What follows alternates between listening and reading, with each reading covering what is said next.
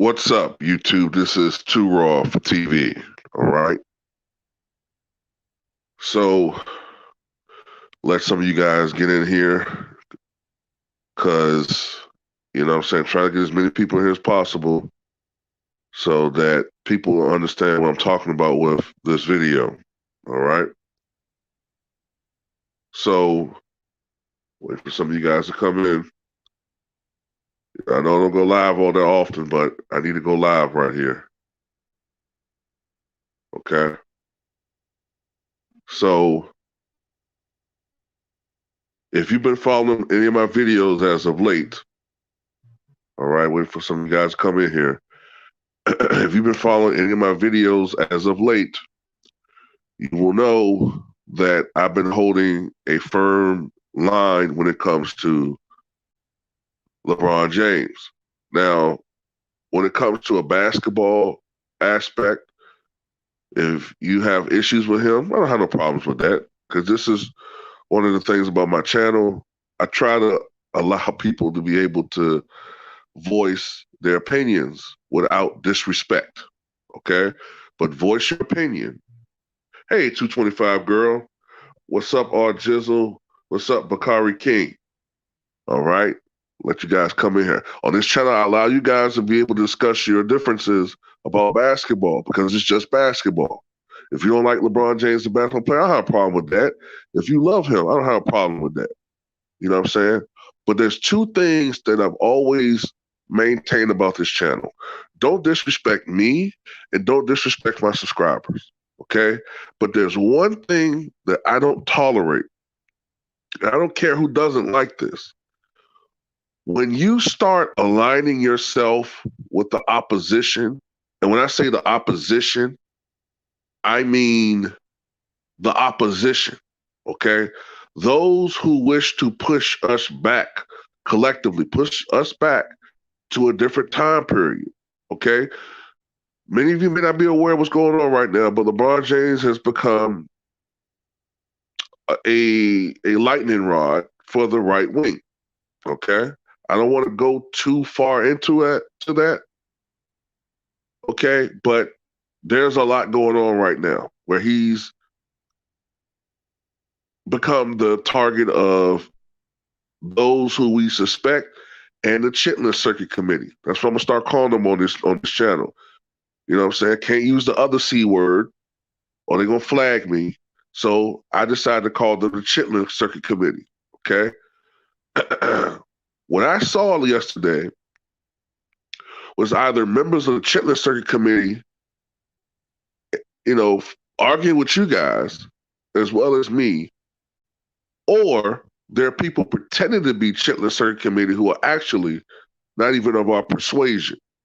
So I got to shut that down right now. And you guys know I allow a lot of discourse in my comment section, but I can't have that.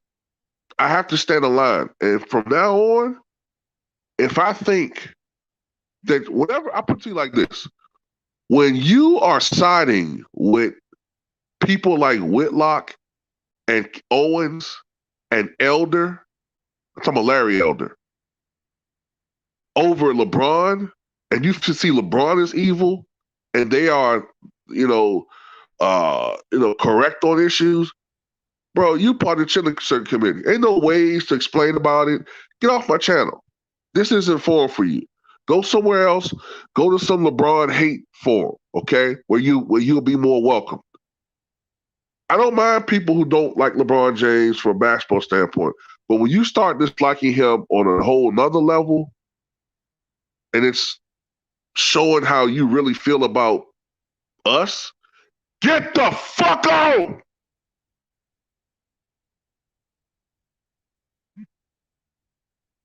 What's up, Trey Knights? Melvin, HHCP, Josh.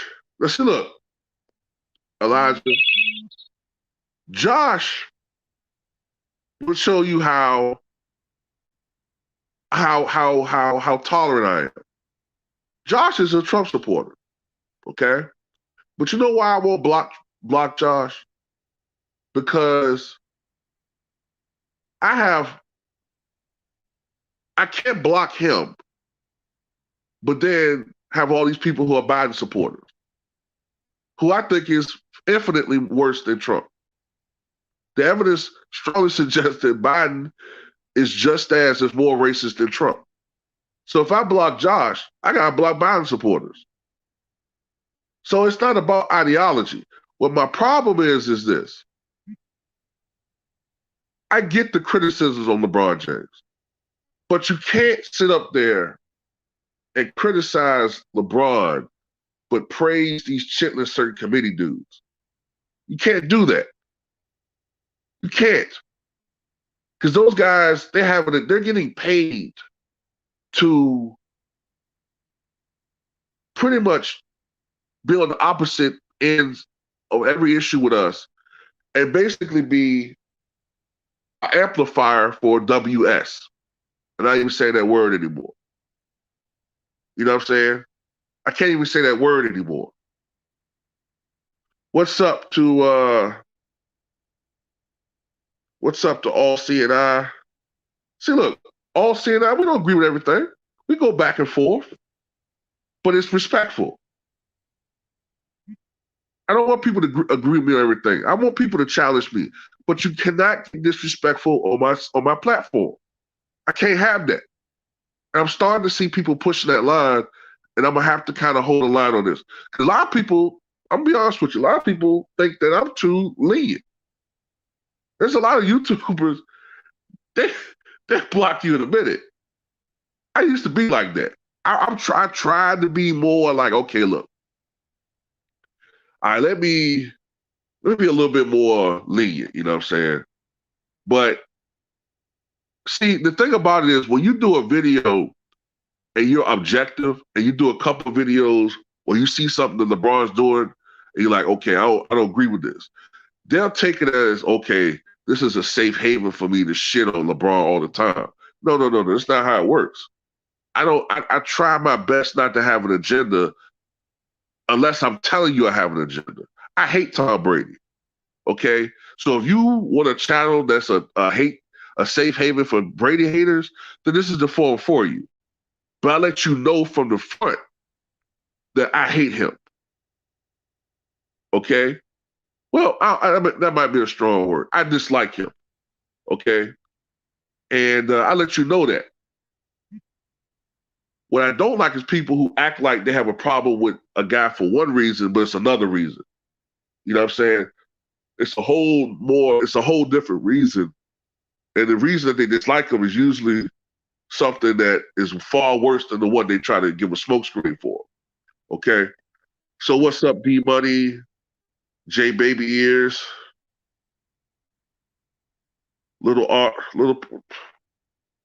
I'm just gonna say little RXNN. I almost wanted to say little prescription in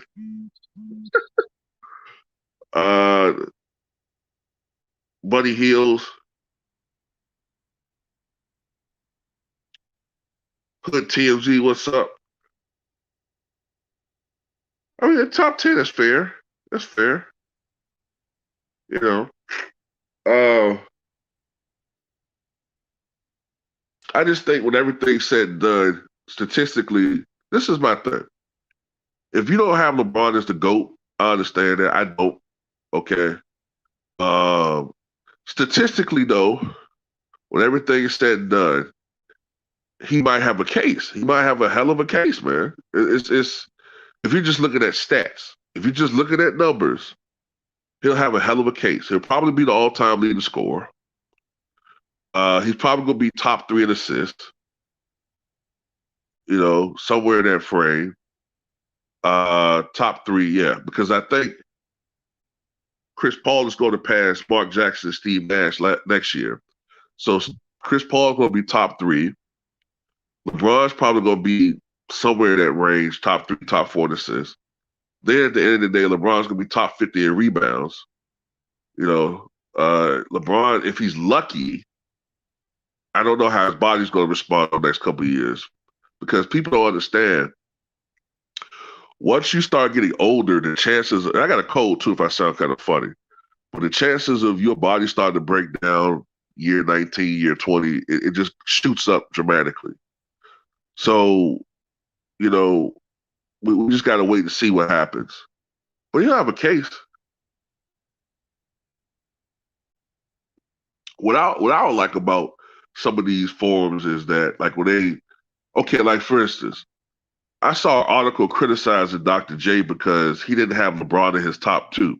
Well, see, this is where you start to get just as bad as some of these Jordan fanboys who, if you don't got Jordan number one, number two, they throw a hissy fit. You gotta understand, Julius Erving played a different era. And Julius Erving has always been consistent with who he says to go. He feels like Kareem Abdul-Jabbar is the GOAT. He said that. I don't know who his number two is, but I wouldn't be surprised if it's somebody like, Wilt Chamberlain or something. So, I mean, look, that's his list. Respect it. He has a right to his list. This is a guy that's played the NBA or professional basketball for 50 years. Okay, 50 years ago, he was playing pro basketball. He's observed a lot of actual players. He's observed guys playing at Rutgers. You know what I'm saying? When he used to dominate Rutgers Park. This is a guy that knows basketball. Okay, if he feel like those are the GOATs, that's his opinion. It ain't like he's saying that goddamn Antoine Walker the GOAT or some stupid shit like that. So some of these LeBron fanboys are just as bad as anybody else. But that's what I'm saying, though. This ain't no safe haven for no, fanboys. I grew up watching the Chicago Bulls. I'm starting to hate Jordan fanboys because they make people who watch the Chicago Bulls look bad. You know what I'm saying? They act like Jordan scored all 100 points sometimes. All CNI says 4 rings and nothing to sleep on at all, so that all this stat stuff is out the window. I know, but all CNI, they try to act, but what they do is they try to minimize the rings. Like they'll say, well, Ray Allen saved his legacy with one of them, and the other ones, he played on the super team, and he didn't have a super team, they lost. Well, duh. Just like when Magic Johnson got injured in '89 and Byron Scott went down, Kareem lost in the finals in '89 to the Pistons, got swept. You want to individualize it, but I mean, to go from Magic Johnson to Jeff Lamp at point guard and some second string at shooting guard, and Kareem is 42 years old, you know what I'm saying? You got to put things in perspective. Those were some good ass Spurs teams. You can make an argument. Those were the best Spurs teams. What's up, CB Sports TV?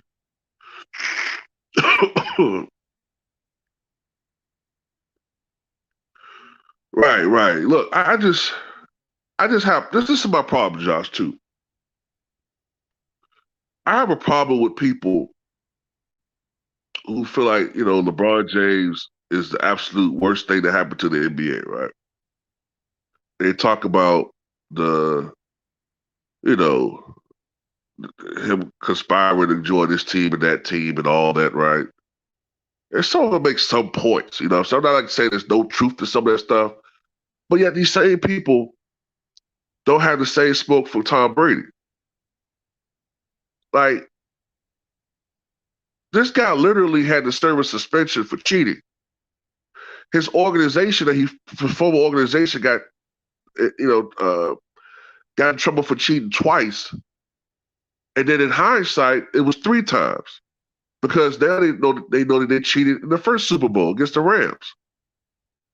So I'm saying they did nothing but cheat, but that's not connected to them for some reason. Plus, we looked at the Super Bowl last year. If you didn't think that the fix was there, I don't know what to tell you. I just don't respect him. I don't, man. I just don't respect him. And in my eyes, the greatest quarterback I ever saw was Joe Montana. 4-0 in the Super Bowls, and he never threw an interception. And you never questioned those victories. You know what I'm saying? The only close one I remember is the one against the Bengals.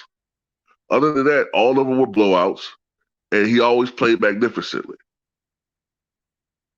I don't care if Brady gets 10 Super Bowls. I don't know. You know what I'm saying? It's just me.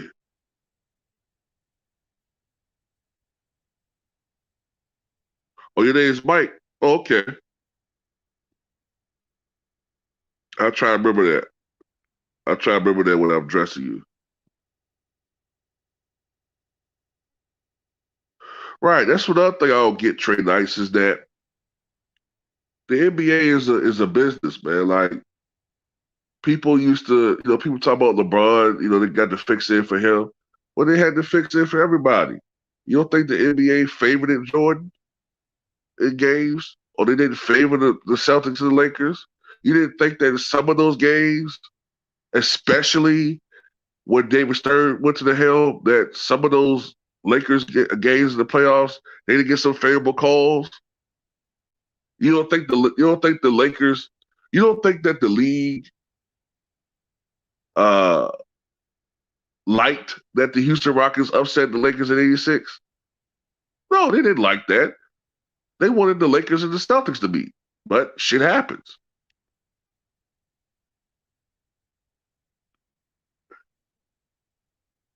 Yeah, I think Peyton Manning was better than Tom Brady too. I just think that Brady had the better coach and he had a better overall team around him a lot of times. But Manning did choke some games too. I can't act like that wasn't the case too. But yeah, man, I'm about to start I gotta start blocking some people, man. And I already know two people. I blocked one of them, and I gotta block another one today. A guy that making uh keeps making channels, what I'm saying, just so he can post dumb shit on my channels. You know what I'm saying? I gotta get rid of some of these dudes, man. And it's not about me being intolerant.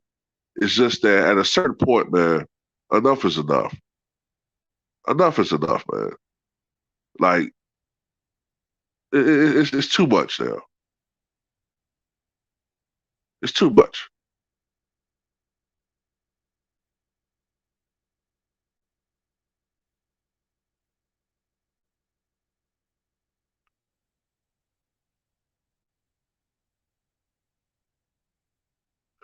What's up, Luda? Around the sports?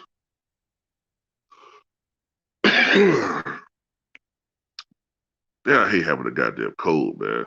I know I sound funny as shit. I'm congested as hell. I can't breathe through my nose at all. Ah, shit. Ah.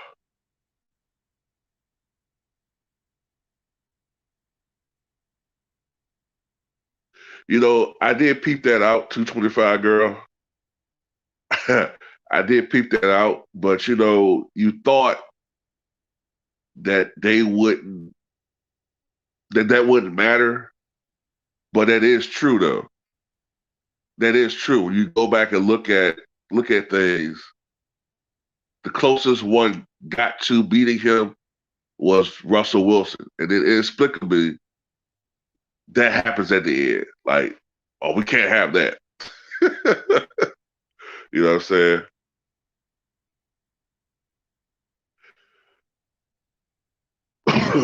Yeah, it is allergy season. I don't know if it's allergies though, if I just got an actual cold. This is like day 3 of it. I think it's like the worst of it. Then after the day, I'll probably start getting better.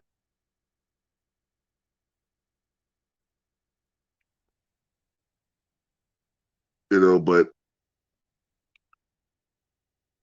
I don't know, man. I just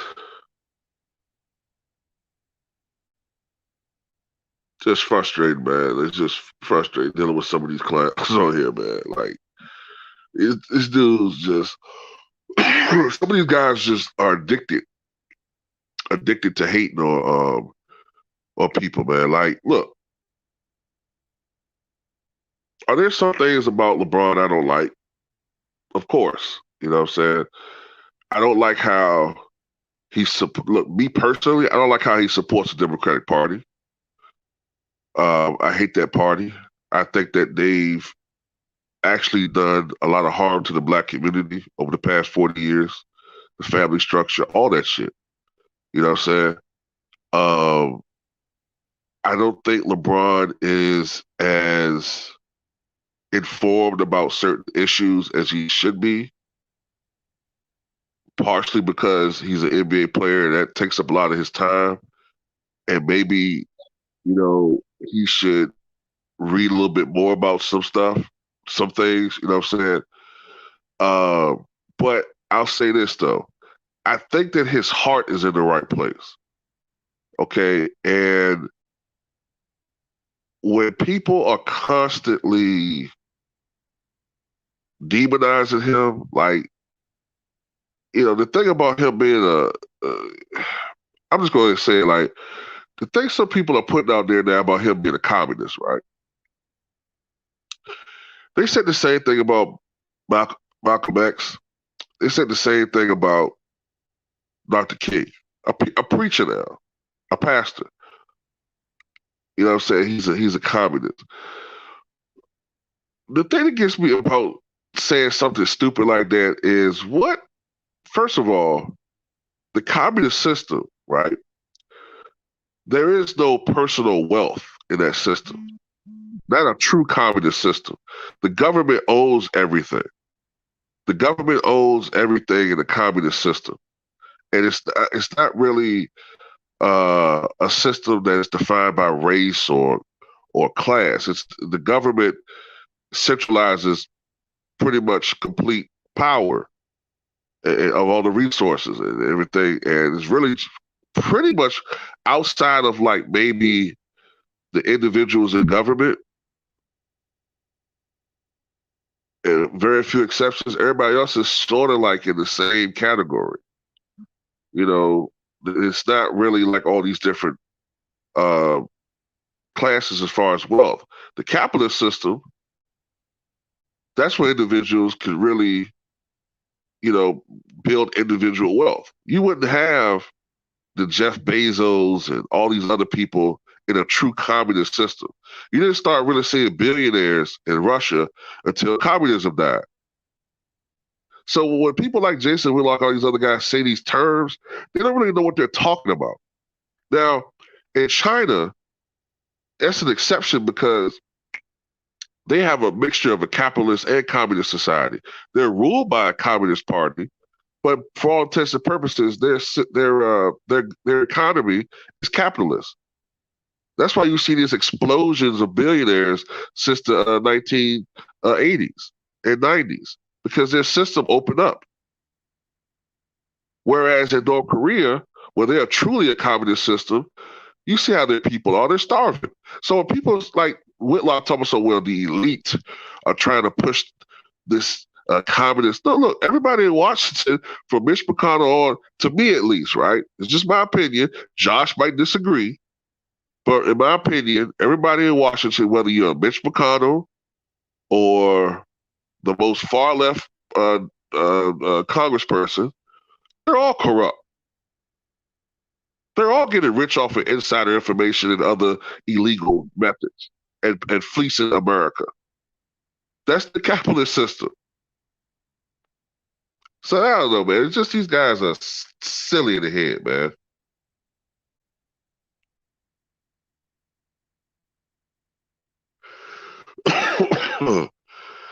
He said, what's up, Melvin HACP? He said, Teron, what's your stance on his involvement with Clutch Sports and their collective role in recruiting players that has never been seen before in sports history? Why should he get a pass for that? I don't like that. I'm not going to lie. I don't like that. I don't like how LeBron is able to see, but that's a basketball thing, right? I don't like how he's able to basically recruit players and violate what you call it, tampering, right? That's pretty much tampering, right?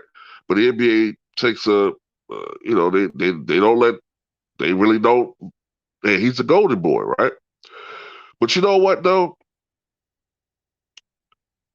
That's also one of the problems where you have an NBA where the culture has changed as far as players.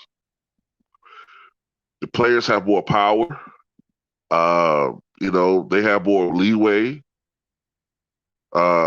the players are smarter in knowing the tampering rules and how to get around that shit now. Social media makes it a lot easier for these guys to communicate without technically getting in trouble with the NBA. So I don't like it. And I do think it gives him one thing I don't like about the whole LeBron thing is I think it's obvious that he does have people in the media who are cheerleading for him. I'm not going to simply act like I don't see that. And I've made videos complaining about it too. Okay. Um, I don't like that. But you know what though? People seem to look, we don't like it. People claim they don't like it. But for some reason, people are still watching these shows. People are still watching these shows, and they haven't changed their format. Why haven't they? Because people still watching it. People still watching these sports shows, if you want to call it that. And I don't know, man. I don't like it. I really don't like it.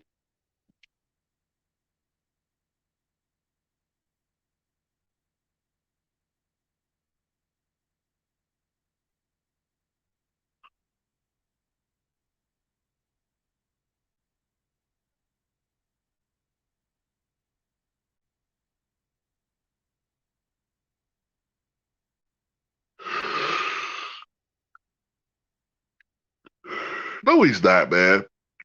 One D forever. No, he's not in his feelings, man. Don't do that, bro. Are you young? Dr. J has been calling Kareem Abdul-Jabbar the GOAT since before I was born, bro. Don't do that, man. See, that's what I'm talking about. You got to understand that Dr. J played this in the 70s and 80s. He probably got LeBron somewhere in his top 10, but he looks at things differently. Matter of fact, now I think about it, I think Dr. J has Bill Russell as number two. If I'm not mistaken, I think Bill Russell is number two. I don't agree with that. I think that's ridiculous. But that's his opinion. That's his opinion. That's so be it. That's what I'm talking about. See, just because somebody don't have somebody where you think they should be at, they're a hater. I know people that don't even have Jordan in their top three or four. I know I've seen somebody that got Michael Jordan at number nine, and then they had to like just put him there because anyone said they was totally hating on him. I think that's asinine and ridiculous. But hey, man, some people just look at shit differently.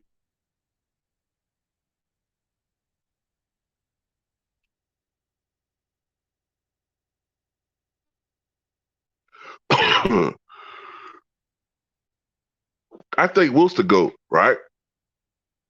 I used to think it was Jordan until recently, but I can see arguments. I listen to arguments, right? This is how I come with. Like, for me, there are different GOAT candidates, and whoever has the best argument to me is the GOAT. Jordan has an argument, Kareem has an argument, Wilt has an argument, and LeBron has a growing argument. And if anybody that says he doesn't, I don't know. I kind of gotta. Are you really being objective? Because he's been playing at a very high level for unparalleled amount of time, right? I mean, 18 seasons. The only people I can think of off the top of my head that compare are Karl Malone and Kareem. You know what I'm saying? If he comes out next year and averaging 27, I mean, come on. We never seen it like that before. If he come out next year and is averaging 24, 25 at age 37, I mean, look, at some point you got to be like kind of realistic. Like, have we really seen anything like this before? Even if you account for the errors and the lack of rule, the lack of defense and all that shit, I get all that. But for a dude to still come out there at that age and perform the way he do and the way that he does, it's just still like impressive, man.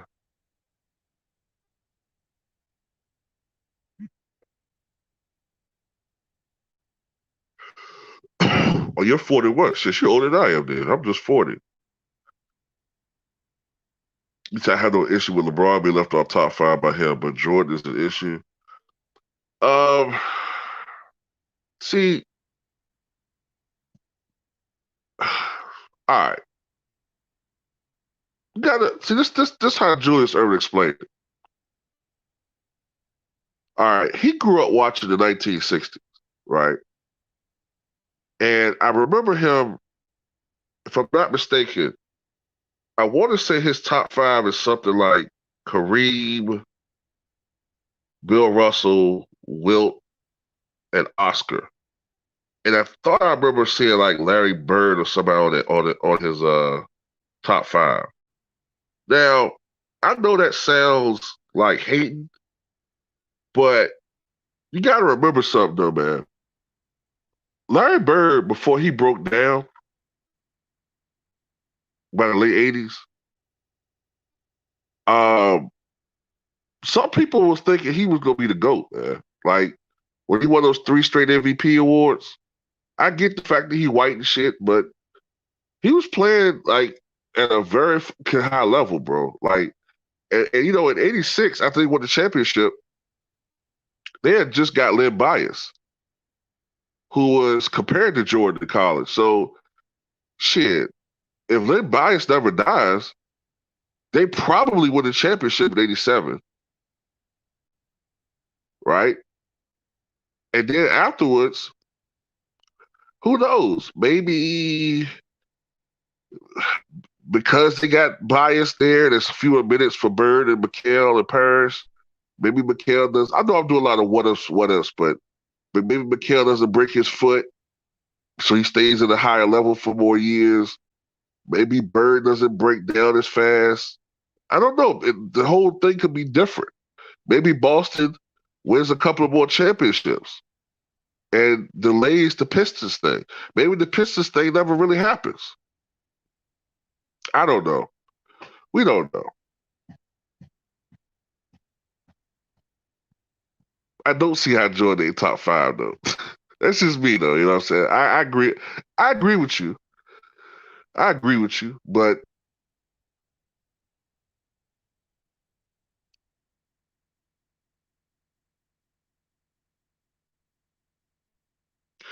because what's up, Christopher Ward? Oh, okay. So his top five is Oscar Robertson. I knew Oscar had to be in there. Kareem, Baylor, and Bill Russell. That makes sense because he grew up as a kid in the '60s.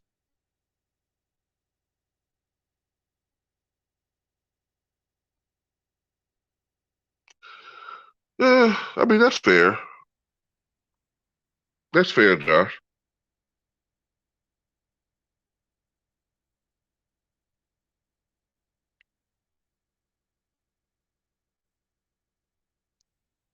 Bakari C. Bakari King says, "Why do people get their feelings when they don't rank LeBron high on the all-time great list? Because they're hypocrites. You know what I'm saying? They have the same problems that they claim other people have. You know what I'm saying? Like how they crucified Paul Pierce. That's that man's list.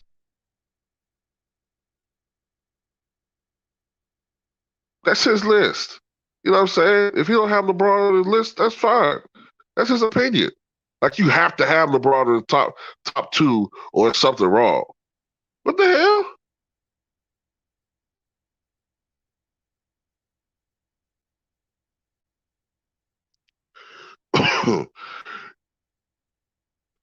You don't see much difference with the officiating. You really don't. Well, the only thing I've noticed is I don't think they call traveling at all. I can't remember the last time I heard a traveling violation like called. I can't recall that. I'm pretty sure it's been called, but I can't remember the last time I heard it in a game. Whereas in the '90s, they were starting to like be too lean on that shit then. But I used to hear like a traveling violation at least once or twice in the game. You know what I'm saying? You hear go traveling. I don't hear it anymore. Like, and these motherfuckers be taking 4, 5 steps, 2.5, pivot, 1, 2, 3, 1, 2, 2.5.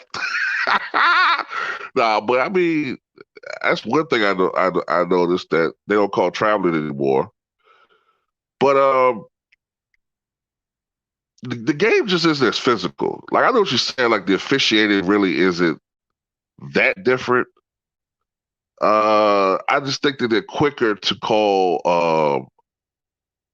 They're a little bit quicker to call like flagrants too. You know, the physicality is gone, but it's not so drastic to the point where people kind of make it out to be.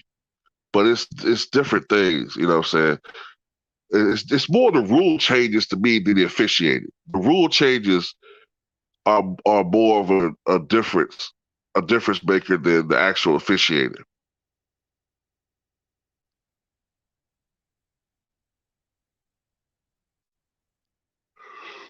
You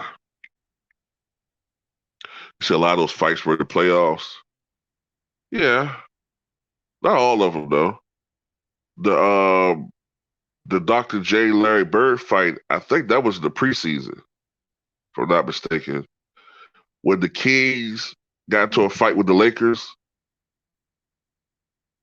What the fuck is this? Legendary NBA star has blunt message for LeBron James.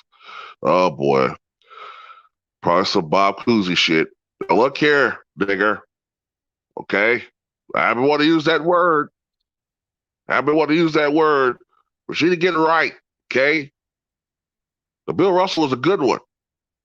I'll let me stop. Um, I remember when the Kings and Lakers got into a preseason fight too, like 2003, I think it was. I know what you're saying though. Like, yeah, it makes sense. It happens more in the playoffs because it's rivalry, familiarity, tension.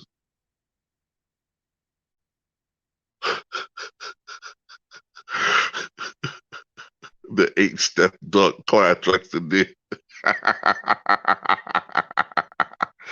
Hey, I ain't say they never did get away with. I ain't never say they didn't travel back in the day. Yeah, they travel. Jordan used to travel his ass off too. He was slick about it though, but he used to travel.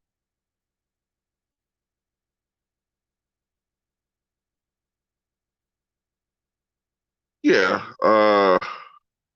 yeah. That's the only thing I really noticed is that players get a lot more leeway to be able to do the things they can do. You know what I'm saying?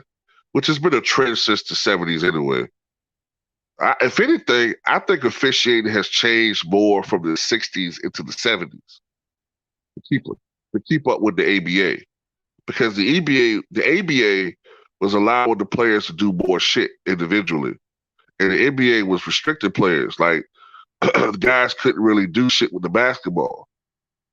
You know what I'm saying? That's why, like, you look at a lot of those old footage, those guys like they couldn't fucking barely dribble, but they couldn't do the shit they could do now, or they'd be called for palming and all this other shit. And I think they started changing that when Pete Maravich got into the NBA. When Pete Maravich got into the NBA, he was such a showman. That's when they started relaxing their rules about what you could do with the basketball and shit. You know, that's why it looked like in the '70s the game just took off. They was like, okay, you know what? We're gonna let you guys be able to do more and more with the basketball. But now you got these guys can do everything. And plus the ball handler is so advanced now, it doesn't make, it's you gotta do that shit. Pete Maravich was like the only motherfucker that could do that shit back then. Now everybody can do that shit.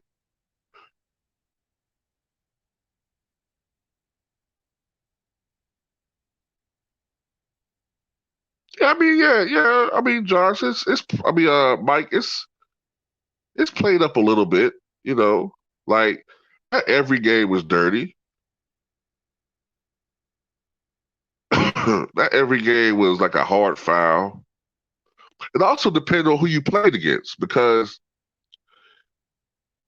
every team, look, back in the 80s, if you were playing against the Warriors or like the Nuggets, it was going to be a high scoring, free flowing, probably less physical basketball game. You know what I'm saying? Like, speaking of the Pistons, they was part of one of the highest scoring game in NBA history, 186, 184 against the Nuggets, if I'm not mistaken. The Pistons, out of all teams in the 80s, highest scoring game in NBA history. But if they go up against, Boston, it might be a little bit physical. I don't know. Yeah, you know what, Ray DeRozzo?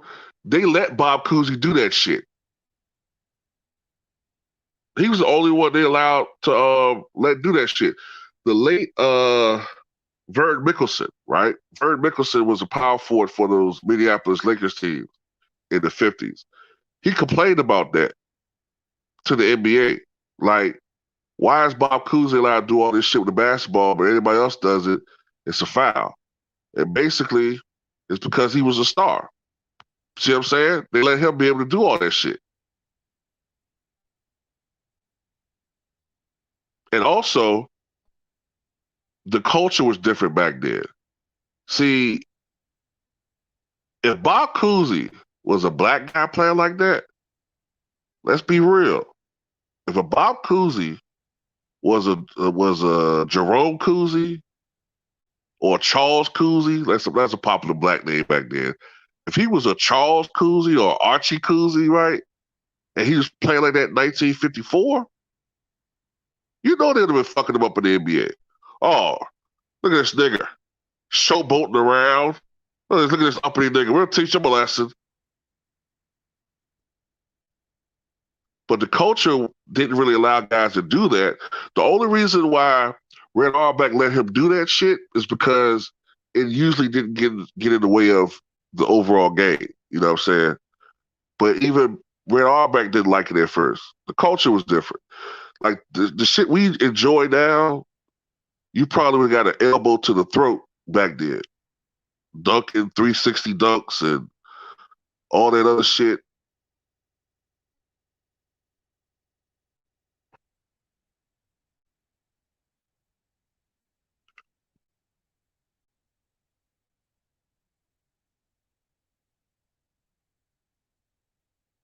Well, yeah, yeah. Look, a lot of it had to do with who they played against, and plus also another thing that people got to pay attention to is that game was from 1984 when the bad boy Pistons weren't the bad boy Pistons yet. They weren't exactly the same. Look, I know Isaiah Thomas was there. I know Bill Laimbeer was there, but Robin wasn't there yet. Uh, who else? Rick Mahorn wasn't there yet. John Sally wasn't there yet. They hadn't made the trade for Dantley and then for Aguirre. Basically, what I'm saying is their identity as the bad boys hadn't manifested yet. They were still a team and that were finding themselves. It'll sort of be like saying the 80, the 87 Bulls is like the same team as the 96 Bulls. They're not. They're not there yet. And plus, like I said, it did have to do with who you played against. Like, if you were playing against the Denver Nuggets back in the 80s, or let's say the Golden State Warriors in the 90s, you're probably going to be in a high scoring game. This just was their style, you know? Um, it is what it is, you know what I'm saying? Yeah, Archie Cousy.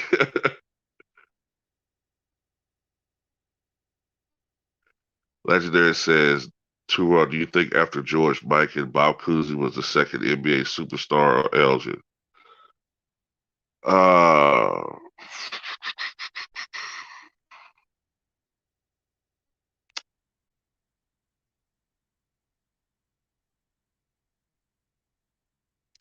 That's a difficult question.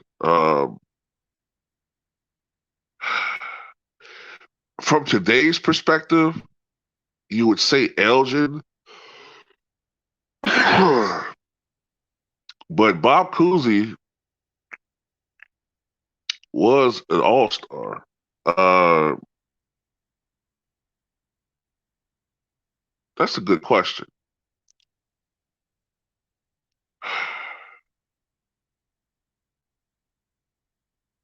This is why I'm struggling a little bit with this one because the first star, but not superstar, was Joe Fulks, right? He was the first star. George Mikan was the first superstar. Like he was the type of player that could head the marquee by himself, like his name, like almost like the Michael Jordan era, George Mikan versus this team. Okay, I usually think of like this. Like I think of the next superstar being actually Bob Pettit, right? So when you say Cousy, I don't know. You know what? I'm kind of leaning towards saying I wouldn't say he was superstar because I'm still thinking that the league was more of a big man league. So I'm leaning toward not saying superstar, but as close to a superstar an all-star could get. Because before Bill Russell got there, the Celtics still weren't a championship team. You know what I'm saying? So I'm leaning toward him being a high-level all-star, whereas guys like Bob Pettit, you know what I'm saying, Elgin Baylor were on a different level. They were truly cornerstone players. And then, when you look at how good Bob Cousy was, right? But then you look at the 60s, definitely the 70s, and you look at the scores of point guards then, Oscar Robertson, Jerry West, if you consider him a point guard, who else? Earl the Pearl Monroe. Well, he's not really a point guard. Walt Clyde Frazier, excuse me. Walt Clyde Frazier, Nate Archibald. Like, these guys are way better than Cousy. So I have to go with George Mikan and then Elgin Baylor, but then also I would consider someone like Bob Pettit. And see, look, I took fucking probably 5 minutes to answer that, and One D Forever said they were both stars.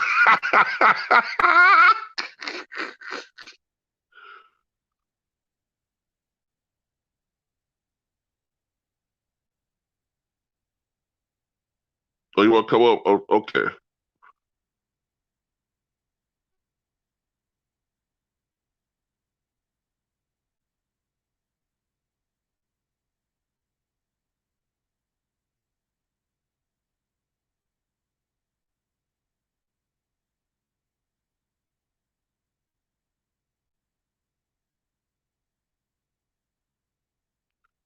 I'm about to put a link in the description. I mean, a description in the comments if anybody want to come in.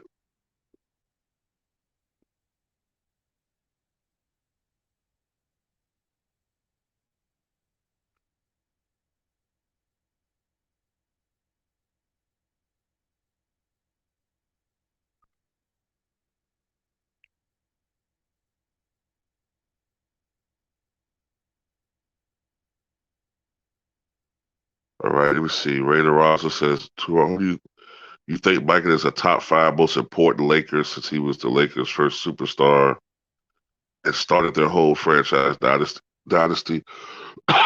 It's one of those things, man, where it's so many different candidates. The Lakers have had so many different stars that it's difficult to narrow it down to just five guys. But Michael has a case. He definitely does.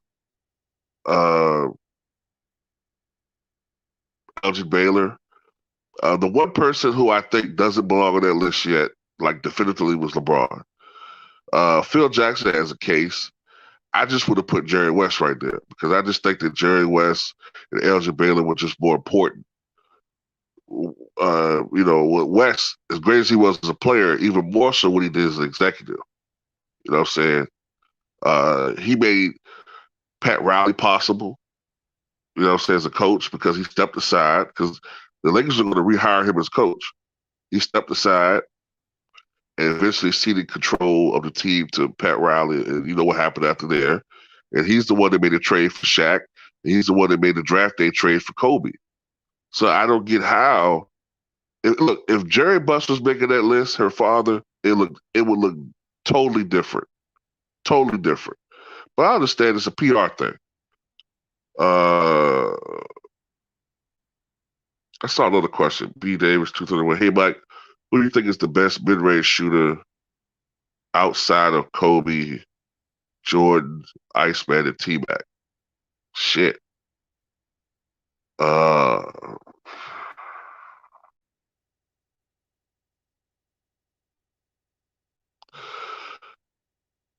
huh. I know Calvin Murphy was a great mid-range shooter too. You know what I'm saying? Calvin Murphy was a great mid-range shooter. Glenn Big Dog Robinson was an underrated mid-range shooter. Uh, Oscar Robertson. Who else would I put in there? Uh, Rick Barry, most definitely. You know what I'm saying? He was a really good mid-range shooter. Shit, Bird, really?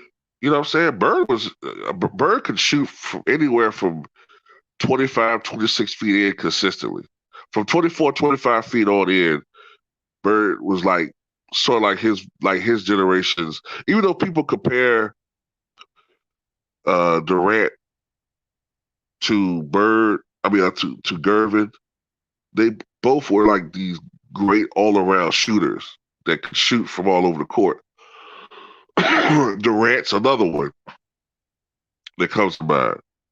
It used to be more great mid range shooters because before everybody became so obsessed with 3-point line, most people were taught to shoot from a high percentage, score in the paint or the mid range. You know what I'm saying? Uh,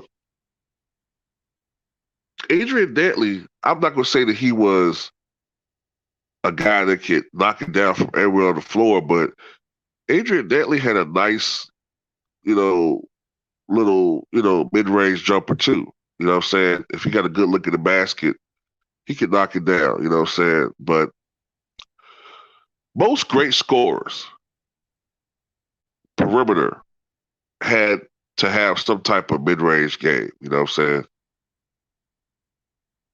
But those are the ones that pop up in my mind the most. Rip Hamilton. Forgot about him. Rip Hamilton was another guy.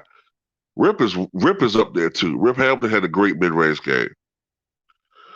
Uh, so Legendary says, Truon, do you think the Amari Stoudemire suspension bailed out the Spurs in the 2007 playoffs? Or do you think the Cavs would have beaten the Suns with Mike D'Antoni as their coach?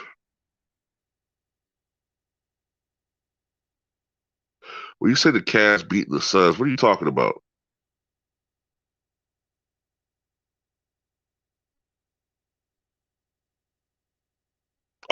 I got you. I got you.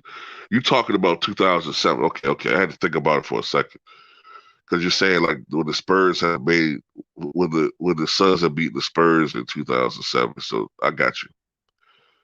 Uh,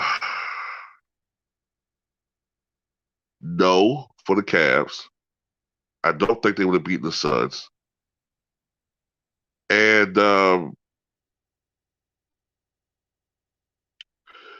you know, I never really thought about that too much. Amari Stoudemire, like his suspension. Uh,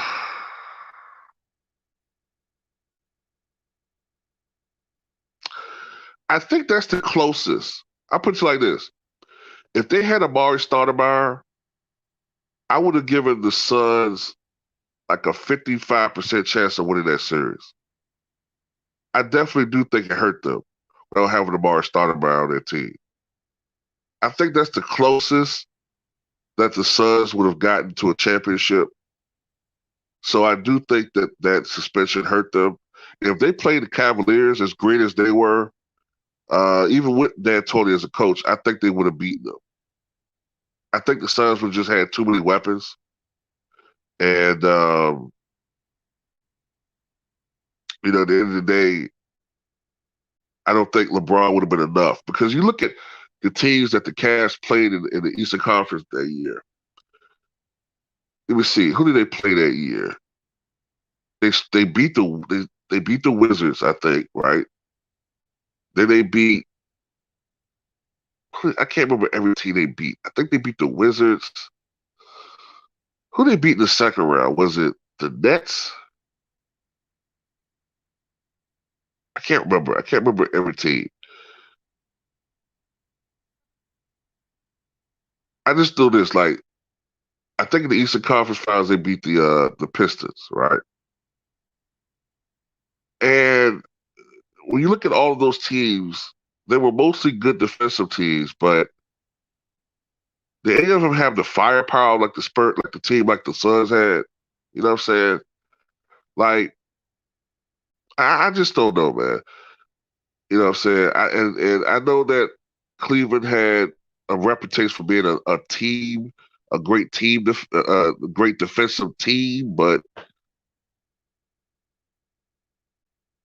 I don't know, man. I just don't know if they would have, as young as they were, I think the Suns was a little bit more experienced than they had, than they had.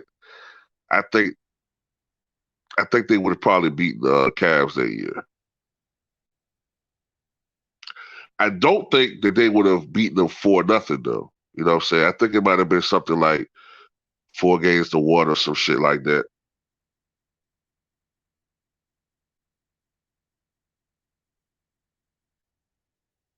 Right? I can't remember the teams they beat.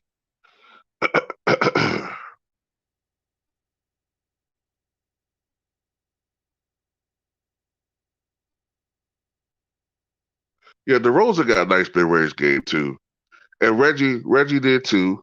Drazen Petrovic had a nice mid-range game. It wasn't just shooting threes. You know what I'm saying? Like those guys had to shoot. They was great in the mid-range too.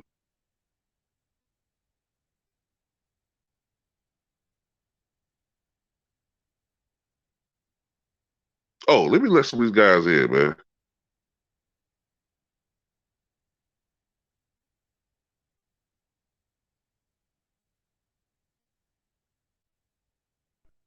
What up, too, Rob? Hey, what's up, Bakari?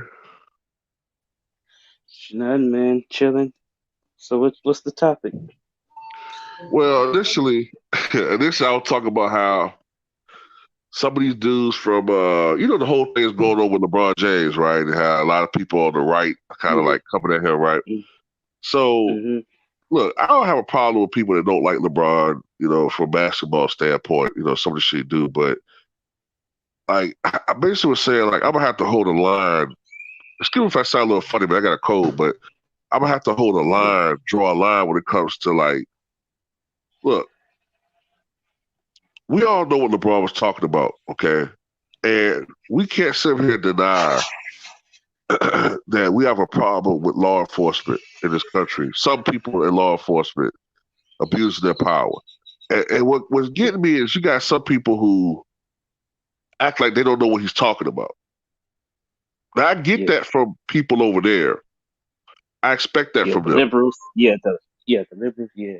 Well, no, no, no, no. I'm Yeah. talking about the far right. Oh, okay, okay, okay. Gotcha. I'm talking about the far right over there that's like making this out to be like LeBron need to be banned from Twitter and he need to be banned from the Yeah, they NBA. don't have the same energy. They don't have the same energy when somebody's like somebody like Luca, like you said, Luca. They don't have that same energy for him. No, no, no. But The thing that's getting me is people that look like us, okay, are co-signing this shit too much. And I'm not even talking about from basketball standpoint. I'm talking about like they're arguing the same talking points. Like LeBron, I'm trying to say like that. Yeah, like that shit that China shit. They still right, like that shit. Just basically like just copying and echoing their talking points. At some point, I'm right. like, look, man, I call the Chitlin Circuit Committee. They got to go, man. Like, I just have to get rid of them from my channel because it's not even about basketball anymore. And their hypocrisy is amazing to me. It's like really like it's like you said, they don't even realize that their own hypocrisy. Like fucking hypocrites, man. You know what I'm saying? Like it's yeah, ridiculous. yeah. Hey, Luna Ryder, what you got on this?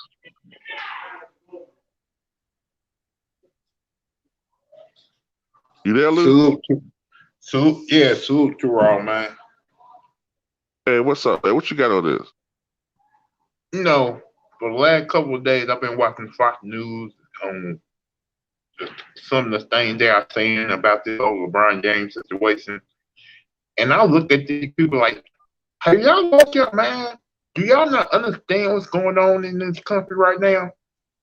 And you call it, and you think LeBron James a bad guy for speaking his mind about the situation with the police departments right now? Because y'all been waiting so long to try to get this man, try to take him down. Y'all figured this is the way to take down him. And I'm like you too, Raw, man. When it comes to him on the basketball court, sometimes I agree with him what he does, sometimes I don't agree with him. But on this, he wasn't talking about doing anything to the cops. He was talking about you're next. You finally gonna get some justice. You gonna get your justice because what you did was wrong yourself. But man, part of it is we live in this gotcha culture. You know what I'm saying? Like cancel culture. And this is their version of that. It's funny, the right keep talking about, oh, we live in this cancel culture. Everyone's trying to cancel you for these. But see, this is their version of that because they know what he meant, but they're doing the same thing that they always complain about, which is they're just twisting his words around. Right, they're twisting his words around and trying to make it out to be something that it's not, and it's disgusting. But they always been doing that. They've been doing that since Martin MLK MX days. They've been doing that shit for a long time. See, I was wrong. I was wrong for watching Fox News because I already knew what type of thing they gonna go on or how they really are on there. But you got black people on there who had like they too. Right. Hey, what you got on this, LB? Can you hear me too, Rob? Yeah, I can hear you. You're a little low, but I can hear you. What up, LB? Hey, can you hear me now? Yeah. All right. What up, LB? What's up, y'all? Appreciate y'all. You know what I'm saying? Hey, it's like a couple of days ago, right? When Two Raw was on, other brothers on my channel or whatever like that. Look, this is not more than action technique, okay? LeBron, like, it's like when a co-worker told me that when he posted that picture, whatever like that, he opened himself up to a lot of interpretation, right? Now we know what he meant, they know what he meant, but a lot of people interpret it a different way, and we seeing that. Look, them jackasses on Fox News, they are appealing to the people who are, let's just the white supremacists, okay? Let's just call it what it is. They are appealing to the white supremacists that don't like people, that certainly hate LeBron James. Now, mind you, a lot of those people that's on that Fox News panel, they don't watch basketball, right? They sure as hell don't play basketball. But this is about a strong, free black man that has the time, the energy, the resources that he put into his community, and they see him as a threat. Because had LeBron James not been this global icon, had not been known as one of the best players ever, does not have ties to many business interests and movies outside of basketball, you think they'll be going after him with this vitriol? No. But he's a threat. That's the only reason why they're going after LeBron James, because he is a threat. And they know that. That's why you got that giraffe looking liking Harris Faulkner, right? You got her ass running her fucking mouth, and then you got that fake titty bitch that be stuffing tissue in her fucking bra, and Kelly McEnany, right? And then you got that ugly ass girl with the glasses on, who is a former DJ, but the only thing she be scratching is fucking booty holes. I don't even know her fucking name, but she's irrelevant, right? Kennedy. Kennedy!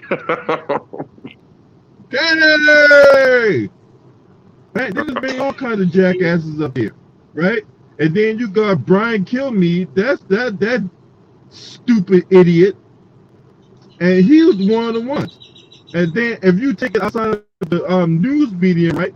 Because you got all them jackasses in Congress. Whether you talk about Tom Cotton Swab or Tom Dirty Cotton Swab, I call him, right? Fucking Lauren Boebert, the fucking Brazzers graduate who's who's all of a sudden a congressional gun toting Yosemite Sam bitch, right? And then you got the flying lion turd himself, Ted Cruz. These motherfuckers ain't about a bunch of opportunists, man. Any opportunity they get to take the attention off themselves, right? Because nobody forgot about January 6th. Everybody still remember about January 6th and how these motherfuckers were complicit and going along with this sham. Whether it be about Ted Cruz and Josh Hawley challenging the fucking election, or fucking Lauren Boebert challenging the election, and then she's giving people tours, and then she's on Twitter tweeting where the fucking Speaker of the House was and all that type of shit, right? So you got all that bullshit going on. Meanwhile, LeBron pulls out one tweet, and everybody's outraged and everybody's upset. And what get me is they got all this heat for LeBron, but they don't got shit to say about the people that stormed the U.S. Capitol. Nope. Yeah, nobody forgot about that shit. Actually, they did a live interview with one of those people who stormed the Capitol. I think on CNN last night. The guy who was sitting in that chair of that woman who burned Congress. Oh, yeah, the Lauren Boebert bitch. Oh, her. Oh, okay. That Lauren Boebert bitch. Look, look, if y'all don't know what the right-wing media do, right? This is what these right-wing nuts do, right? It's all the same playbook. The left-wing nuts do the same shit, right? But the right-wing nuts talk about, this cancel culture, and they taking away your First Amendment rights and all that, and they're gonna take away your guns, and all this bullshit fear-mongering tactics, right? It's the same playbook they've been using when everybody in this chat room was probably like 4 years old, shitting in their transformer underoos if you're a male, and shitting and pissing in their Barbie underoos if you're a female. It's the same time fucking playbook.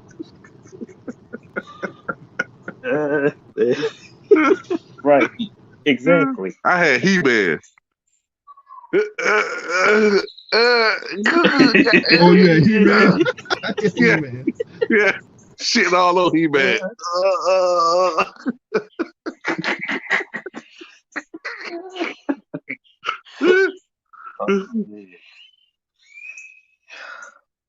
It's all bullshit anyway. It's all bullshit. Hey, let me get T Price on this. I haven't heard from him yet. What you think about this, T Price? Salute to Ross, salute chat, salute panel. Man, this is I'm 42 years old, man. And the world is getting worse, and I just don't fall for the nonsense. And it's amazing how we as a people, we just don't.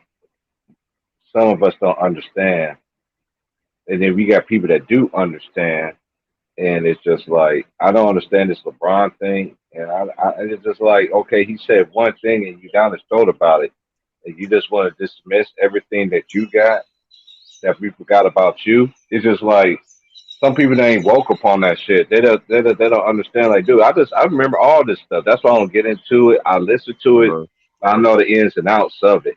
You know what I right, mean? Because I ain't right, gonna sit there and gonna talk about something I don't know what I'm talking about. I right. gotta hear what you say. I gotta hear that BS that you saying. But then you want to hide this stuff about you, and this leave that man alone. He got nothing to do with him. But you still, that's just it's something that I'm going to see to the rest of they always gonna come at us, man. I know why, but at the Right. same time, it's people just need to be woke up and just be like, okay, you see what they trying to do. To me, it's always like my dad used to tell me this before he died. He told me this all the time growing up. So, son, this was always about divide and conquer. Now, which one you going to be a part of? Are you going to divide or are you going to do the conquering? Took me a long time to Right. understand that, but took me understand a long time to understand that. But I see exactly what he mean now. I'm done, man. That's all I got. I know what you mean, brother. Hey I know man, what hey, you mean. yeah, I'm sorry. I'm sorry. Oh, go ahead, Elby. Yeah, I just got some breaking news. Breaking news in the Two Rods for TV Sports Center. Um, so the judge has denied the request to release the body cam footage of the brother who was shot in the back of the head by cops in North Why am Carolina. I not surprised? Nah, Huh? I'm not surprised. Are you So serious? still on that? Man, Huh. You Because talking about they that Yeah. know if Brown they case, show that right? footage, You they talking about that shot that Brown? man 7 times. They're not Yeah, going to the answer, release the yeah, camera footage. the Mm-hmm. Brown case. Yeah. Right, Now, right, right. hey, because they now, know if they release that I need footage, everybody all to hell's understand gonna this, break right? loose. I need everybody to understand this, right? Look, Right. you got these rational killings of black men by cops, right? Uh-huh. And look, they're circling the wagons, right? To all the established. Look, they ain't holding no bootleg tryouts right now, right? They find the well-established bootlegs to deflect and distract you from what's really going on, right? And I'm not gonna call these Bammers out by name because they ain't worth the breath of they ain't worth coming out my fucking mouth. But you already seen the usual suspects, right? They are finding every established bootleg, right? They're circling the wagons to find these jackasses, and they're using it. And a lot of these jackasses got YouTube channels. A lot of these guys got Twitch platforms, and they will sit down there and they will spew out this bullshit to distract and deflect from what's really going on, right? So, look, if you're on the fringe of Cooney, right? Because I don't know everybody in this chat room right now. We might have some operators for all I know. I know I'm on code. I know Two Raws on code. I know Luda Riders on code. I know T Price on code. Who that is? Who the DMX? Oh, that's Bakari. He Picard. cool. Oh, yeah, okay. I don't know you, but if Two Raws say you cool, then yeah, you cool with me, right? But I don't know anybody else in this chat room, right? Everybody, they might be they might be double agents, secret operatives. They might be Exactly. guys actually on code in the chat room, Exactly. right? And that's and LB. That's why I'm starting to boot people out of here because I'm starting to get a little bit leery with some of these comments I'm getting. Some of these dudes, You should be. some of these newbies, I don't know who they are. Would they be spamming your comment section? No, it's not the spamming. It's just they saying Yeah, things some of the stuff. Yeah. that I don't allow on my comp. Like this ain't no. I can't say that C word because of YouTube, but I don't allow Chitlin certain committee people on my you know what I'm saying on my platform. If you know what I Yeah, mean by that. yeah, Yeah, I get what Raccoon. you're saying. Okay, yeah. Yeah. I don't allow those people on my platform. And when you start, going past that threshold, I don't mind if you're a Trump supporter. Because just because you're a black person, you're a Trump supporter, don't necessarily mean you're a Chitlin committee. Because I know some people who vote for different reasons. But when you actively show me that you don't have your own people's best interest, or you got to get the fuck off my channel. You got to get up out Right. of here. It's way too many people like that on this damn Yeah. YouTube shit, man. You know Maybe something? the, Yeah. Like You they know the popping French out for like, tuna. where are these I, motherfuckers? I I'm just like, where are these people coming from? Like, what the I fuck? just want to say this Look, I'm right telling you now. right now. I'm telling you right now. Don't bring ass on my channel. I'm telling you right now, your ass will get terminated on sight. So if you want them French cooners, I got the detect. I got the detector. My antenna go up when I see somebody out there doing them butter biscuit shuffling and shit. But anyway, look, anybody that's sitting up there and defending these police officers, defending these established bootlicks, right? Or the Chitlin chatting committee members. That's why I call them the Chitlin chatting committee, right? uh, Triple C, baby. You know what I'm saying? Triple C, the Chitlin chatting committee, right? So when you hear these Chitlin committee members running their mouth and whatnot, or the Legion of Bootlegs, you know what I'm saying? Because they all like the motherfucking Justice League, okay? When they start running their mouth and shit like that, we need to be just as loud, if not louder, to drown out these fucking Legion of Bootlegs and these Chitlin committee members. yeah. That's all I gotta say about that. You know some guys. When LB just broke that breaking news, man, I thought about those sheriffs who are suspended right now with pay. They're gonna end up getting their job back. They gonna say shooting was justified and they did the right thing. They didn't break no laws and nothing like that. Because the judge just got brought and paid for, you can tell he got brought and paid for, and they gonna be found not guilty of murdering that guy. And you know what, Lou, by Hey, you saying that, bro, I'm not even surprised if that would happen. I'm gonna give y'all the play. Daniel Cameron basically laid out the playbook, right? Lou writer note, you know what I'm saying? Because that Kentucky Fried Coon made from 11 herbs and spices ran into a T, right? So how these attorneys do? They do it by grand juries, right? So they can get a grand jury in, right? Now, the grand jury, if you ever been on a grand jury, you can request anything you want if you're on the grand jury, right? Like you can request different charges, you can request tapes, any kind of evidence you need to see to make a decision, right? But instead, the attorney general or the attorney or the lead prosecutor drives everything, and then when he drives everything to where he gets the result he wants, then he holds a press conference and he spill out shit like this. Well, we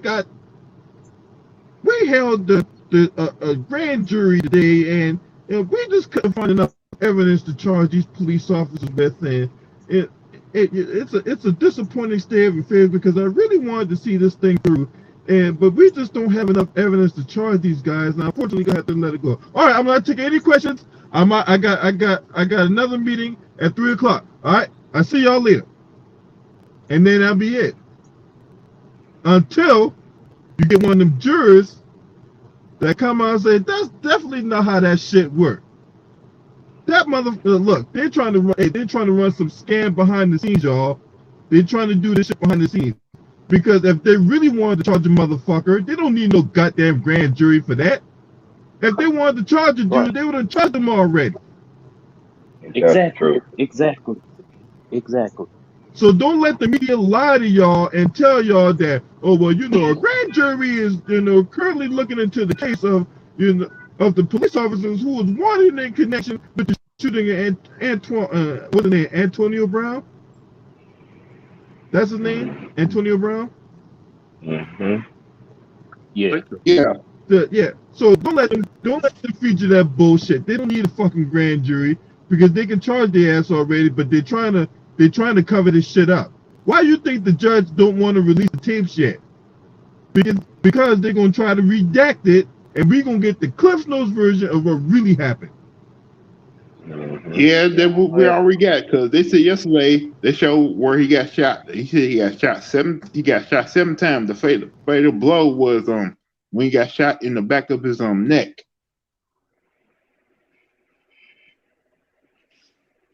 Lord. That's where the fatal blow was because they did an autopsy.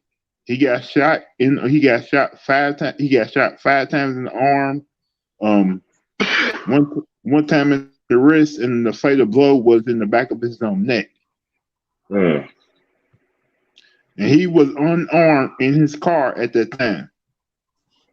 You're always unarmed, and that's what this man. I've been seeing it. It's like I was talking to one of my uncles about this. One of my oldest uncles. I'm blessed and fortunate to have uncles in their 60s, 70s, 80s. You know, and then it's just like I was telling. I was like, you know, every generation always starts off with a massacre of a black death. But not only that, that's not even telling us of what really goes on. You know, that stuff that don't even get reported and everything like that. You know, so it's just crazy that every generation seems like it gets worse, and the same mindset the media mind games people be playing, the media be playing with people. Some people they still don't understand it. It's just like it's sad, man. I understand all this deaths and all these police officers getting knocked off and all this other stuff. I got friends that'll never see the daylight out. I got some that's about to come on this year. I ain't seen since I was 12 years old. I would have a gun charge. You know, just having it as protection. In the South, they don't play no games, boy. They send you away, but Yeah. these police officers, I've been through that police fucking with you and all that kind of shit, man. And I've been through all through that era, man. And I see how these police officers gets off, man. It hurts my heart, man. It hurts my people as a whole, you know. But I saw just then. I saw this morning. I think it was this morning. Some sheriff was it a police chief or a sheriff, black dude got arrested and charged with like abusing his authority, and that him and his his subordinates they were literally terrorizing black folks. One dude said that he literally left his job. He got off his job, right? His job was like maybe a couple blocks down. He went to the gas station, filled his car up, get like an iced tea or something, get something to drink. He go out the car. He go out the little store in the gas station. They arrest him for loitering. Wow. See, he fit the description of some dude that was loitering. He's like, he told him what happened. They arrested him. He fit the description. Yeah, right. Yeah, he fit the description. I got one even. I got even one better for you, T-Raw. Check this out. I was in Eugene. This happened when I've been out here in Oregon. I went to the 7-Eleven. It was like a couple of blocks from the house. I was like, I don't feel like driving. I can just go to the 7-Eleven or whatever, get this money so I can pay my rent tomorrow. Seen the cop went by down the street and stuff, so I was like, okay, they just doing whatever. I was on the west side of town. I was like, okay, go ahead. Seen the cop. I ain't paying no mind. Listen to my music. Went in the store. Was in there for like 10, 20 minutes at the most. Came out. See one cop went down. I knew it wasn't the same cop. Didn't pay no mind. Just kept on going. I seen the other cop that I seen when I came to the store, walking through the store. He drove people. He drove me. He drove past me one time when I was walking to the store. But on the way back, he drove past me 3 times. And mind you, I stayed like at that particular time, I stayed like 4 or 5 blocks away from the place. So then when he pulled me over, he was just like, "Hey," and I would look back at him because I know I've been through all that. Hey, how you do? My mom and dad always taught me that, and I've been through the system as well. You know what I mean? So I already know how they even talk to these people, man. But I was like, the first thing I said to him was like, "Why are you stopping me?" He was like, "What do you mean?" I was like, "You drove past me once when I was walking to the store, and you drove past me 3 times on the way back. Now, on the 4th time, you're gonna run back to me and you're gonna pull me over. Like, what you got? He said the same thing. You fit the description. I was like, man, here, run my name, do whatever you got to do. Ain't nothing else on me in this life. So go ahead, do what you got to Wow, do. that's crazy. And you know what kind of crazy? It's just crazy. You say how black people are.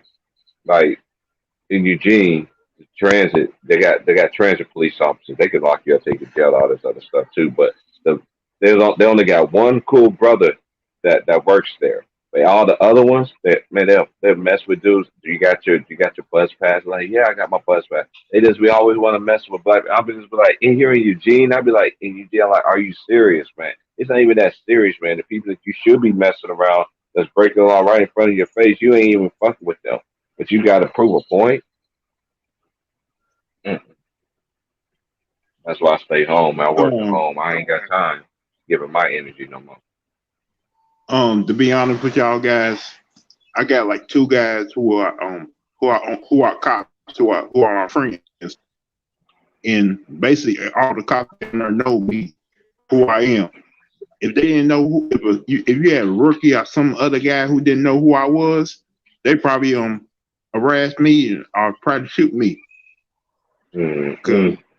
when that whole Breonna Taylor thing was going, they was having no protest. They had no cops out there like that. I said, "Hey man, what's up?" I said, "Hey man, what's up?" And all those cops looked at me like, "Oh, he seemed cool," so they don't bother me. But I still be afraid every single day that something's going to happen to me when I'm going to work and going home, because See, and these cops right now unbelievable. You don't know what they're gonna do. right, Hey, that and movie Two see, and Distant this is why, Strangers. and this, yeah, and That this is movie why Two we Distant need to Strangers. control our Yeah, own that's all communities. I think Control about. our own communities. Yeah. But that movie, it right there. Cause my boy Trayvon was telling me about it. I watched that movie like over 10 times. A short film, and the KD actually won an Oscar for that movie. And that movie, no matter how many, it's just like no matter what we taught, what our family taught us, how our parents, grandparents, whoever raised us, taught us how to deal with police officers and everything like that. Whatever they gave every single scenario, but to this person eyes, you ain't nothing to them. Hey, let me ask y'all something. Have y'all seen this movie called Judas and the Black Messiah?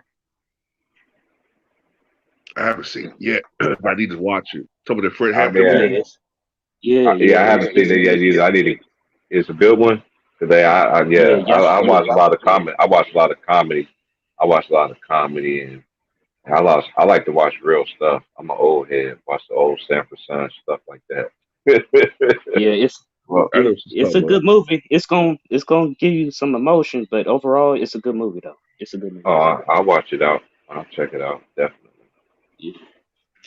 You talking about that movie coming out with IT in it? No, it's Daniel, he's from the UK. Daniel Kaluuya that played what movie he played in Get Out.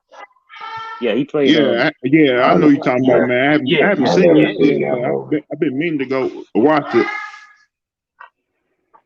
it's a good movie. He played Fred Hampton. Yes. Right, right. Who? Yeah, I've been trying. Yeah, I've been diving real deep into why they really had to kill Fred Hampton, man, because they was Hey man, do you know they had a wiretap on him since he was 14 years old? They wiretapped his phone since he was 14 years old. Since he was 14, man, Yes. I don't That's know. why they had to kill him because he was too dangerous. Because it, organized the Rainbow Coalition. He was an organizer, man. You had to man. When I watched that documentary on him, that shit pissed me off, man. That hurt too my heart, smart. man. That, They The way killed they him did because it. he was too. They killed him because he was too smart for his own good. Because he was gonna actually make Yeah, some changes, and they ain't like yeah, that. and they couldn't put him in jail because he was dangerous in jail because he can he his his gift that he could unite people. That was his strength. He could unite people, whether you black, white. That was his strength. He could unite people of all races, and they didn't want that. Yeah. Anybody that try to unite, try to bring any kind of change in this world since I've been here, and even before then, they always been taken out. So Yeah. Yeah, some of them they killed. Some of them they turned out on drugs. You know what I'm saying? Some of them they tried to blackmail and ruin their credibility, depending on who it was. Some of them sold out. true. You know, Yeah. I don't want to say no names, but one of them original Black Panthers. Some people say he sold out. Uh, you know, it is. Yeah, Fred Hampton was brilliant, man, and yeah, I think Hoover and the local Yeah, Chicago that police faggot. department killed him. I hate Yeah, that. Hoover, man. I hate him, man. Yeah, man. That. I wish I could dig. Why they have his name? Why they have his name on the federal rim? I don't get. What the world stand for? I done some digging and some and I can't talk about it on this kind of platform. Right, That's right, right. so Yeah. yeah, bro. Right. I get it. I got it.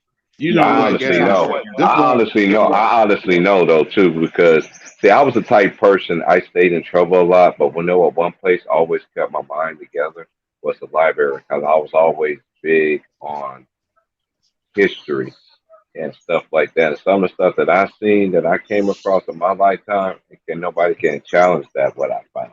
And then I had old school teachers used to tell us real history. When you had teachers that teach you real history, none of them teach that real history. They all got fired. They was getting fired even when I was growing up. But at least back then they let them last a while. And then once they got rid of you, you ain't teaching no more. You got to teach what this book tell us. Yeah. Exactly. Yep. Yeah, that's wow. I break that J Hoover down. You be like, whoa. You like that's very deep, bro. I would suggest you dig your history on that, bro. I'm telling you, that will blow your mind why they got it like that, though. I'm Yeah, not I know it. surprised. When he didn't he have wasn't his grandfather some black Hoover? Because I know he had some Uh, his apparently I he don't had know. some black lineage. You know what I'm saying, or ties to a black family. Black, like he had Right. some black heritage, but that's part of the source. Part of the source of his self hatred. You know, and he Right. manifests that toward African Americans. You know what I'm saying? Not to mention, another secret that he was hiding all the years that people knew about, but the track like they just kept it under the rug and shit. I know he couldn't stand JFK. He hated him. He hated Bobby more. He hated both of them, but Oh, he he did? hated Bobby. Yeah, because Bobby Oh, was the only attorney general that really tried to act like he was his boss. right. You know what I'm saying? Like he technically the attorney general is the top cop, and the FBI falls under the jurisdiction under the commanding attorney general. And Bobby Kennedy was literally acting like his boss. And he had no respect for Bobby Kennedy because Bobby Kennedy was a goddamn kid compared to him, and B, nobody really, especially from FDR or down, Hoover had built up such a reputation nationally. Plus, he used to keep files on people to blackmail Yeah, them in yeah. case, saying they tried to do some shit with him. Because Nixon was going to fire him too. They had a meeting, I think a couple years before Hoover died, and Nixon was supposed to fire him. And then I think Haldeman asked him, well, how did the meeting go? He was like, and Nixon was like, we're going to have to let him stay. Because Hoover insinuated he had some shit on Nixon. Mm. They You all know? had shit on each other. Yeah. Right. They all had shit on each other. I guess that's why he stayed in power for so long. He had dirt on everybody. Also, another thing, too, uh, before 1965, right, it was a federal limit for employees, like like it was mandatory they had to retire at 70. So Hoover turned 70, I think in 1964. So Hoover was about to face mandatory retirement. Then all of a sudden Kennedy gets assassinated, and then LBJ gives him a reprieve. LBJ gives a reprieve where, hey, he's immune to it. He can serve for as long as he wants to. So I'm just insinuating that, a lot of people were benefited from that I'm shit. thinking the same thing you thinking right now. I think the same thing you thinking right now. Yeah, a lot of people benefited from Kennedy getting his head blown up. You know what I'm saying? Because A lot of people benefited from that shit. I That's always crazy. That thought the happened in my same thing you thinking hometown right in now Dallas. about how King. Hey, Shot him down. shout out to Armed Forces Sports TV for the donation to the channel for the super chat. It says too raw for live. Yeah, too raw for live. Yeah, Shout out to Armed AKA. Forces Sports TV. What's up, Aaron Johnson? How you doing, bro? Hope you're doing good. Because What you saying there? Go ahead. Because I'm thinking the same thing right now. Think about all the people who got assassinated in the 60s, too raw. Kennedy, Martin Luther King, Malcolm X, Medgar Evers. Bobby, Bobby Kennedy was killed in the 60s. All the people who can make change that got assassinated out the blue. You know something was up. Yeah. If you're really being honest with yourself, man, if you just do it if you just do a quick glance, your antenna will go up. And then when you really start doing research, you know what I'm saying? Like T. Price said he's done, and I've done, and anybody else has done. It's easy to see what was going on. You know what I'm saying? I don't think it was a coincidence that King was assassinated 5 days after LBJ said he was going to run for re-election. You know what I'm saying? I have my own theories. I don't know if I want to go too far into it because, You can say that for the YouTube. Patreon. Yeah. I don't want to go too far into it, but it's obvious, man. You know what I'm saying? And the Fred Hampton thing, that was their fear of a, quote, black messiah. This country's always had this fear of a black messiah that's going to unite the black race and cause some type of uprising. You know what I'm saying? And I think to a certain extent, you see that with LeBron, even though LeBron, I don't think made like that, but their paranoia is so bad that, that plays, I think, a factor into it.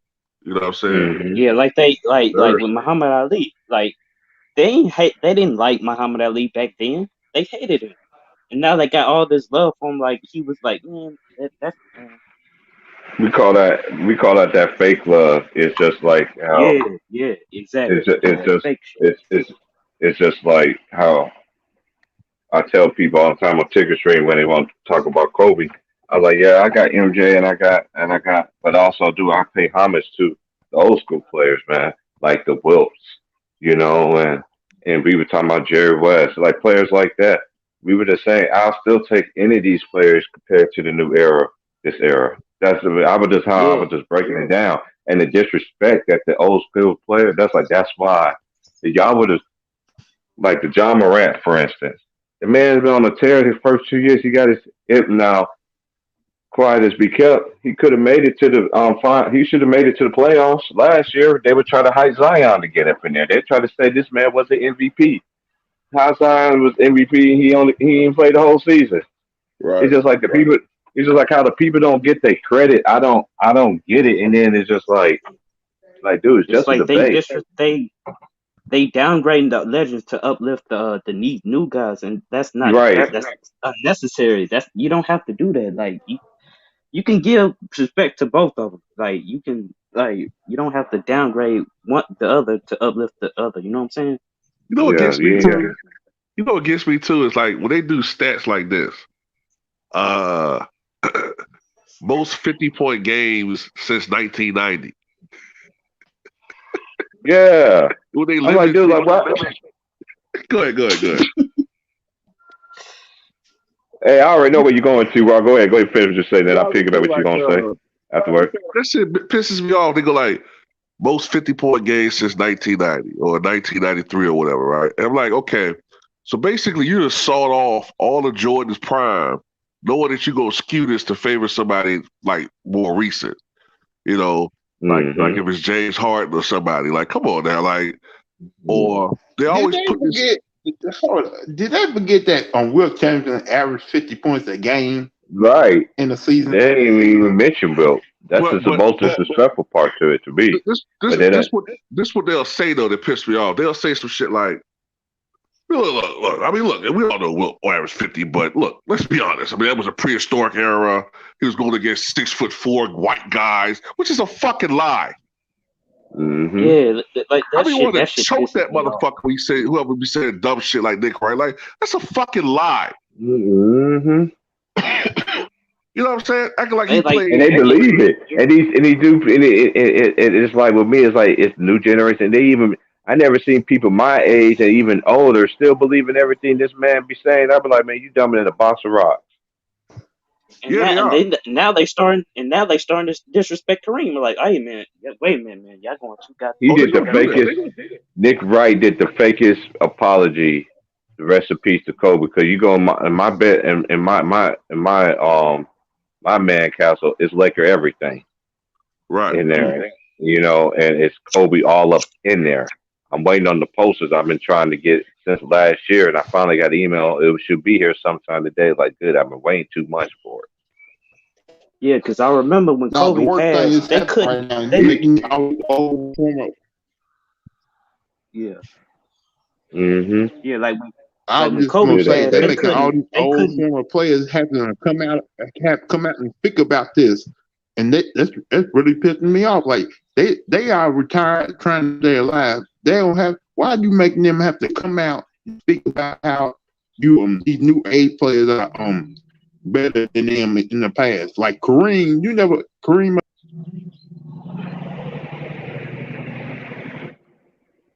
Lou dropped off for. Yeah, Lou dropped off. But yeah, hey, I got a new one for you. Go ahead, finish, DMX. Yeah, what kills me, like when Kobe passed, they couldn't wait to bring up that rape shit. Like man, that man wasn't even in the grave 5 minutes, and they already brought that shit up. Like, really? Yeah. Okay. Man.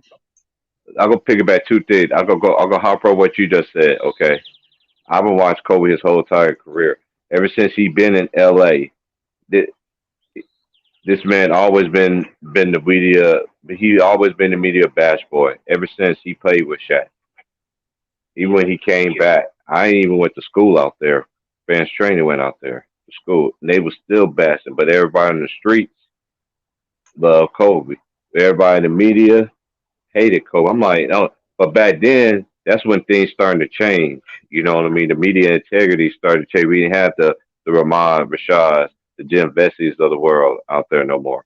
Out there on the sidelines, really giving you real basketball intellect, really get into asking, really get to know these player questions kind of thing. That's, man, I'm telling you, that man always, that's why I hear this new school. I'm like, it gets on my nerves. Like, dude, I've been hearing this ever since. We're the same age. Me and this guy's the same age, born the same month. Me and my brother, we were just born, say 17 days or 18 days before him. But we were born the same year. I watched this man his whole entire career. It's just like the disrespect this man gets. I've been hearing this my whole entire life by this guy. That's why it aggravates me when these young kids be like, they come at me crazy with this Kobe talk. I'm like, man, I've been hearing this my whole life, man. I don't want to hear it. Yeah, I'm saying, like, no disrespect to these young guys, but Kobe, man, he was just different. His mentality, his work ethic, man, that dude was, man. This is the thing now with this new generation too. They don't want to get their players their cars. See, back then we gave their players their cars. That's what I like about back then. Yeah, they was pumping Jordan up, but they was hyping all these other stars. I think these other stars were able to do. Yeah, they do what they do. You had other stars besides Jordan back then. You had what? Yeah, so I mean, I can't. Gary Payton. You had a lot of players besides Jordan in that era that was good. That was great players, very good players. Yeah, and then now, I always want to say this era was weak. I'm like, man, Now they just stop. want And to then hype when one he player. did, and then he Shit, to did be when he honest gets with to you, shoot the guard, to be he honest with destroyed you, Clyde. hey T Price, to be honest with you, when Jordan first came back, he had to prove himself because he lost. Yeah, Yes, yeah. and then on top of that, he played baseball. He wasn't in basketball condition.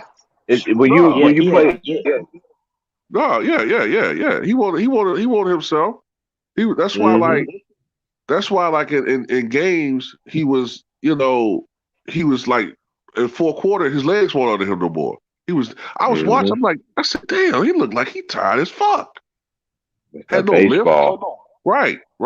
that His brain is layup, that layup different. inducer. Once he got in basketball shape, what happened? The man went on a tear. That's why a lot of Right. people are like, oh, he lost. I'm like, dude, he wasn't in basketball shape playing baseball. Shape. I remember James explained it one day to this one guy. When you play baseball, that's different training than basketball. It's totally different. Your body, Yeah, train your body totally different. It's way different. So he came straight from baseball and straight to basketball. I'm sitting there thinking in my mind, he's gonna be MJ sometimes, but he ain't gonna have his legs. Because I knew friends that played baseball and they went straight into basketball growing up. And yeah, because you gotta be conditioned. early in You the gotta be season, conditioned to run up and down that right? court. Early in the season, you don't have your legs, and then they always get their legs right in the mid of the season because they're starting to get into basketball shape.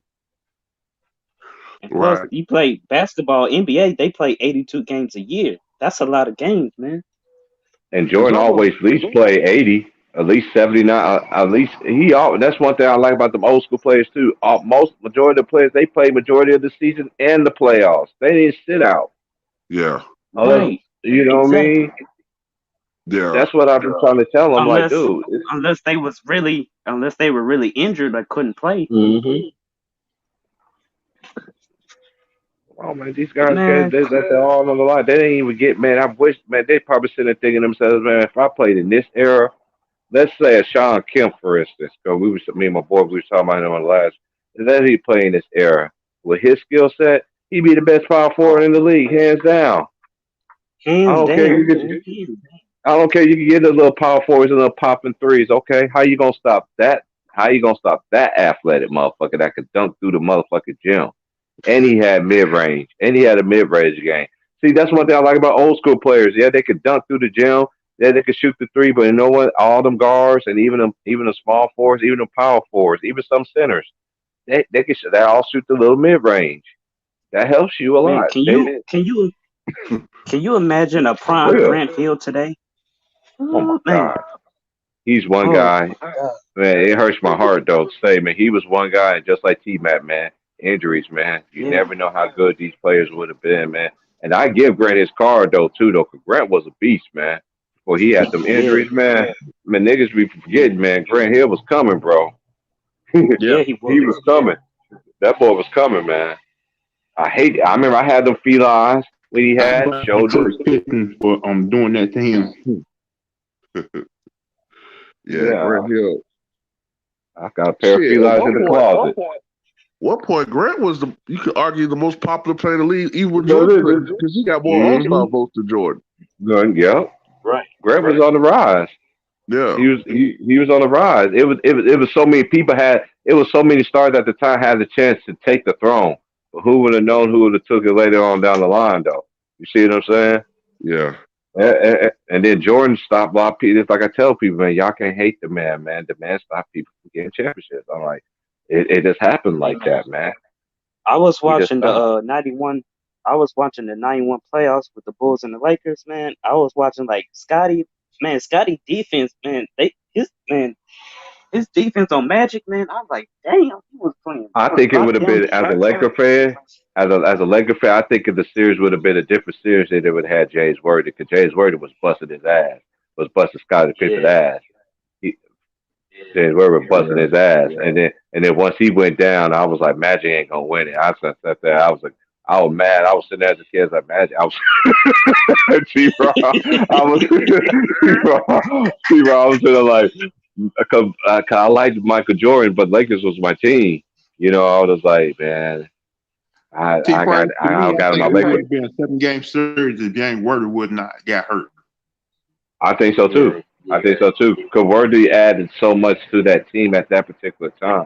Because Byron Scott was okay, but come on, I remember when they had Sedell. I mean, this is the thing. It's like I tell these new generation. I remember the Lakers was sorry and sad once Magic left. I remember them down years. I The remember Lake all that Show shit. years. We call it Lake Show. Yeah, Yeah. the Lake Show years, man. It was man. I remember that shit, man. That shit was hard to watch, but Yeah, I'm still a Laker fan, bro. I remember. Yeah, I forget. I'm a Wasn't you Mavericks like fan. 30? Man, See, we like went through when a my long Mavericks, stretch. that 2011 finals He when was we like beat 31 when when we he had retired, right? yeah. Who Magic? Yeah.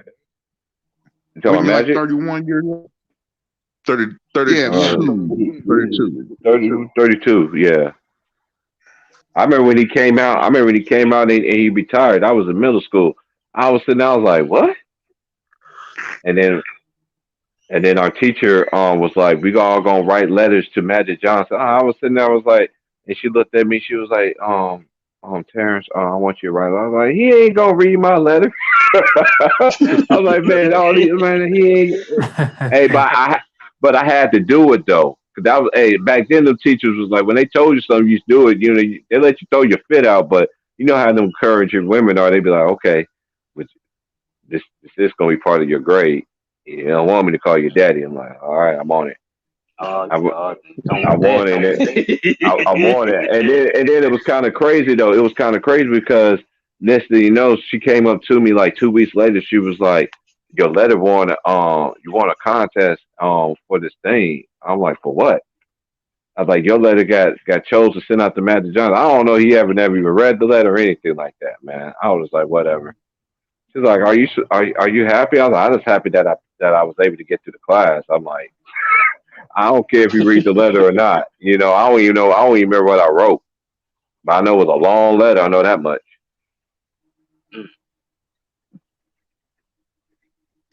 I just remember like he had HIV. Like Man, that shit tore me up as a kid. My favorite player, Magic. Then I was like, well, now I got to go to Jordan now. But Magic was, because I'm young. You know what I'm saying? I'm like, okay, who else I got to go after? right, And I was short at the time, so my favorite player growing up was Vinny. I used to like Vinny Johnson. I like Isaiah.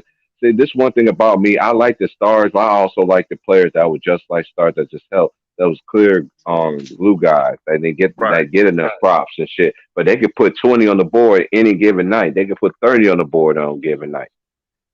right. Then microwave when he came off the bench, that was instant points instantly, and he was a good defender.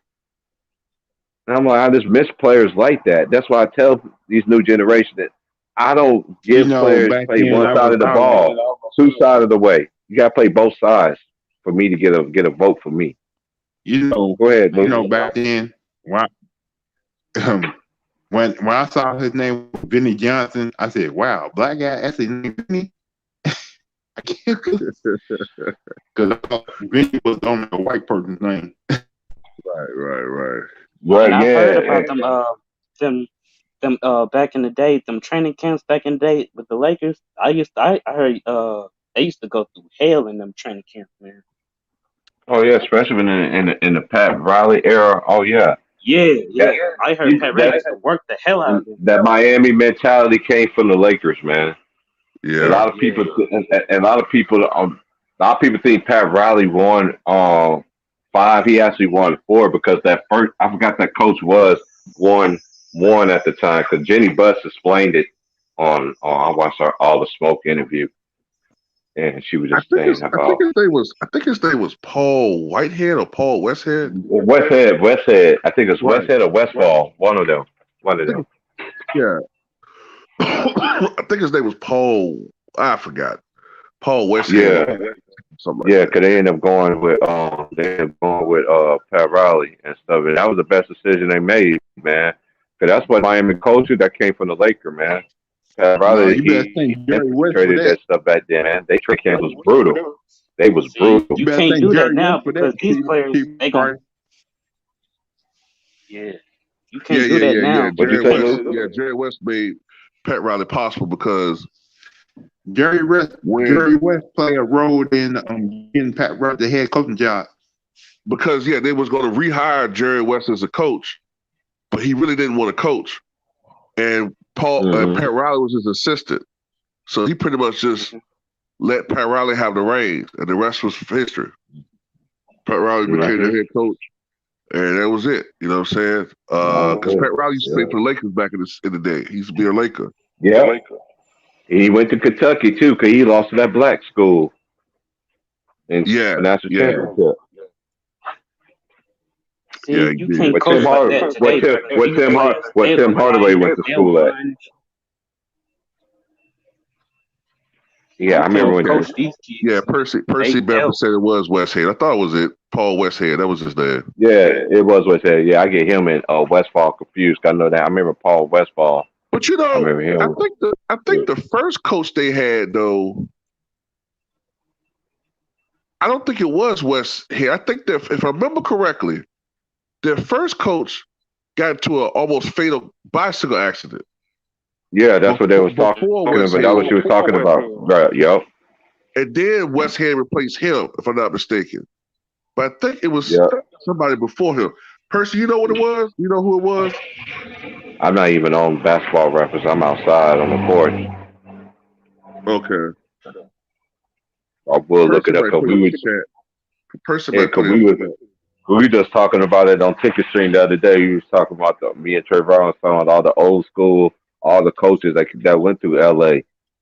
Because basically Pat Riley to me and Phil Jackson to me are they top tier coaches. You can put in one or you can put in two. When did Kareem get to LA? What, in 76? 75. 75. 75? Mm-hmm. Yeah. He already got one with the Bucks. Let me look and see if I can find it right quick. This coach. 75 to 80, so Matt Johnson and all those guys get there. I bet you. Because I remember when I was growing up, DePaul had all them bad dudes that came and went to the league and did some things, man, when I was growing up, man. All the DePaul boys, man, Terry Cummings. I saw Q growing up, man. That's when they were on DePaul had Marcus head coach. I think Marcus McGuire went there too, He did. Yeah, he did. Yeah. Hey, but did Danny? I forgot what. Terrible job. You said whose son? The head coach of the Paul son took over the program. Oh yeah. You're right. Mm-hmm. Yeah. He did a terrible job. And man, they went down. Not been the same since.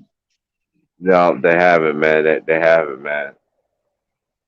They got some good talent that's down there now because I watch a lot of their games and stuff like that. You know, because I grew up watching them because we see a lot of the Paul games in the Midwest. Jack McKinney. That's who it was.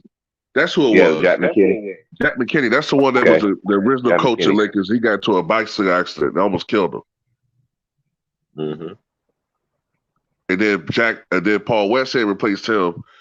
And then it was going to be Jerry West, but it ended up being Pat Riley for the rest of the 80s. Yeah. Yeah. I forget his name, but Whitehead. Okay.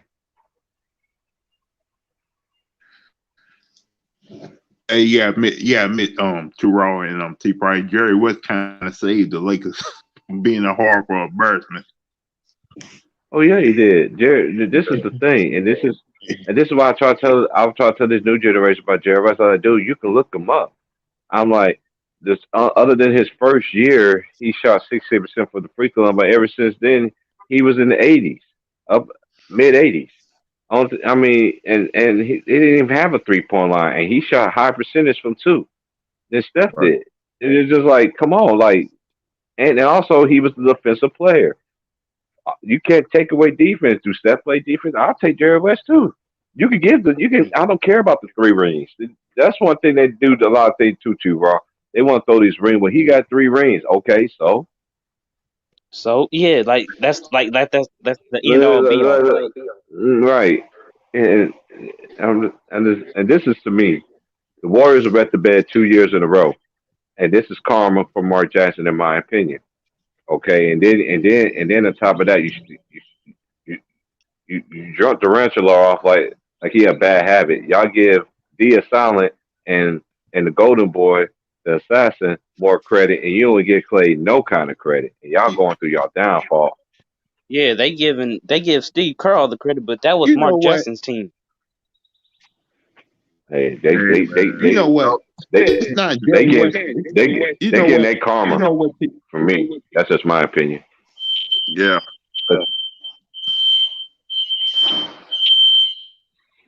Are you burning them eggs, Lou? No, I'm at work. He said some No, I'm words, at work. goddamn. I'm just messing with it. I was just gonna say, it's not Jerry West's fault. He ran into Boston in the NBA Finals, and he ran against a New York Knicks team that was hot at that time. Who knew that one game where one of the greatest would come out, play what, 7 or 8 minutes, and next you know you had the next point guard just go off with 36 points and dominate that game. It ain't Jerry West's fault that happened. They just ran into teams that were better than them at that time. Hey, a lot of people don't understand that, man. The new generation don't understand it. You always got players. You always got teams. Look at all them bad behind teams. Run the Golden State Warriors. They talk about this Warriors team. I'm like, dude, look at the old school Warriors. Where it was Run TMC. Then it became Tim Hardaway, and then it was Freewell. Then it was Chris Mullin. All they did when Mitch Richmond left. I got a question for you. Look at the Rick Barry Warriors. Yeah, Rick Barry, and that's another dude don't get enough credit as an all-time Warrior. Other than Wilt, man, Rick Barry was that dude, man. Like, I don't know how in the hell he shot some free throws like that, though. Oh, Granny shot ass. And making that shit.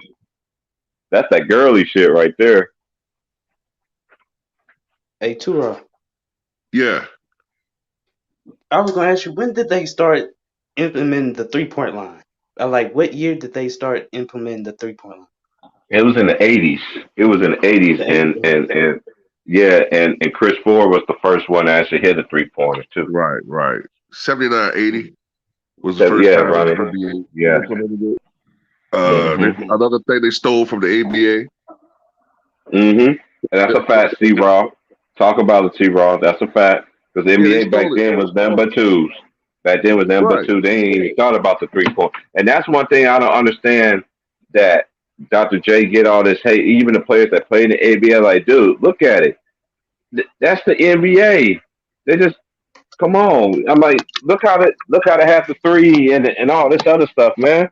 Come on, man. You gonna steal their idea? They don't understand Come on, man. how good.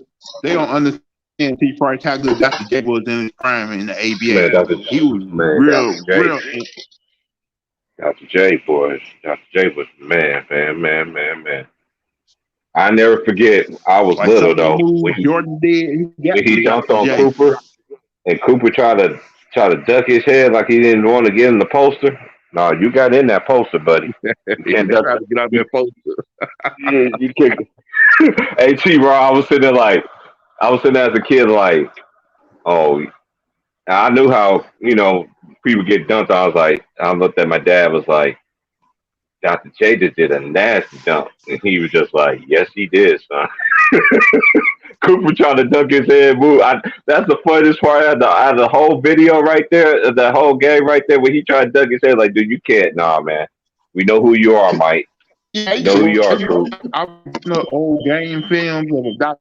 J coming down the lane with that big afro dunking on people. I'm like, and Dr. J used to dunk on everybody, bro. Hey, you ever see that dunk?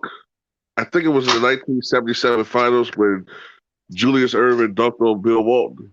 Oh yeah, he did it. He baptized him. And I think he put. Oh my gosh! You about to make me go look that up right now, T-Rock. Come on my laptop. I'm inside now. Because Dr. J baptized that dude, boy. He baptized him. He literally facial Bill Walton. Go ahead. I said, what's the I was gonna ask y'all, what's the nastiest dunk y'all ever seen? Like, the nastiest dunk y'all.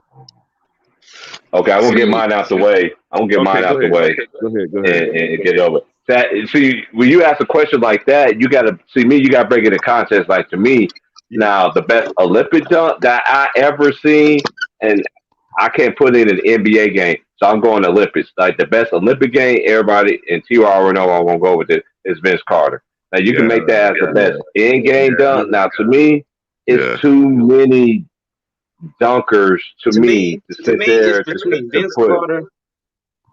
To me, it's Now the between best Vince dunkers. Carter and Dominic Wilkins. Okay, I give you that. Okay, this is what I'm gonna say too, and then I'm gonna let two have it. To Hey, me, I can't I really gotta say my classify favorite a is specific dunk. Dominique, I got to say, my favorite dunkers growing up was Dominique, Jordan, Kobe, and Vince Carter. Yeah, that's Them a was nice my list. them was my favorite ones. Duncan. You can go ahead. I'm Man, done. yeah. I'm gonna say this: the Vince Carter joke with Frederick Weiss, absolutely. I Right. mean, ain't no comparison with that one coming Leopard. The NBA, I think it's subjective. Like it depends on what hmm you like.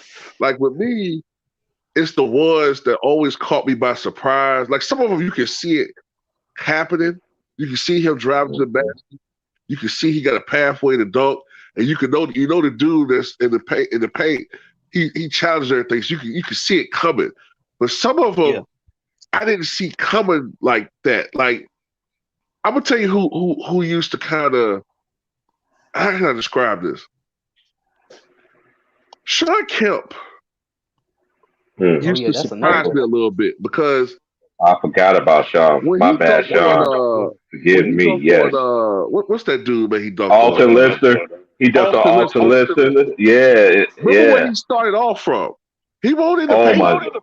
Yeah. He wasn't in the paint. He wasn't. And I never So forget that game too, because that was during the playoffs on NBC. right, He dunked on that motherfucker. Hey, Tura, uh-huh. remember when Jordan was playing the Knicks and he crossed over them two defenders and dunked it on? Was it on Ewing? I think Oh, was he it went Ewing? baseline. When we went Yeah, baseline. yeah, it was on See, that's you. one thing.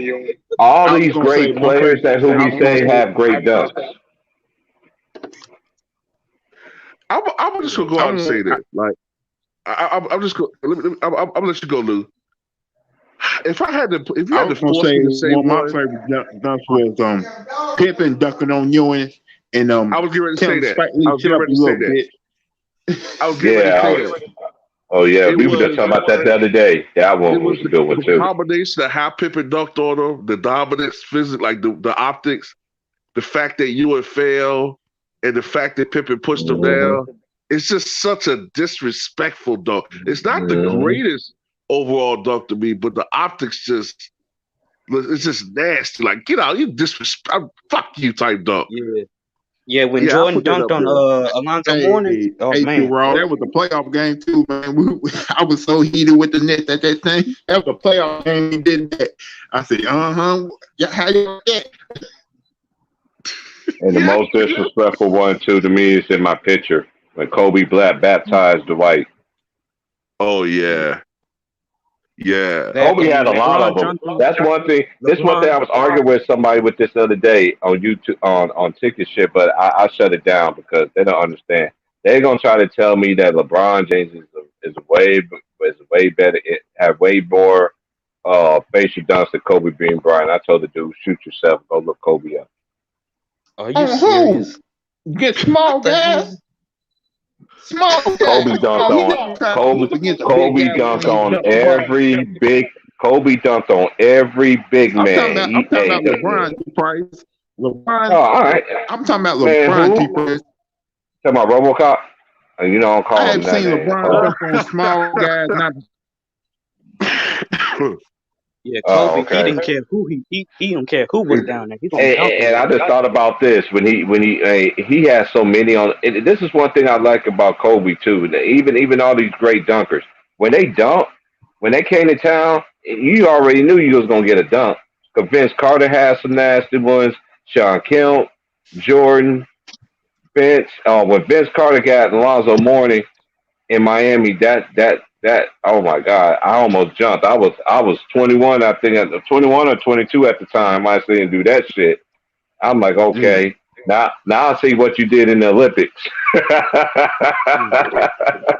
Yeah, because Kobe, he didn't care who was down there. He was gonna dunk on your ass, whoever it was. Hey, this is one of his smartest ones where he went behind the back to Denver against Courtney Alexander from Robert Ory. I was like, that was some Before the most injury, disrespectful shit. tried to worry about. Oh, we just said this the other day too when he dunked on Dragic in Phoenix. When he jumped off 2 feet, you see where the fuck he jumped from? And he dunked on Dragic. I'm talking about the old D Rose. I forgot about that one. That one was vicious too, cause he banged all over his head, and he jumped off 2 feet, and this dude was so fucking high, and the elevation and the capacity of the dunk. You just look at the bench reaction. Y'all remember that? I know you remember that one too, Raw.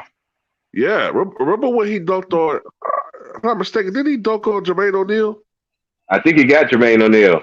Right. Was it the playoffs? I think it was in the playoffs. D Rose used to catch people too. Now he used to put people in that bag. Yeah. Yeah, T-Mac used to dunk too. Oh, hey, I know about T-Mac. He was one of the. Him and Baron Davis were the best players in the country when I graduated from high school. I know about them two players. That Kevin Johnson dunk is still in my top 10. Oh yeah, when he dunked on Olajuwon. Oh, I was gonna say which one because I like the one where he dunked on Hot Rod Williams too. He dunked on his back. Yeah, the one on the Hot Rod. Yes, I like that Hot Rod one. But I understand why people want to put that one over Olajuwon in there because it was during the playoffs and all that other stuff. But I have to say that Hot Rod one too. That was my favorite one he did. One was nasty, bro. Like I was surprised when he actually dunked over Olajuwon. Like, hold up, you dunked on one of the best defensive players of all time doing it. Yeah. And how he's not a Hall of Famer. And how he's not a Hall of Famer, I don't get that. That's politics, we man. All know why we all know why he's not Hall of Fame right now. I know. Hey, I remember back in the day, bro, because KJ had them dudes out there with them Converse, which we had in vogue, coming out the car. I remember that. That's one thing I don't like about. And that's one thing I don't like about today's NBA. Everybody's too buddy with each other. There's no rivalries anymore. Yeah, ain't no commodity, man. It's just. Hey, y'all! I want to. It's a new guy in the panel. I want to America. Is it American? I want to go ahead. What you want to talk about, America? You there? You there, America? Hello. This is Jeopardy. Oh no, basketball, my bad. Basketball, not American. Basketball. I was confused. I was like, what? I said Americans. I was like, who was that? Damn, the hell I'm talking about. Right, I was like, what are you talking about? American males. American males. Hey, you remember that motherfucker for WCW? American males. American. Man, Super got me weak right now. I forgot about that shit. Hey, basketball, my bad, man. My bad. I don't know what the fuck I'm talking about. And you did basketball? Kevin Durant got dunked this year. He dunked on Yogi Berra in the game this year. He because he come down the lane, he dunked on Yogi Berra, and it made him look. Do not get me started on Andre, Yogi Bear, Smokey the Bear. Can't get enough of them Golden Chris drumming. It seemed like ever since he came to the Lakers, everybody hey, man, don't get on Andre drumming. Hey, everybody know that's my saying. I've been saying that ever since he came. I've been saying that in the league. And I just brought it on ticket shit. They be like, T. Price, man. I'm just saying, T. Price. Ever since he came to the Lakers, everybody been dunking on him. Giannis dunked Of on him. course, Kevin you Durant played dunked against on real him. motherfuckers. You played against real competition. You know you got something to play for now. You just can't be sitting there like he's. Don't get me started. Like, but don't get me started. Hey, two. Oh, Yo, yeah, remember that debate you had on Ticket TV about I don't know what the dude was that Draymond fanboy talking about he compared Draymond to Magic Johnson. I was like, what the bro? I was on the floor with Oh that yeah, they dude, call him man. Dre Super Mac Magic. defunct. I was like, what the hell is he smoking? Like, what you comparing Magic? I was like, man, I was done. I was done. Like, bro, this dude is on something else. Golden I don't State, understand Golden why. State with the head Magic Johnson right now. They need him. I don't understand like what part are they not understanding, right? When I say if Draymond played in the 1990s, he probably wouldn't have made it because basketball was still more position orientated. Like they'll look at him and be like, because I brought up Byron Houston. That's a good like comparison. Byron Houston was like a small forward height dude, but he had a body like a power forward. But he was too short to guard power forwards, but he was too slow to guard perimeter dudes.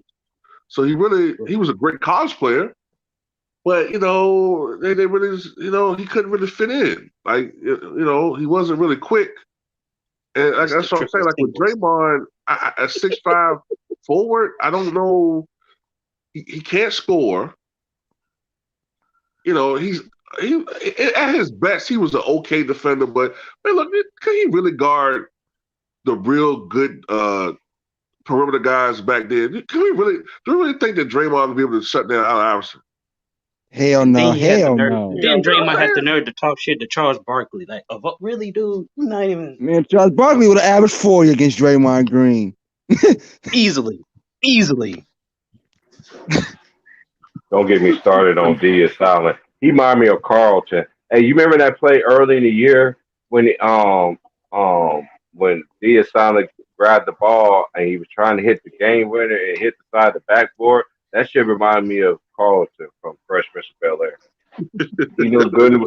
He know good and hell well he's supposed to pass the ball to Steph. And the timeout, what we gonna do? Anything. Pass the ball to Steph. I'm gonna be a hero today. Fuck Right. out of here. Yeah, I remember that. Yeah, cost them the game in two. Yeah. Sure did cost him the game. I would have been looking like, nigga, what's your problem? Oh, man. But I don't get Now the like how worst you gonna get thing mad at he said, Kevin Durant when you Giving him begged him to come down. giving him one of the RoboCop trance he did in the finals on JR. now the Like, worst what are I'm thing you like, he I'm ever doing? looking at said it like, Remember how was that you gonna one get mad at game Kevin when he Durant? passed Kevin Durant the ball? Yeah, when now you the Yeah. worst practically thing he ever begged him to said in come his to the life was he Warriors. was the greatest defensive player of all time. I'm like, Man, I seen too Oh many Lord. players. I see too many players, even players. It's like I tell people when it comes to these accolades and how many of these all stars. You know how many players are supposed to be all stars, but you can't put everybody in there. That's one thing I like about back then. It was so much parity. You could put anybody in there. There was a lot of players that didn't make it, but they were still all stars. And that might they couldn't make the first or second team. You know what I mean? You know what I mean? Now they made Right. it a third. You Or know, all it NBA was just teams too right. It's as just too well. much parity. Because some of that stuff to me, when people come at me with arguments, to me that's like that's very biased because I Cause I'm know the only how. one be seeing this too in today's NBA, but these teams be shooting they stuff out of games, bro, with all these damn Yeah, threes. Man, And how many times have you look, seen people shoot a contested corner three? really. hold this up, is the thing. This is hold up, what guys, this is what y'all new game wants though. The analytic guys. hold up, guys. I want to add to Raw this. To Raw. Mm-hmm. I want to know what you think about the Brooklyn Nets now that everybody's showing up for that team now. Yeah, good question, Lou. Because okay, you know what, man? I swear to God, I was gonna put a video out last week, but I didn't want to make it sound like I was hating. But I was wondering if the organization was purposely trying to rest their players to avoid injury and have them fresh for the playoffs. because, like you said, now all of a sudden with 10 games to go, now all of a sudden everybody's playing all of a sudden. Because it's like, okay, they try to rest their players, right? If you believe that. But they don't want to do what the Clippers did, and that is not have their starting lineup get build some type of chemistry to go into the playoffs. So you got 10 games to play with each other and get acclimated to play with all three guys in the lineup and their starting lineup. Then you go into the playoffs fresh, but you guys have now gotten acclimated playing with each other. But yeah, that whole injury shit, man, that shit is a fraud, man. I don't buy any of that shit now. I was suspecting it, but I didn't know if I was correct on it. Hey, too raw. Like last night's game, the role players won that game for them. Kevin Durant and them. Kyrie Irving didn't have to do that much last night, but the role players just went off and they won the game. Like it wasn't nothing. Hey, too raw. I was gonna say this. I'm glad you said that because me and my boy Trayvon, we talk about the scenes all the time behind this. Ever since these players were sitting out games, and he even called this on ticket seats like G Christ.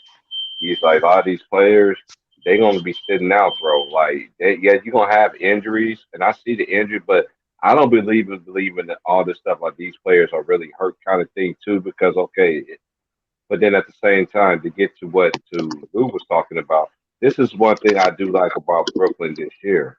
Even though they ain't have they three amigos or whatever people want to call them or whatever.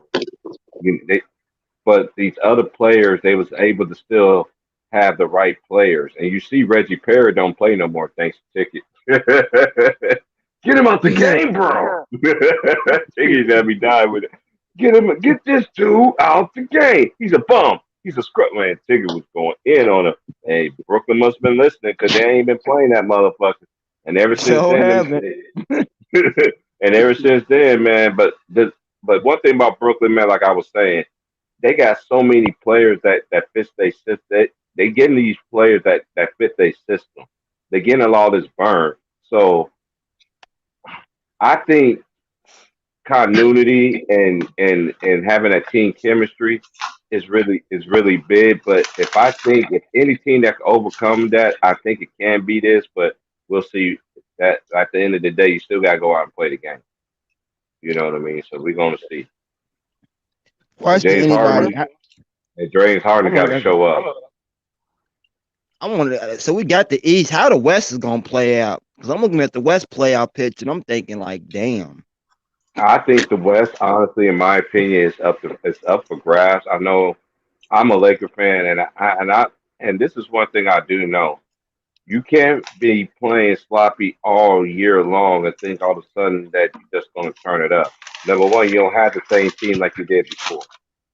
Okay, so I don't see it. This is the best chance for the Clippers to get it done. But then again, the Clippers that never made it to the conference finals. They got to go through so many hurdles just for them to do it. Now anybody could do it, could be them. Now, old boy's gone.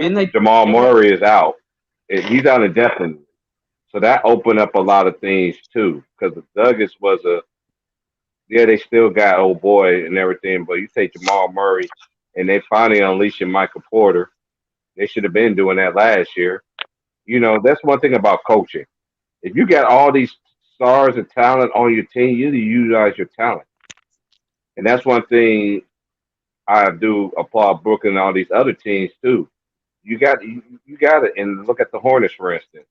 You know what I mean? Look at them. You know, it's when you utilize your roster, you lose out your team potential. So if you do get an injury and everything like that, you already know who to play.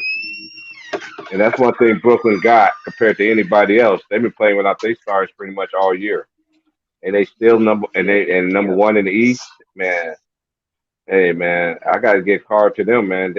You can't coach that, bro. I don't know, is D'Antoni the coach or I don't know, but you know, some people say D'Antoni the coach. So I ain't getting all into that. But my boy John Vaughn over there, so from Kansas, he over there, but on a coaching staff. But I don't know, man. They just got to get it done, though, man. I think them losing Aldridge kind of hurt them, in my opinion. But when you got KD, I who's a agree, selfish player like I agree that. with you on that one because I'm a Laker fan. But as I look at the Lakers this year, I don't see how they gonna win because they don't got the same team as last year. And this I is the feel like thing too. I'm I'm running gonna be across. honest. I think the Yeah, Lakers are gonna sweep through a lot of rounds. I think they're gonna smack people around, and it's gonna surprise people. I don't see it. I don't I see don't it see it. unless you written, unless you got The rebounding is what matters. unless the basketball gods have told you something that I don't know about. I'm just gonna let it unfold. They've been to me. This is to me. Out of all the Laker teams that ever came back to, as a defending champ, this is the worst team that I've seen that's trying to defend for a title. And I'm 42 years Yeah, I old. hear you. I don't know if Yeah, they will. and I think and that I and, think and they'll then lose you to got the a Nets. guy. Then you got a guy like LeBron who hasn't played in what 8 weeks. Mm-hmm. He's 36 years old, and we saw how when he was 34, when he had the groin injury, he didn't look the same at all. Mm-hmm. So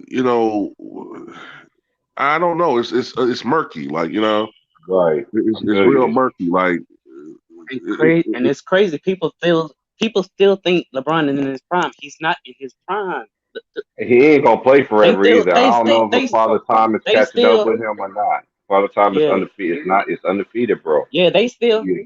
they still think this is not the LeBron from Miami. Far They from it. keep on. Yeah. They Far keep on from thinking this man gonna play like like like a super he's 28 or something like he's a superhero. You know. I always said this right. about him. I was like, hey, and you know what, Tubar, you said this, and you hit it on the nose. I'm not a fan of him per se. Never have been.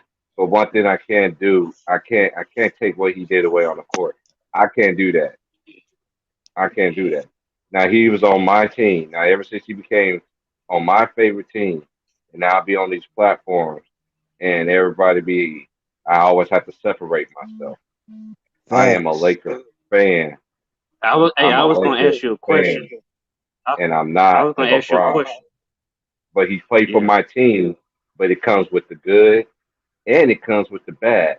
Because you be on panels where I've been on panels with Laker fans that we disagree, and just because we disagree, because we don't like, they always want to make it seem like it's LeBron's fault. You know what I'm saying? Like, no, I was like, our term how that everybody mind frame and how they look at the game is totally different. Go ahead with your question. I was gonna ask you, a Lakers fan. Do you think had that trade happened with CP3, you think Kobe would have won at least one more championship? Okay, I'm just gonna say this, and man, I want to say what I want to say. To me and Trayvon, I've been noticing this even when I was growing up.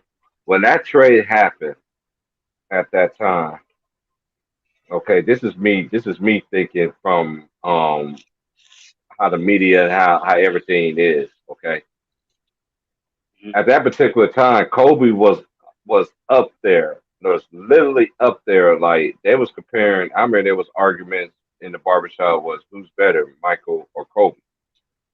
You know, yep. Yeah, okay. yeah, I remember.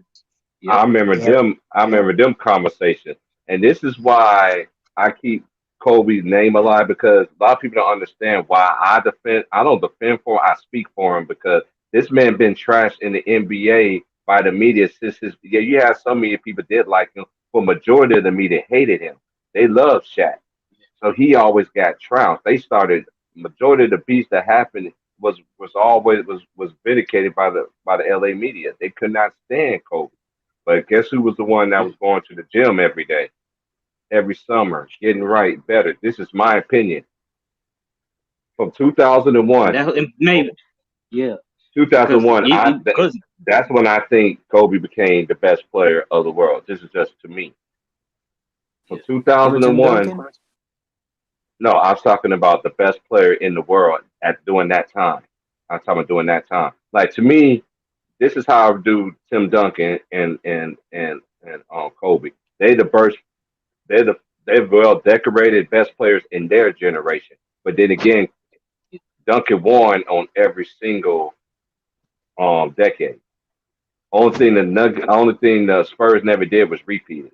That's the only thing that That's why I give Kobe the edge because Kobe did repeat it and he three-peated. So Duncan did. do got 5. Dunk, and he would have three-peated twice, in my opinion, if they would have had Bynum the first time, and Trevor Ariza was out the first time. But you know what? This is what harks into what I'm about to say. They always ridicule Jordan when they lost. Who he lost got the time. You have to beat it. They had teams that was well established then. Jordan was a new face. Kobe came in there. Okay, you have to earn that. Kobe didn't start off. If Kobe would have started off back then, Kobe couldn't even start off back then because he had a punk ass coach that didn't want to put him in there. But then Plus, you had again, veterans. You had Eddie yeah, Jones, Nick Van. yeah. But You them forget old you school, had but Dale veterans. Harris, yeah, he had veterans, but Dale Harris was a guy that he didn't like playing. He was an old school minded coach. Yeah, it's like I tell people. Imagine what if Kobe would have jumped off the porch walking like they gave LeBron the key. But that's why I respected Kobe's grind because he played behind Yeah. all them vets, and learned from all them vets how to get better. And he was telling them then as a rookie, I'm the best. I'm gonna be the best in the world one day. I'm gonna be the Shit, best you gotta player read the ever. That's report. He was Kobe telling said people Nick as a Van. rookie. Yeah, Kobe said Yeah, Nick that's Van one. Exel used to give it to him in practice. Nick Van Ness was Yeah, Nick the and Twist. Nick was nice, bro. You talking about some handles, and he was a lefty too. Nick was nice, um, bro. He was nice. and I remember see now and now that's you gotta remember the days when they had him, they had Cedric Sabalas, they had now I remember the bad Lakers. I remember it used to be called I remember on TV they used to say the Lake Show. They Yeah. didn't even call them the Lakers. I was like, damn, they just and that's disrespecting the Lakers now. I'm like, damn, he ain't got nobody. And then once they and got that's one of Kobe, and then once they got Shaq, and once they learned from their mistakes from Utah, well, you shot them air balls. I'm like, dude, okay, y'all wanna use that as failure, but that's how you become a winner. You got to slay the right. giant first, Yeah, and what? and That's that's why. one thing. That's the one thing. And that's one thing I loved about Kobe. He always wanted to learn more. He always wanted to get better, Yeah, better And then every single but you had year. to think though, back in those days, the NBA was competitive. It ain't like how it yeah, was Yeah, 2001, right. it's like 2002. these dudes today. They just lazy. They don't want to. They don't want to do it. They just like, all right, Too okay. much It's money. good. Oh, Yeah, It's they too yeah, much get. money involved, and then it gotten too soft. It gotten buddy buddy. Back in the day, Yeah, motherfuckers wanted they yeah, want to be buddy buddy. they were still yeah. They friends want to and tear your shit. head off. They were friends, but when they get on the court, nigga, fuck out of here. Especially in the playoffs. I could give you an example: Magic Johnson, Isaiah Thomas. But when they get on that court, they knew it was over. Mm. But Oh good. yeah, all right. I Yeah, remember Yeah, I was watching. I was we ain't gonna watching never see them rivalries no more again. yeah, That's one thing I'm blessed to see. I'm blessed to see that I was able to see real rivalry. It was like we was talking about this the other day on Ticker Stream. We were talking about the old school '90 rivalries, the Heat and the Miami, and New York versus people don't remember the Pacers. Lakers and the New, Spurs playoffs. yeah, playoffs. Yeah, Come even way on, back then, man. It's just like, man, we couldn't wait to get home because we already knew the play. Somebody gonna fight. The playoffs. They can't stand each other. There's a real rivalry. They already been hey, pitching, too. but we couldn't wait. We couldn't wait for that to go home. I couldn't wait to go home remember and the watch the Knicks and play. what was it? Knicks in Miami, Yeah, the Knicks Miami early was a good one too. 2000. Hey, Yeah, hey, too Oh raw. yeah, late '90s. Hey, remember, there was I was watching on YouTube right the other day, and they was interviewing Michael Jordan. He was talking about that game in Monte Carlo. He said that was one of the best competitive games he ever played because there was no rules, no coaching, just playing. Oh, when it was a dream team. Yeah, Yeah. I seen that too. I seen that too when it came out. hey, T. Raw, I was gonna ask you this because I was try to teach some of the the new generation that be on ticket shit about how certain things end up falling for your for LeBron's favor in this particular for D Wade case too. I say D Wade. Look at the first time the Mavericks played Miami. I thought Miami was gonna beat them boys, man. Some of the very first time when they had when Josh back in Howard. '06. Yeah, Yes, that was my team. and, Yeah, that was my team. and When I we came never back, see we they. came back I and was whipped like, their ass in 2011. I was like, dude, I never see. I was like, Dwayne Wade shot more free throws. I was sitting there watching it at that time. I was just like, he's shooting way more free throws than this whole team is. I was like, something ain't right about this, man. I didn't Yeah, understand it. that play, yeah, something was off about that series, man. Yeah, Because Dallas we should have came had back two and beat them. chips, man. They should have, because Dirk should have Yeah, had two rings on some realness. It's like I tell people, man, you can put Dirk up there. Dirk, yes, Dirk and yeah. KG. I see why people do the debate about it because on And some remember, realness, because KG used to give it to Dirk. I ain't gonna lie, but Dirk always had the better because team. remember, They wasn't but trying to remember build back nothing in with 20, KG in Minnesota. cause remember in 2011, we swept the Lakers. We beat Portland. We beat OKC, Yeah, and y'all we beat beat Miami. us. So, yeah, And y'all beat Yeah, yeah. that Miami. was a good run. I That remember I that. remember that. I remember I that remember run. that, boy. I I remember that remember run that. because that's when the because I remember because everybody was like they swept Kobe. LeBron ain't never got swept, so I was like okay, he ain't never got swept. Okay, this is And one that thing. was his one of his. I don't get into these numbers and all this other stuff, but it just blows my mind how some people just want to And that was one of his worst they take a performances ever. dump. Yeah, yeah. I just didn't understand that. I didn't understand that, and then that's why I don't understand this goat talk. I ain't Like gonna lie. I ain't gonna lie. okay, I ain't gonna lie. I ain't gonna lie. 2011 was the worst finals I done he ever got seen a by a case. superstar. What? You think so? He does. What? He still gonna have a LeBron, case that for was it. Still, horrible, bro. That was horrible. That was horrible. hey, Yeah, I yeah. ain't never seen But somebody not for my melt down. Mavericks. Because we had Hey, Jason Kidd, we had Tyson Chandler, we had Dirk, we had Jason Terry, oh we had y'all was Draymond. ready. Man, that Hey, was y'all had the All whole. my years of yeah, watching the NBA, I ain't never seen no superstar meltdown like that did in 2011. Well, Like right, that right. was yeah. Hey, and you know That was one thing different. You know what Dallas also had in y'all favor too. You had them old school veterans that been through the. See, it was. yes, That's yes, what it yeah, was. That was first, Jason and then at Terry, the same. Sean Marion, and Yeah, they had Karan all Butler them yep, didn't even old. play. Karan Butler was hurt. That's Yeah, Karan Butler. yeah. Karan Butler was hurt too. Yeah, shout out to see, Karan that's Butler, a man. difference between. And I remember That's a they was difference. making fun of Dirk. Remember when Yeah. Wade and LeBron and he said and what Dirk would say, he said, okay, I got something for y'all. Y'all think it's over? Okay, I'm finna show y'all. I'm glad, See, Man, man. I there's a remember difference. I remember that Chris Bosh was crying. yeah. Go I ahead, was, Lou. What I you was just saying? gonna say. I was just gonna say that's the difference between LeBron and KD. LeBron came out and said not one, not two, not three, not four, not five. KD had not came out and said anything about how many championships this world and that team gonna win. He's been quiet the That's whole a time. fact. That's a fact. Right. Man, KD could have said they were going to win 11. That's Hey, what and most this people is would the have thing, and believed. this is one thing the new generation also don't understand though too. Okay, when RoboCop made that historic thing that they try to glamorize as a story, Hollywood lights camera action thing when they put the extra shit on there was when he sat there. I already knew where he wanted to go because I looked online before I went to work on Yahoo, and it's like he's partying. I was like, oh, he's going to Miami. So then I'm at work cooking. So next thing I know, my coach, my cooking coach came in and she was just like, "Hey, we gotta come on ESPN. We gotta watch ESPN. Watching the decision. We're gonna watch the decision." I'm like, "The decision." I was like, "What kind of decision?" She's like, "LeBron James." I stayed in the kitchen. Man, that thing that I'm like, dude, Man, what they did, y'all don't understand.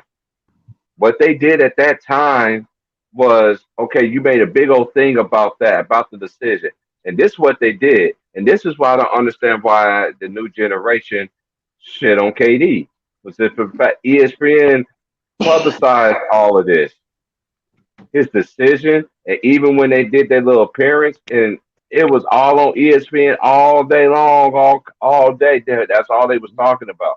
Then soon KD did the same similar thing like he did, even though right. people say yeah they lost to the team that okay, look at that roster. Yeah, they lost to Golden State, but that Golden State roster was totally changed by the time that they didn't have the same players. That was a And what totally So kills then totally different they team. got rid of and everybody. and Harrison what kills Barnes went me to is Dallas. What else happened? I KD. think they gave. I think they gave up on Harrison Barnes because this is one thing about LeBron, and I give him credit for it. He is a very smart ass player. I'm like what a lot of people say. He knew how they play. He knew how to attack them, and I felt like they should have went in mano and mano. But they went and got And you know what they else that begged was fishy that I didn't. they begged that boy to come play with them, and then they want to shit on him. That I don't like. You begged for that man. You was at that man's house asking this man to come over Yeah, there. Hey man, I still, someone in the comments that Kobe's in the GOAT conversation. Where do y'all He rank Kobe? should 'Cause be. I don't think he's in the GOAT conversation. If I'm honest, He should I be. got I mean, Wilt, he's Wilt, in. and MJ to me. He should be. See, the GOAT conversation to me, and this is like I said, there is some players that do got validated. And you can't knock what Kobe. Kobe do have a case for it, but he ain't gonna get it because you know why? 'Cause most of the people that I know, okay, they really like Kobe Bryant. Okay, media people, they don't like Kobe Bryant. And then what they always say about Kobe also, oh, he's like Jordan, which he was, but Kobe was to me was different than Jordan. He had a lot of things like Jordan, had the mentality came in, but they was totally different players to me in that aspect. You could put to me, you got to put Wilt in there, you got to put Kareem up there, and who else, man? It's more. I mean, You you got a ain't lot lying of these about that. players. Cause I was watching Yeah, Wilt because at Chamberlain least with Kobe, documentary. It killed me how athletic Wilt was. Yeah, yeah, Like, Wilt was. dude can literally play all Man, dude, sports. that was crazy. He would be lead. He Yeah, he will was drafted by actually lead. everything. He was drafted by a He and would. baseball let team you as tell well. it, He be and let actually you tell lead. the media, He and be let you actually tell the lead this media one what packer. make you right, Go ahead. and let you tell the media will let you think that he paid against a bunch of bums, which is bullshit, Oh no, I'm talking not about true. 6'4". We The were talking about crazy that thing earlier. when you actually go through it, Yeah, you check Wilt's like competition, and dude, I'm not even lying. He probably has the greatest competition in history out of all players, individually and on team level. right. Yeah, look at all them centers. Look at Yep. them dominant dogs he went against, man. Come on, Yeah, man. yeah, It's just like y'all yeah, want to dump on the man. And this is my thing. I say this about him, and I said this about Jerry West. They shit on these two players in the media. But how in the hell they was gonna beat Boston? You had all them Hall of yeah. Like Famers on they that had like team. what? Man, Boston had They like had 11 Hall 10. of Famers on that Yeah, team. 10 or 11, right? When you playing against Wilt, who had one Yeah, other great player, Bill, and then what's the other one? Bill Coswright. I'm trying to name the other one. Who else was on that team? That team they was had loaded.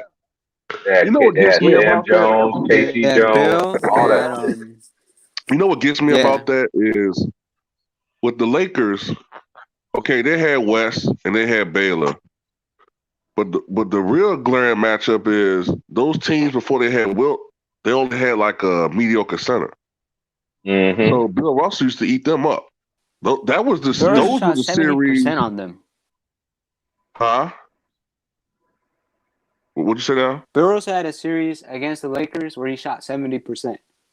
Now imagine that a guy that shoots 44% for his career had a series where he shot 70% against us. You know how weak they were at center. Those were the finals when Bill Russell was averaging 25 and 30 or 30 and 30. It wasn't that he was doing it against Wilt. He was doing it against the Lakers because they didn't have another big man like that was comparable to Bill Russell. Then the opposite was whenever Wilt Chamberlain's team lost to the Sixers, it wasn't really the it wasn't really the post play that determined the series. It was the perimeter play because Sam Jones and Bob Cousy or Sam Jones and Bill Sharman, but specifically Sam Jones used to tear the Warriors backcourt up. They had nobody that could stop him. Their backcourt was Guy Rogers, who's a great facilitator, but he wasn't a great scorer. And I think their shooting guard was Paul Aronson, whose best years were in the 50s. They couldn't stop Sam Jones. nope. Look at them series, man. Sam Be Jones was honest. averaging Can you like name 28. any great? Go ahead. I was gonna say, can you name a great defender that Wilt played with, besides Jerry West and maybe Wally Jones? You said besides West and Wally Jones. Because I can't name any. That's a good question. Hey, you got me in my brain thinking. I think Luke Jackson was an enforcer. So technically, he might. I guess you would call him a great defender, but that was a power forward. No, not a guy that I can think of on the top of my head. That's like, okay, yeah, this guy was a great defensive player. No. And what they was so great about Wilt was literally was a one Wilt man could have team. played if we're football, honest. bro. He literally could have played football. They had this man did Yeah, every he could sport. play. Hell, he could play any sport he wanted. He was that athletic. Yeah. He was that dominant. Him being, Will couldn't play football, but wasn't he like 7'4"? 7'1". He was like He'd be the 7'1". 7'1". He was 7'1". He'll be the. He was 7'1", 266. I'm just gonna say this because I'm just gonna say this about Wilt. I used to live in Lawrence, Kansas, and that's where y'all really want to know some real history on Wilt. Let's go to Lawrence, Kansas. They got some shit there that will blow y'all minds about Wilt. That blow your Wasn't minds. he like he born in Kansas, right? He went to Lawrence. He went to KU University. Because after Wilt, the next biggest thing at KU that was black was Danny Manning. Right. Because I'm trying to remember, was he cremated or buried somewhere in California? I remember that. I remember that time in the '90s when and I remember too. I was going off on somebody. That's one of my favorite. That's one of my favorite videos you did, other than the one you did with the Kendrick Perkins impersonation. But when you was telling old boy about you was telling that the fanboy Michael Jordan about Wilt Chamberlain. Oh, Yeah. That's Man, Wilt was great, man. Hey, too raw. Man, he was. Hey, too raw. Man, you go to Lawrence, it'll blow your mind. I'm serious. If you ever go to Lawrence, Kansas, and you can ask and you go to Kansas University and ask somebody about Wilt, they'll take you to a room and will blow your mind about Wilt, man. All the stuff, the history they got about that man. They have all his I'm serious. It's not even that. His impact. I heard Wilt ran in 4.4. Yeah. And it's not even that's that. what I heard too. Y'all heard he ran track and everything. He was well decorated. He was an athlete, period. It wasn't just a basketball. He was just a world-class athlete. Triple jump, all kind of shit. The craziest thing about Wilt is like I heard he was like one of the people that helped Kansas like really slow down with the racism. Like he had that much of an impact in Kansas alone. Yeah, I grew up there, but Kansas still, to me, is still racist. But I mean, no knocking away. Yeah, he did shed a lot of light, brought that into fruition. But in nationality, and I mean living there when I was going from middle school to high school, it's still racist, man. I got my mom and my sister there, but I will never go back there, bro. I just don't like it, man. Kansas is so backwards to me. But when you ever want to go to a game, go to a Kansas game. That's one of the best college basketball games you ever go to in your life. Let me ask y'all something. You think Wilt would have actually beat up Muhammad Ali? What'd you say? Repeat it. I can hear. He said Wilt beat up Muhammad Ali. They had Wilt was supposed to fight Muhammad Ali. Oh yeah, I heard about that. Yeah, I don't know. I have to say no. What's his name? Costamado?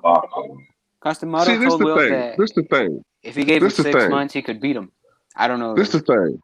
If you're talking about like the 1977 version of Ali, yeah. If Wilt was to hit him a couple times, maybe punches chance, you know. But then again, just because you can bench press 500 something pounds doesn't always necessarily mean that you hit hard like a sledgehammer. Like it's hard, you know what I'm saying? Like it's there's a lot of guys that can bench press 400 something pounds, but just because they throw a punch don't necessarily mean it's gonna be like look, Shaq can bench press in his prime can bench press 460. Shaq can't fight. You can look at him, so he can't fight. Hey, you remember that punch? Hey, you remember that punch? Remember that punch he did on Brad Miller when in Chicago? Yeah. I ain't lying about that one. Remember him in the Charles Barkley fight? Hey, no, I thought about that one more than anything. Because I remember I was watching that game on TV, and they said I seen Shaq going to. I was like, oh, he about to connect, and I thought about Riley when Riley missed with Riley from the Boondocks when Granddad missed Granddad, what happened? I thought about that about Shaq. I'm like, Shaq, you really supposed to knock this dude out? Like, what happened, bro? Man, Shaq a bully, man. He a bully. I also remember hearing the story about Wilt taking out Mountain Lion. I'm like, come on, dude. Come on, I've seen the Mountain Lion. Two on did a video about that. It might have been him. I don't know if it's true or not. But yeah, you did a video about that, right, bro? Yeah, you did a video about that. I seen one. Wait, where was it? The one that told that story though. Oh my Lord, Jesus. I've seen one before. They weigh about what, 200 pounds, 150? How much they weigh about? It was somewhere right in there. There's some big motherfuckers though. Yeah. He supposedly said that he was driving out west, which he did do. He's like driving out whatever, and I guess he had to take a leak, and said that one of them attacked him from behind or something. No, jumped up at him from the bushes, and that he wrestled with him, grabbed it by the tail, and then flung it out somewhere. Now, I know the dude said he did see scratches on Wilt's shoulder and shit. So he said, he wasn't there, so he couldn't verify. But he said if anybody that could be the mountain lineup, he said it would be Wilt Chamberlain. I don't know if he told the truth or not. Okay, let me break it down to you. Yeah, let me break it down to you. If a mountain lion comes at you behind, they're gonna dig his claws right into your skin, cause their claws are dangerous. Then they're gonna try to bite you in the back of the neck. For him to take mountain lion's tail and fling it, that's gonna be hard. That means the part of your skin gonna get ripped because the claws gonna have to come out. So I think all I know is that mountain lion has hops. I do know this. If he got a Wilt's shoulder, he has hops. I do know this. Will ain't want no average human being, man. Like, yeah, that's true. That's true. That's the only reason why I'm like not calling complete bullshit on this. Cause what's his name? Bob Lanier, who when he got older weighed about 250, but when he first came to the NBA, he was about 290, right?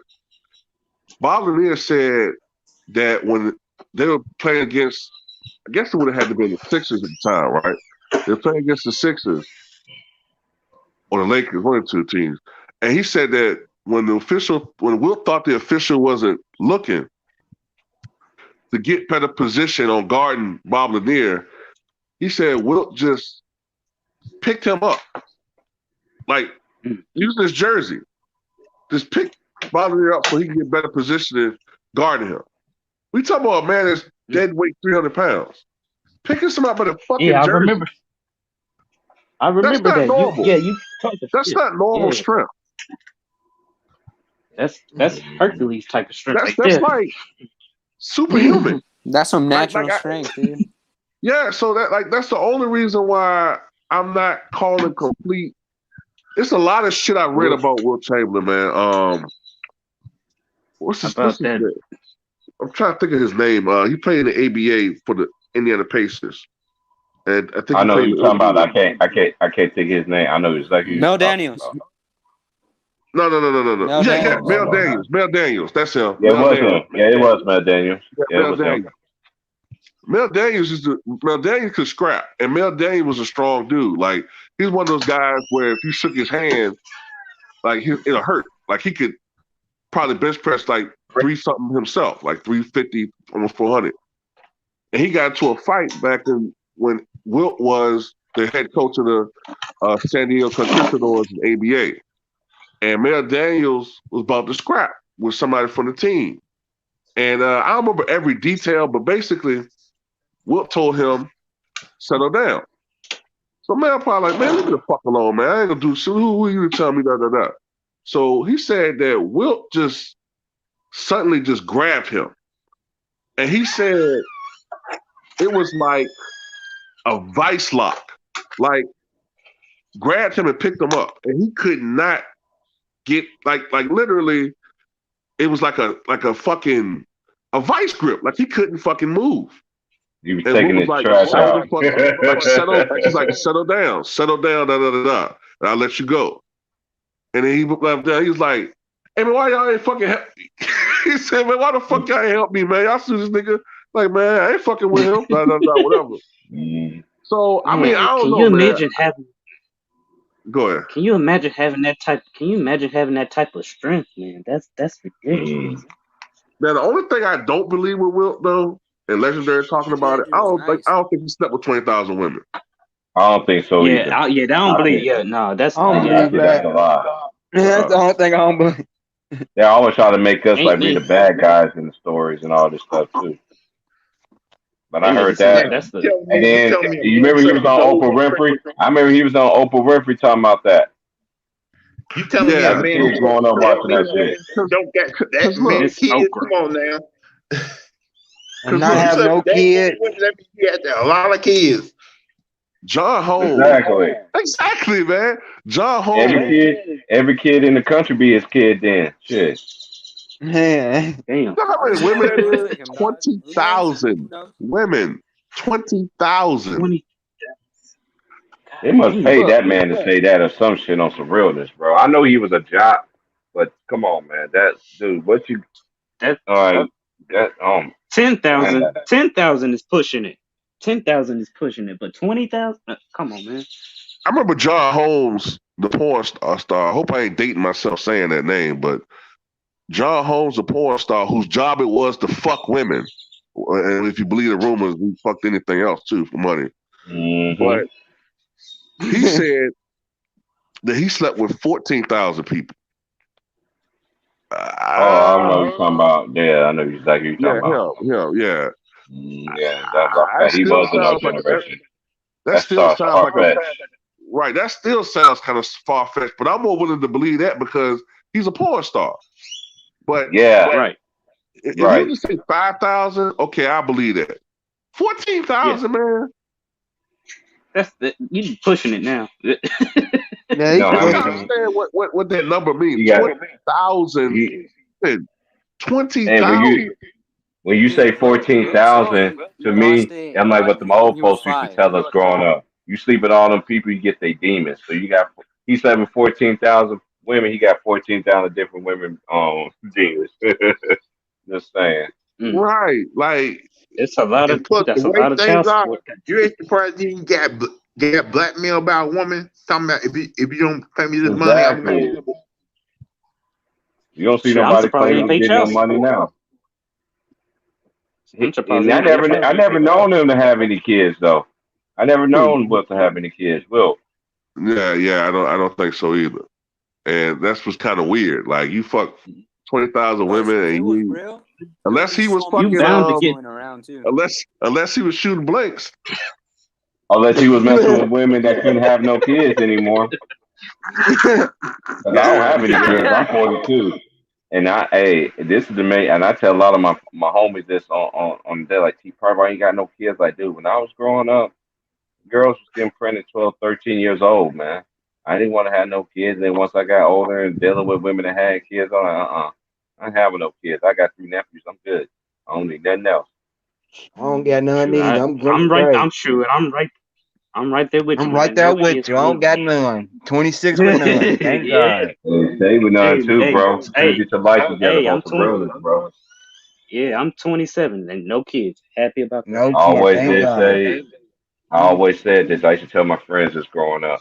I was like, man, the kids don't ask to be here, man. So that can change your life. I know some people that have to Don't get me wrong.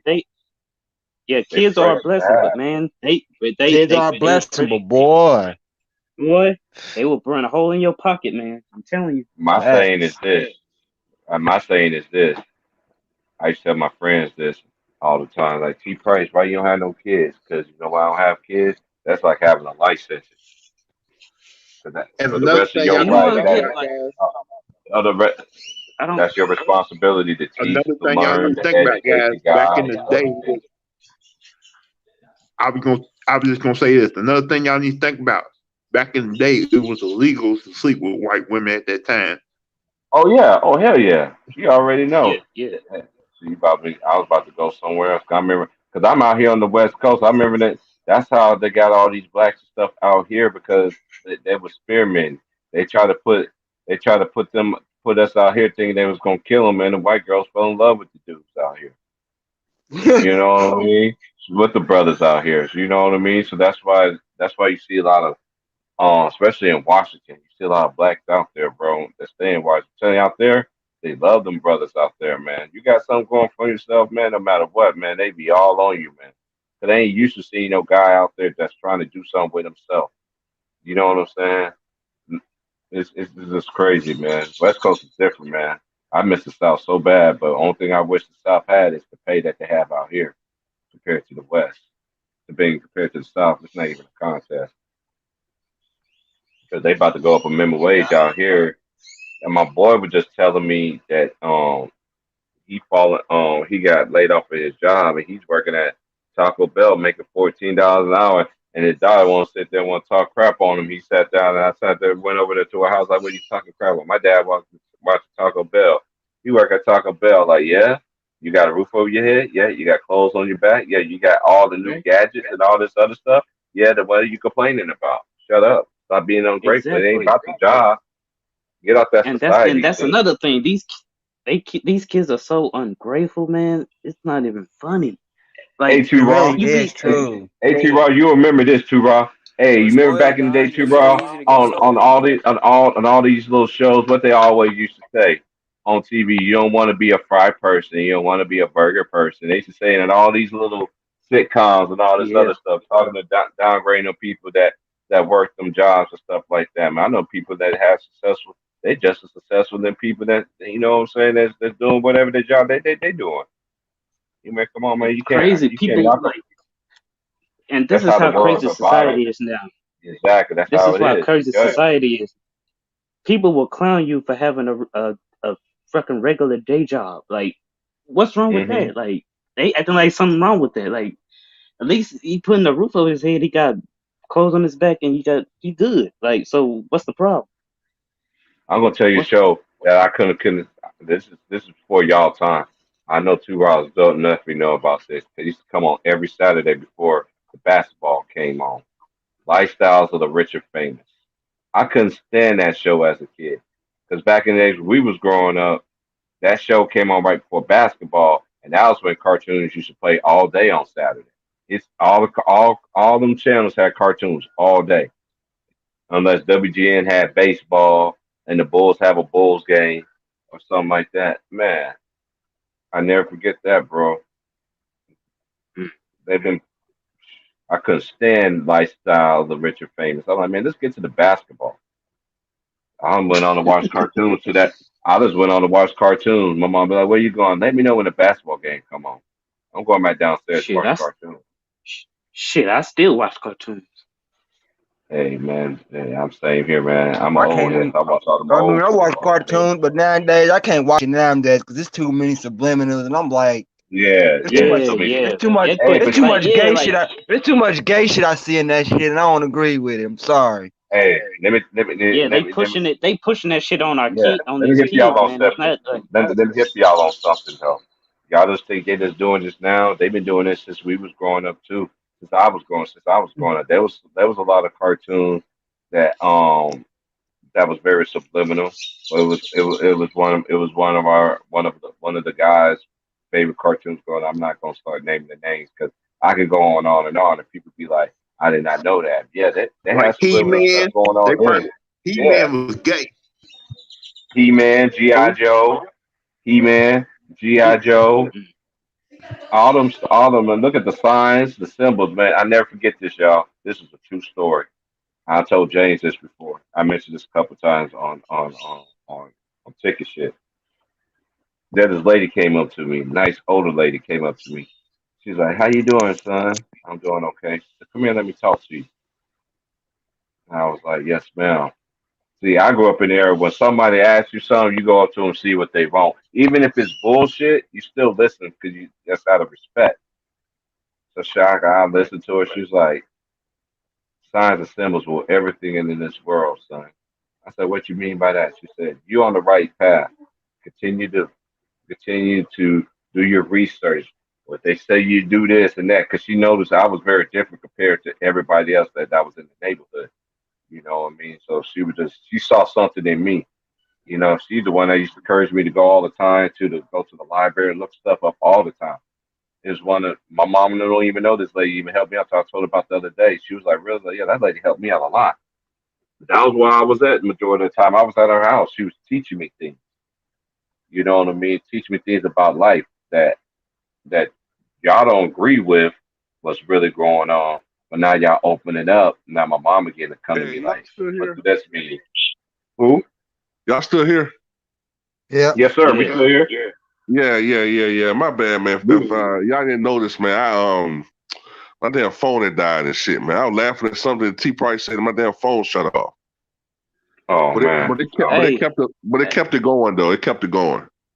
Oh yeah, that's cool. Oh, you I don't really talking about watch when I say the cartoons. talking about the lifestyle of rich and famous. I couldn't too, bro. They used to get on my nerves growing up, bro. He used to come on every Saturday. He used to play all day Saturday. Right before the basketball, my dad used to come home, be mad in the motherfucker. You ain't like that Barry White Huh? episode 2 Price. Man, my mom watched all of them, bro. You got to remember, man. Saturdays back in the day, we was growing up. Cartoons play all day Saturday. So the Yeah. basketball Yeah, was down.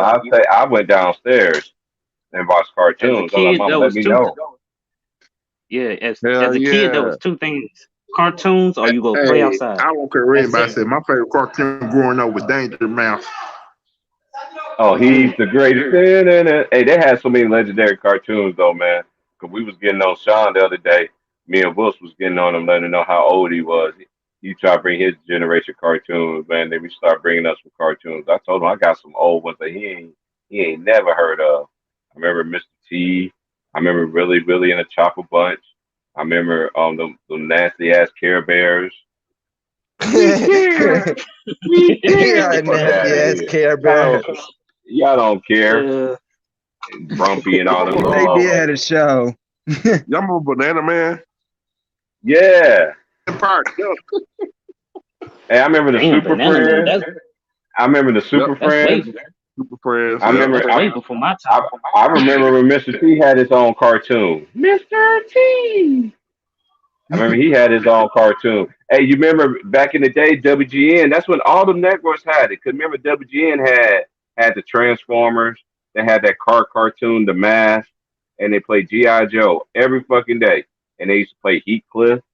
You know, certain networks had certain Hey, I cartoons. remember, T Price. I remember Turbo Boost. What'd you say? Turbo Boost. It's about that kid Oh, yeah. Yeah. They don't know that about that, he turned into man. Yeah. Remember them nasty ass pound pup? The pound puppies was funny as fuck too. I remember that shit. Pound puppies, all Yep. man. I mean, he Hey, had all the y'all gangster remember? cartoons. So. Y'all remember? That shit was kind of gruesome at first. Like when you first saw it. I remember, like when I first saw it, I jumped. Like like from a reflex, you jump. Y'all remember the Beetlejuice cartoon? Oh yeah, the Beetlejuice. Yeah, when Beetlejuice Yeah. first I I came out. love remember that. one. Yeah, I love that man. But Man, remember, it was Beetlejuice, one. Beetlejuice. Hey, but remember, it was one where it started off where it was a spotlight and it showed his shoes, and then it went up to like his, yeah. like he adjusted his tie, and then it went like but that one, right? But the other one used to scare the shit out of me when I first saw it, when it's like his corpse and the little bug is crawling up his nose that goes out of his eye. Yeah. Yeah. Hey, Oh, y'all okay, maybe I remember? don't remember it. That teacher scared the fuck out of me. Yeah, they don't know nothing about that, but too raw. They don't know nothing about y'all remember? that. Hey, Mom Raw used to scare the fuck out of me as a little kid. What was that? Remember? On Thundercats, Mom Raw. Oh, yeah, Thundercats. Yeah. Oh, Thunder. Hey, Voltron. Thunder. Voltron was that shit too, though. Woody the Woodpecker. Someone in the comments said Woody. I remember. Voltron was that shit Dennis too, the though. Menace? Y'all had the new age Power Rangers. We had Voltron. Y'all had Captain Planet ass motherfuckers. Y'all remember Dennis the Menace, the cartoon? Oh yeah, Dennis the Menace. Yeah, I remember that cartoon. Yeah, come on, man. I'm a cartoon head, bro.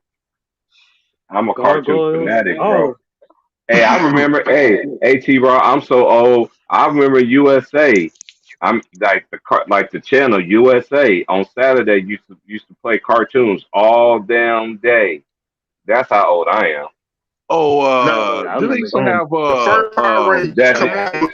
had the USA Cartoon Express. USA Cartoon Express used to come on every day. I remember they used to have, and then on Saturdays they play all day. Remember they had the little competitions. They used to have the little competitions and shit. Remember Troll Cans? Yeah. Hey, you know what? One gangster one people forget about? We can't forget about Spider-Man. We can't forget about the Gargoyles. The Gargoyles was that shit, though. Yeah. The Gargoyles was a classic. That one they should have kept on writing, because that was a good ass one, man. That one didn't last long, but the Gargoyles was the shit. Yeah, DuckTales. Remember DuckTales? Yeah. Hey, you remember Shirt Tails then? Because this in the 80s, Shirt Tails. Yeah, you don't know nothing about that then. Yeah. You can look it up. It's actually a cartoon, Shirt Tails. I remember McDonald's used to give out. I remember McDonald's used to give out the little stuffed animals in the Happy Meals and shit. Yeah. When that cartoon came out, that's how old I am. I just told how old I was. What? Yeah, Gucci was that shoe. Hey, Darkwing Duck. Darkwing Duck was that shit too, though. This is the song that doesn't end. It go. Oh man, I remember Lamb Chop as a kid. I didn't like Lamb Chop. Oh man. I did not like Addams Family at all. What y'all know about the Deputy Dog? What y'all know about the Deputy Dog? It's a great day today. Deputy Dog. Remember Inspector Gadget? Oh man, Inspector Gadget. Hey, you know who did the voice? Hey, you know who did the voice from that? That was Penny, right? That girl that played in Different World. Yeah. What? The real stupid one. The real crazy one, Brady. Summer. Yeah. It was Summer. Yeah, Freddie. Yeah, she does the voice for Penny. T Wrong. Too Wrong. T Price. I bet they don't remember so as a kid. Remember that the Elephant Show? Oh man. Hey, I could take it way back. I remember that show. You can't do that on television. Then it came to Double Dare. Oh yeah, Bark with the mystery meat. Right.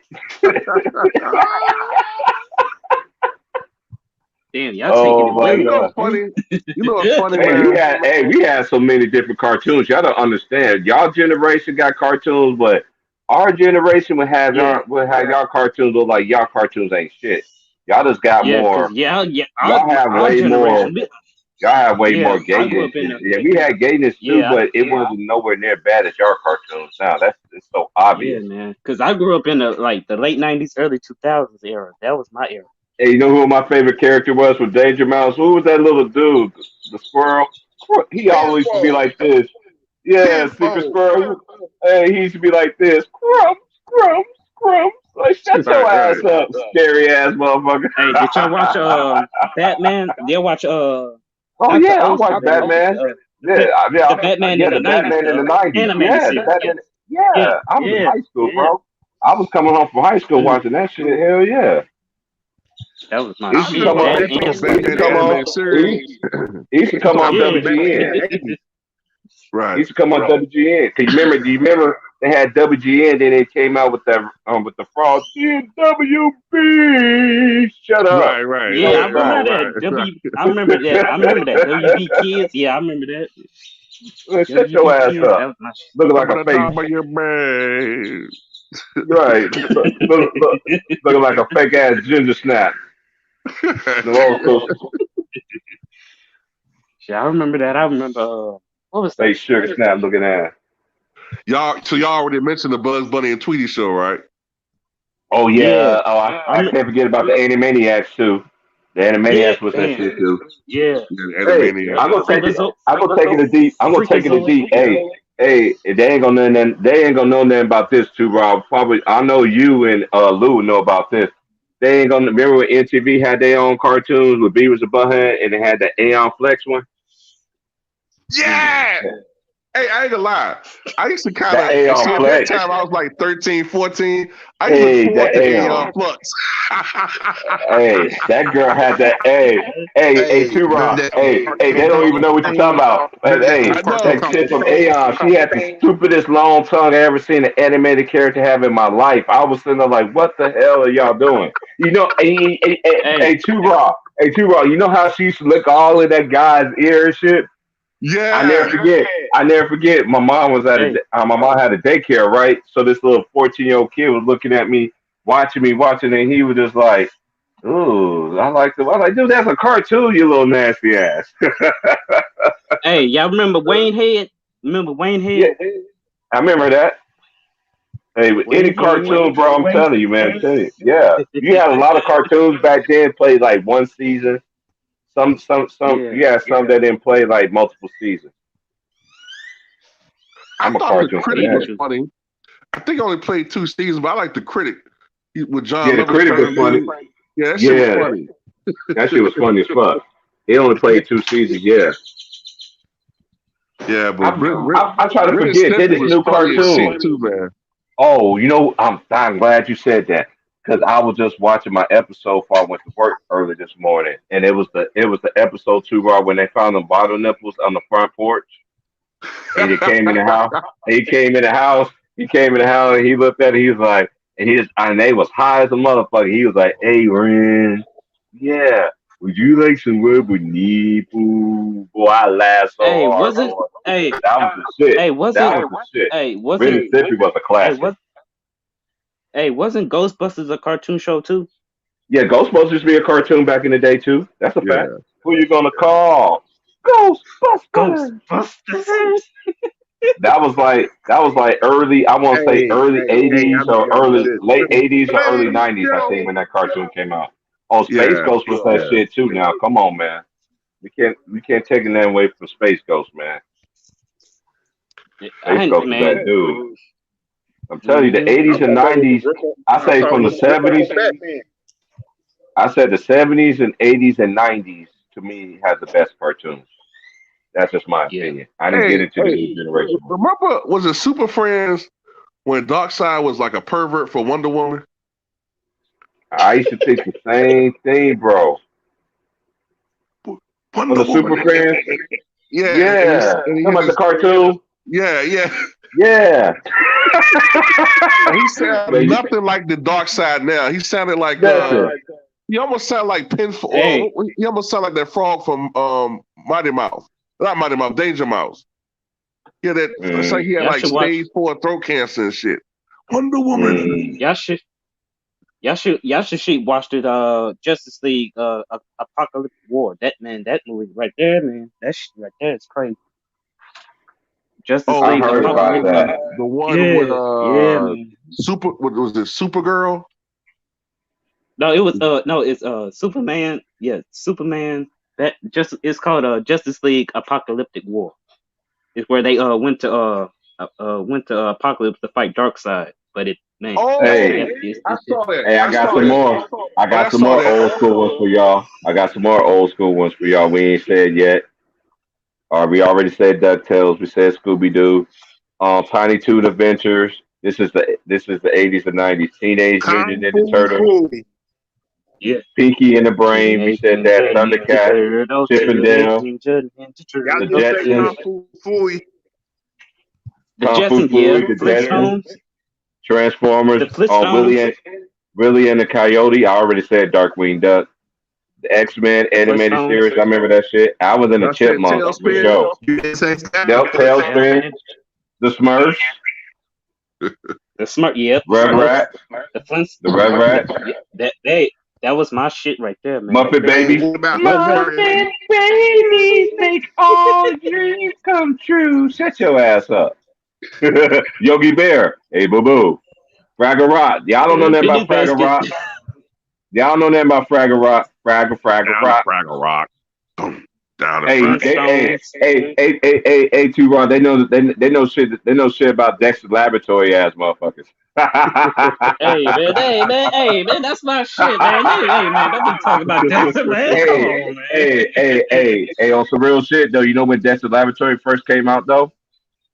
1996. Yeah, I was gonna say about that time, 95, 96. Yeah. And remember Schoolhouse Rock? Schoolhouse Rock was that shit too. Hey, yes, I'm only a bill. Yeah, man, on Capitol Hill. Yeah. Hey, remember, I am the future. How about the Magic School Bus? How about the Magic School Bus? I am the future blob. Mrs. Frizzle. He's the blob. He's the blob. I am the future blob. You can't forget about the Addams Family. The Addams Family and a pup named Scooby Doo. I ain't really like Addams Family like that. Addams Family was hilarious. Y'all remember those shows I grew up in that school about those nuts that on the show? Y'all remember that rip off of Curly from the Three Stooges, Jabba Jaws? Oh yeah, Jabba. No respect. No respect. No respect. My dude, that was a reject, bro. Hey, we can't forget about my boy Goof Troop, the Bears and Bears, Powerpuff Girls. Yeah. The snorkels. What y'all know about the snorkels? Y'all know that about the snorkels. Y'all know that the Pink Panther. Y'all remember the Pink Panther? They used to show about that guy with his body. Sheba, Arthur. Y'all know none that Arthur be having some nasty ass, disrespectful ass memes though. Sure, I grew up on remember the Proud Family and shit. That's my era right there. You probably the Fairly Odd Parents watching ass, huh? Hey, come on, man. Y'all already mentioned what was it? What about Bob Ross? Hey, I got one too, bro. I got another one from her, bro. This all coming off the dome, cause now I'm remembering. They only know nothing about where in the world is Carmen Sandiego ass motherfuckers. Hell yeah. Well, y'all know that TV. What y'all know about Richie Rich or the Super Mario Brothers? Remember that cartoon, Super Mario Brothers? Super Mario Brothers? Yeah. They used to come on in the morning. He used to come on in the morning before I used to go to school. And I used to always laugh because at the end, like when it's going off, one of them motherfuckers, like he always fell and shit. Like it was like a little glitch where he fell or some shit, like lost his footing or something. But yeah, I remember that. Johnny Quest, Bobby's World. Remember Seabear and Jamal? The Angry Beaver. How about Dungeons and Dragons? What y'all know about Dungeons and Dragons? Dungeons and Dragons. Yeah, man. I'm going too old for you now. He's like, what in the hell is that? Hey, I remember. I used to watch this. You remember that? I got another one. Jim, she's truly outrageous. She's truly outrageous. 1985. I don't even remember that one. I'm 42. Hey, my older sister. She used to love that cartoon. I'm like, girl, you're 9 years older than me. But she, the older sibling had free reign, so they run the TV. So I used to get mad because I used to get happy when Jim came out. Cause I knew nothing but me. All the boys. Hey, what was y'all? Hey, what was y'all favorite movies growing up? Oh my God. Hold on, I'm on these cartoons and shit too. Hold on, I got some more. I have to say my favorite. Okay, my favorite classic. Yes, The Last Dragon. I have to mention that one. Also, I have to say, we were just talking about it on Tigger Stream. The one with everybody's on there. Am I the greatest? Show up. If I'm the prettiest, show up. Am I that motherfucker that would kick your ass? Show up. I can't hear you. Right, can't hear you. Hey, what y'all know about Little Mermaid? What y'all know? Yeah. What y'all know about Jackie Chan Adventures? Shit. What you know about Purple Rain? Jimmy Neutron ass motherfuckers. hey, no shame in my Hey, they don't know nothing about them garbage pail kids either. Y'all know nothing about them garbage pail kids either. That came out for one season. Kid. Yeah, that was the shit, bro. That was 1987. Revolting. Right. They don't know nothing about the Sonic the Hedgehog cartoon came out in the 90s either. Nope. No, I watched that too. I watched that and I played the game. And Back I when what you know about Hong Kong Phooey then? Hong Kong Phooey. What you know about that? Hong Kong Phooey. What you know about NBA? Shit, what you know about Hey man, you got to think about. I'm 42 years old, man. So I see every game system that was ever created and have and actually own all except NBA, the PS5. NBA Jam, remember NBA Jam? Man, I'm gonna take it way before NBA Jam. I remember it used to be Jordan versus Bird. Double dribble play, motherfucker. Remember Tekken? Oh yeah, Tekken was that shit. Mortal Kombat is my shit though. That's what I'm playing right now. I'm playing the new one. Yeah. Yeah, Mortal Kombat. That was. I didn't like the movie. I was very disappointed in the movie though. I liked it, but then I don't. No, the one that just came out on HBO Max. The more recent one. Yeah. It's going to be a second one. It's going to be a second one too, though. I heard mixed reviews of it. Y'all know nothing about Back to the Future? Hey, King Price. You ever seen this movie called A Boy and His Dog? Yeah. A what? The Boy and His Dog. Yeah. They don't even know about the cartoon too. Raw Speed Buggy. They don't know nothing about Speed Buggy. Y'all being that's just unfair, man. Now y'all just picking on us now. Y'all just picking on us now, man. Hey, no, and honestly, bro, man, everything I'm saying is actually was good cartoons, even for like even you have nieces and nephews or whatever. I told my friends this. It's like my kids don't get into new cartoons. I'm like, okay, you got cartoons you grew up on, put them on that. How come you always got to come to me for the cartoons? Because you know everything about cartoons, and because I grew up in a cartoon family, man. I'm a movie head. I can talk about movies all day. I'm a movie buff. Yeah, I'm about to hit you. I'm about to hit you with another one. Go ahead. Go ahead. I got some more. Y'all remember the? I know T Price knows. Do y'all remember the Nickelodeon bumpers like Nickelodeon?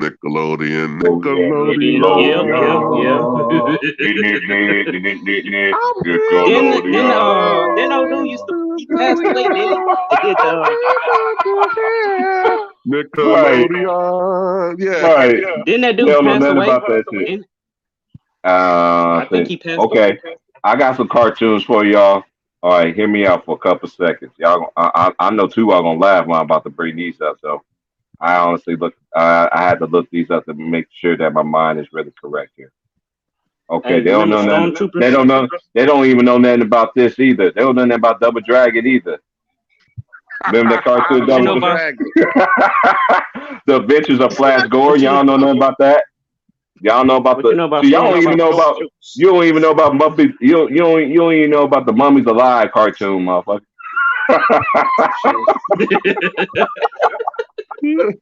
What you know about Dino Riders, my nigga, that came out in 1988? Damn, y'all taking, man.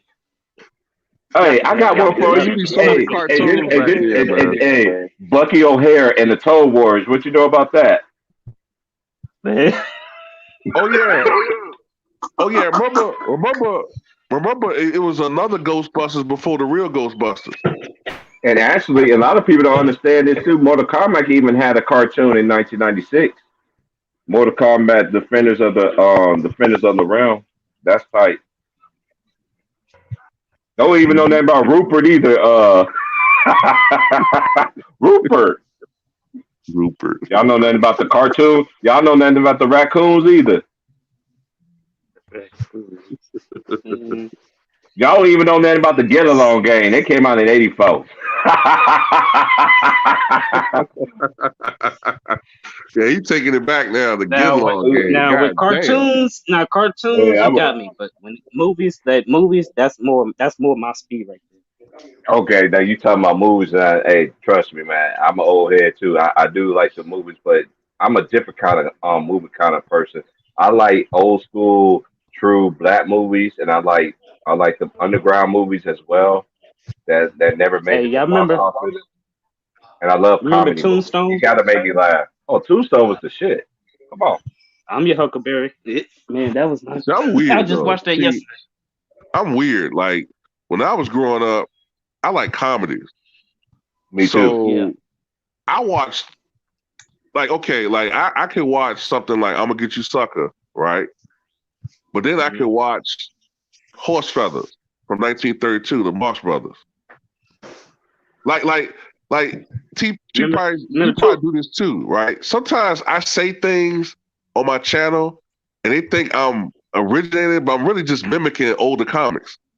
Right, that's all they do, and that's what they know what. That's what we have. Hey, every time you put a video, right, and then I read the comments, what people say. But to me, you already know. I always say salute, and I always be doing the laughing emojis because I know where you get it from.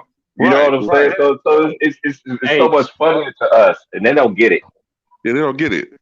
Hey, Churro, remember Uncle Buck? Yeah, Uncle Buck was the shit. John Candy. They don't know about do they know about that Charlie Chaplin, the kid? 1914? Don't tell 1917. Don't tell me I know I you're never talking seen about Charlie Chaplin kid. Chaplin Yeah, I know you're talking about. Yeah, I know you're talking about. Remember Rosemary Baby? See, y'all niggas should know about y'all generation should know about the hey Arnold looking ass motherfucker. Hey Arnold. I can't believe y'all know about Lauren Hart. Hey, I can't forget about Doug. I can't forget about Doug and Patty Mayonnaise. Yeah. Doug. Dude. I'm in love with Patty Mayonnaise. Hey, I told my nephew, hey, too wrong. I used to tell my nephew this when he always wanted to watch that cartoon and stuff. And then once he got older, I'm like, all right, Neff. He's like, yeah, he's like, I'm going to meet my girlfriend. I'm like, all right, don't be like Patty Mayonnaise. He's like, what are you talking about? I said, don't unleash your mayonnaise, bro. And he was like, you about got the dumbest. Cause I was sitting there watching. I was watching how Doug was in that cartoon. Cause all I do, you old as hell. You got me here watching Doug, and you going on a date. Don't spill out your mayonnaise now. You know you just got that thing about Pat. You got I'm telling you, don't spill out your mayonnaise, man. You know how I got that? I got that saying though too wrong. I got that from watching Doug. A Patty Mayonnaise, because you know a lot of people want to say jack off, whatever. I said, man, don't spill your mayonnaise, bro. Right. Hey, have y'all seen that coming to America too yet? I have not seen it per se. And too wrong. I was gonna ask you, because we were on the same age. Now, what's your opinion of the movie? If you coming into it thinking it's gonna be a repeat of the first movie, I already know it's not. Yeah, I already know it's not. If you the old dudes should be dead. The barber should be dead. Right. If you resign to knowing that it's gonna be a little bit of feminism injected into it, this current shit, and you know it's gonna be like because Eddie Murphy just do family friendly shit now, so it's like, yeah, I'll give it a C. I give it a C, man. It's okay. Yeah, because I watched that. I gotta watch that one because I've been getting the same reviews that you say that the people that I know is around my age, y'all basically all say the same thing. My friends say it's okay, and no, my friend like T Price, if you was at the movie theater, you would just walk out. I'm like, no, my black ass, I probably would, because I'm like, dude, I was like, I just can't. I can't grab myself to watch it. America is the lounge singer. Randy Watson? Is Randy Watson still in the movie Sexy Chocolate? Well, yeah. But it's Sexual chocolate. cliched though, man. It's cliched. Like Okay, I get you. I get you. I wouldn't even want to watch it then, because I'm the type person that, you know how we was growing up. There's some movies that don't need another sequel to. You see what I'm saying? Right. It's just like they took forever for Dumb and Dumber to come out. Like, are you serious? Y'all should have came out immediately after that. It was already a hit. You gonna wait till the motherfuckers all old and shit, and then you gonna sit there and tell me at the Like end of the movie. Yeah, hold on, I'm gonna let you finish. It's gonna be like at the end of the movie, like the end of the movie when they sat there and had them girls asking to come pick them up to suck them off and everything. They was like, oh no, we ain't just ain't gonna do that. We just go. I'm like, oh, these. Oh, like y'all making it. Okay, I'm glad they made Bad Boys 3 before the pandemic hit. Hey, I forgot about that. Did they? Hey, is that already out already? Yeah, Bad Boys. I never came out like last year. Yeah, I never seen that. Like I have not seen Bad. That's why my auntie keeps on answering every time when she talks to me. How you see Bad Boy for Life? I need to go ahead and watch it so I can give her opinion on it. Because my aunties was like that too. Hey, too raw. You have family members like this. Go look up something. So the next time I talk to you, you better know what you're talking about. I have family members like that, and you better say the right things too. And they know if you studied or not too. That was your ass. Yeah, it came out what? It came out in what? 2019 or 20. It came out in 2019, I think. Yeah. What you talking about? Bad Boy for Life? Bad Boy for Life? Yeah. I believe it came out at the beginning of last year, like January of 2020. Yeah, you're right. Yeah. It came out. You don't even know nothing about Rugrats cartoon. You don't even know nothing about the Aladdin cartoon either with your young self. Yeah, I remember that. I had remember the orange tape. The orange. By the time Rugrats came out, they did the older version. That's probably the version you see. I'm just messing with you, man. Yeah. When they turn old and shit. Yeah. I hate when cartoons do that when they get all big and shit. Yeah. Like it don't even look right. Yeah. It don't even look right. Like everything was as a cartoon, small. One thing I never understood out of everything they did animated and BET, I don't watch BET, but I just gotta ask this one question about two shows. Hits on the Road and Cedar's World. Now, how in the hell in all these years she had the same outfit? I only seen her had her outfit changed one time. I think that was the year of the millennium. Why in the world y'all get that woman more clothes, no Avatar clothes? Come on, man. That's what I never understood about Cedar's World. They made that she wear the same thing every day. I thought you could give her no Avatar clothes. It's kind of like the same. I'm gonna be a big star. Hey. I got a question for y'all. I got a question for y'all. What do you think Eddie Murphy's his best movie in your opinion? His best movie. I say, to me, one of my favorites. To me, other than the Nutty Professors, is Harlem Nights. I love all the Nutty Professors. Harlem Nights. Yeah, that Harlem Nights, Coming to America, and I like the Dr. Dolittle too. The Golden. Yeah, and Golden Child. Yeah, those are. He had a moment. He had a moment in that movie that cracked me up when he looked at the window. He was yelling, "Leave me alone! Stop talking to me!" That he was really that part right there cracked me the fuck up because I've been like that before. When you so frustrated, like stop talking to me. That shit's so fucking funny. Eddie was So what's up, LBJ King? What you got going on? Somebody join the chat. What's going on? This is me. What's up, Too Raw? Hey, what's Still up? doing those channels, man. That shit would be funny as hell. I was gonna pull your chain a little bit, man, because I was thinking. Say, what you think about your boy Draymond Green the other day? He's the GOAT.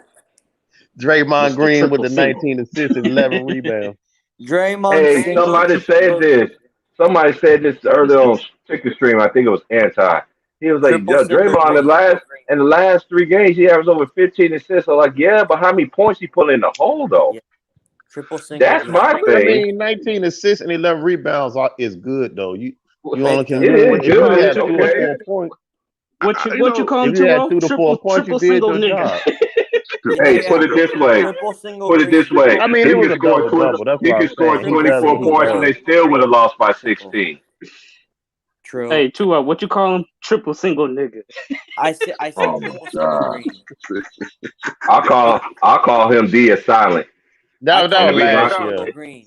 Triple single I That call was him D as last year. silent. The only reason I call him D silent because my big brother James, man, when he went live stream, we were talking off the scenes about that nigga, and then he went on and started talking about it. He was like, "Man, I'm about to harp on what I want to talk about, but let me talk about Draymond." And he's like, "How you got two first names? Boy, that boy James, that's my boy, man. James had me dying with that shit. The D is silent. Hey, Tua, I Raymond. remember Who would call that somebody video. DeRaymond? How would you name your child DeRaymond? Tua, I remember that video you did. You was going in on him. You talking about Draymond. Yeah, you said you said he's a fake ass tough guy. You talk that shit salute against everyone. Charles Oh, Oakley and see what hey, happens. it sounded crazy too, T-Raw. I was gonna say this to you too. It's kind of ironic to me. That's why I appreciate the work that you do because some of the things, some of the players who you talk about, you need to hop on like one. I forgot. I think it was that Draymond thing, right? You came out with a Draymond video of I think it was this year. Then I look at around this time last year how he was. You did the same. You did a video about him like around the same time. It's just funny to me. I was just like, this dude sucks. Yeah, you laughing. I also call him. Like this dude sucks, man. I call him the self-proclaimed best defender of all time. Man, Yeah, I don't understand. It's not that he I don't sucks. understand why It's the that people don't check he him. make himself bigger than what he really is. Hey, That would irritate. Hey, too raw. I was gonna ask you this. I wish he would talk that shit against Charles Oakley. He would whoop his ass. Oh, we already know players like that at the Oakleys of the world. We already know that. I was gonna ask too raw this on some realness though. In your opinion, why you think none of these players that paved the way for these players and having a man like this talking on side his neck and really ain't came in and tell him about himself? Why you don't think nobody have even done that yet? I know certain people have, but not the people that that really get down with that life and approach them like, hey man, you ain't about who you are. Cut this out, bro. By the way, I didn't say salute to the chat, so salute to the panel in the chat. Oh, you good, bro? Salute. I mean, I think it's partially maybe they don't.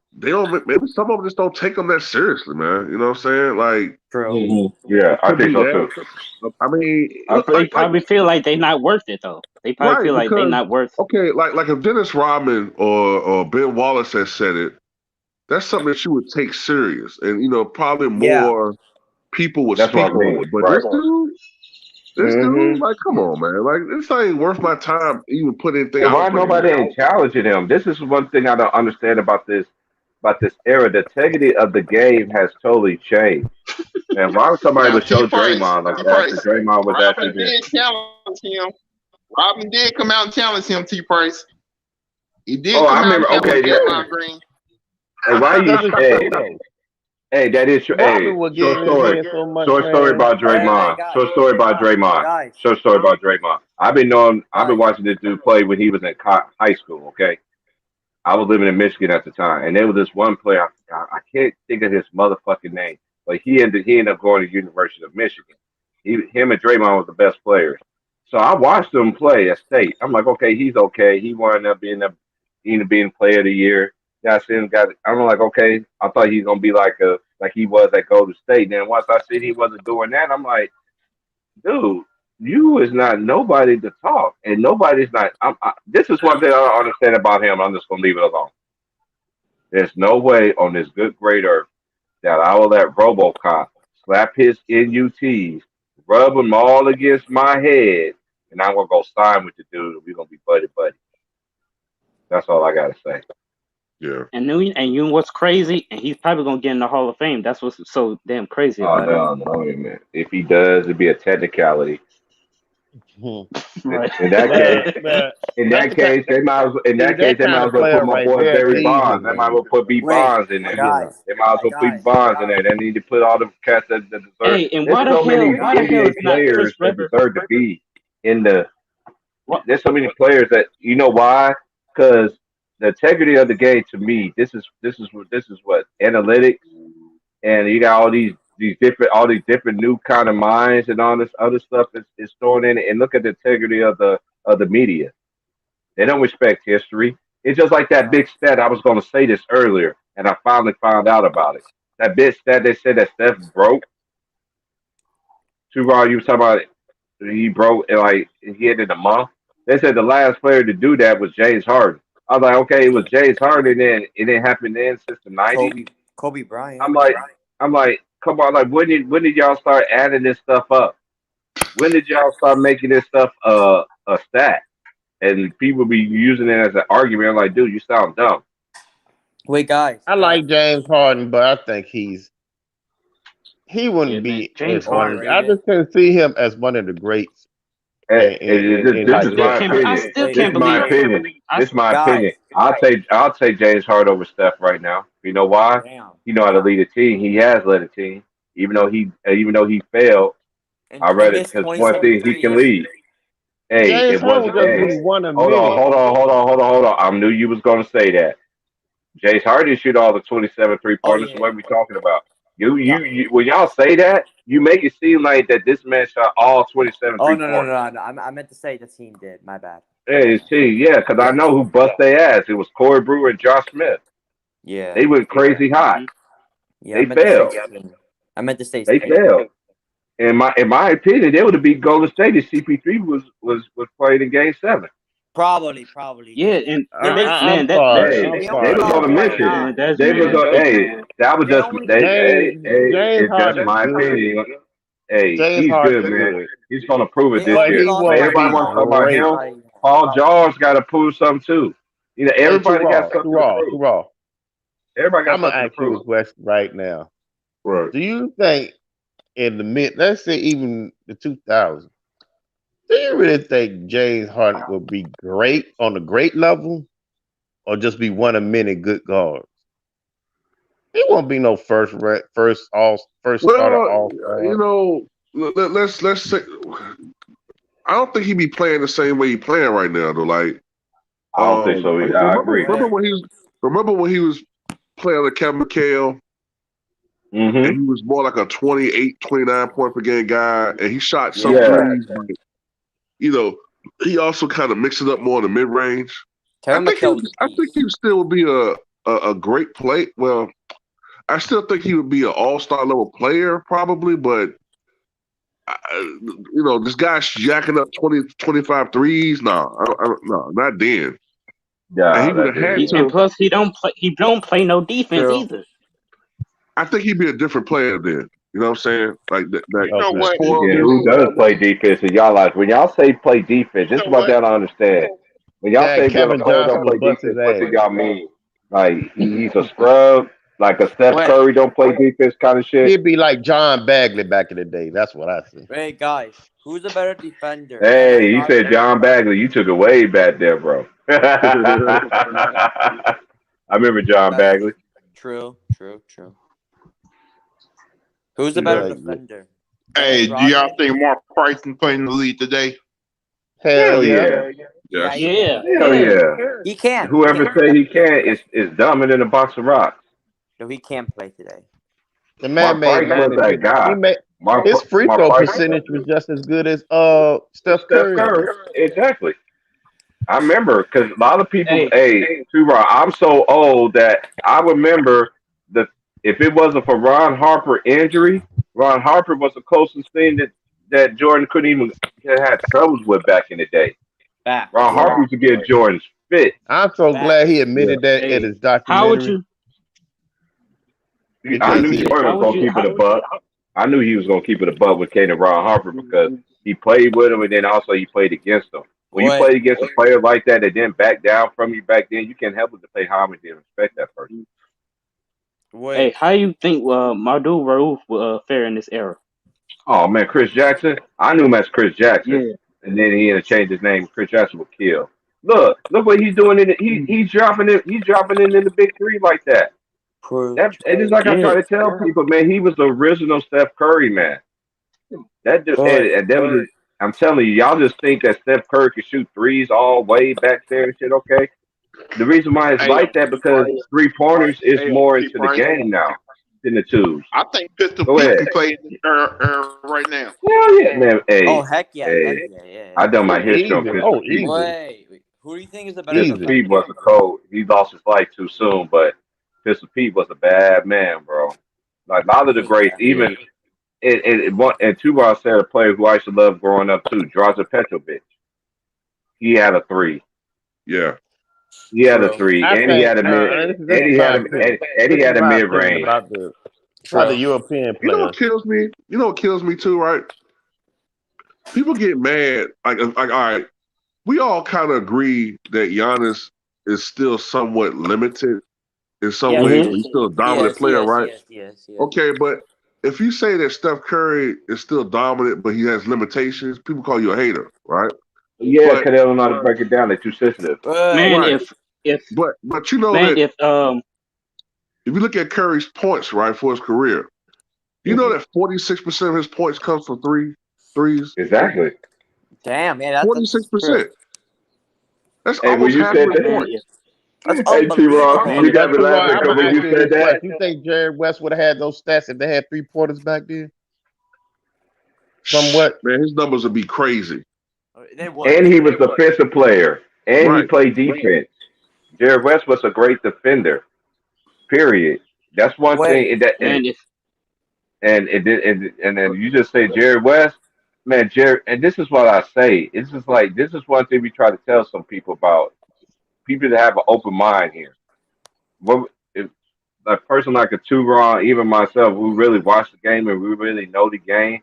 Just imagine these players had their rules and stipulations, and we know their skill set. And you know what? You know what's the difference between the players from back then and now? Majority of the players had all of them. They had mid range. They can make it at the basket, and they got the 3. But the 3s was limited. 3 wasn't a big. You had 3-point specialists. Every team had 3-point snipers. Every team, even the Sorry's team had 3-point snipers. Every team had that. The guards wasn't really into that at that time. And I think Dan Marley is another person that could shoot from half court and make that shit. I seen that shit happen before. I think if Giannis had someone like a Tim Duncan or a Akeem Olajuwon to teach him under their wing, man, he would be a beast.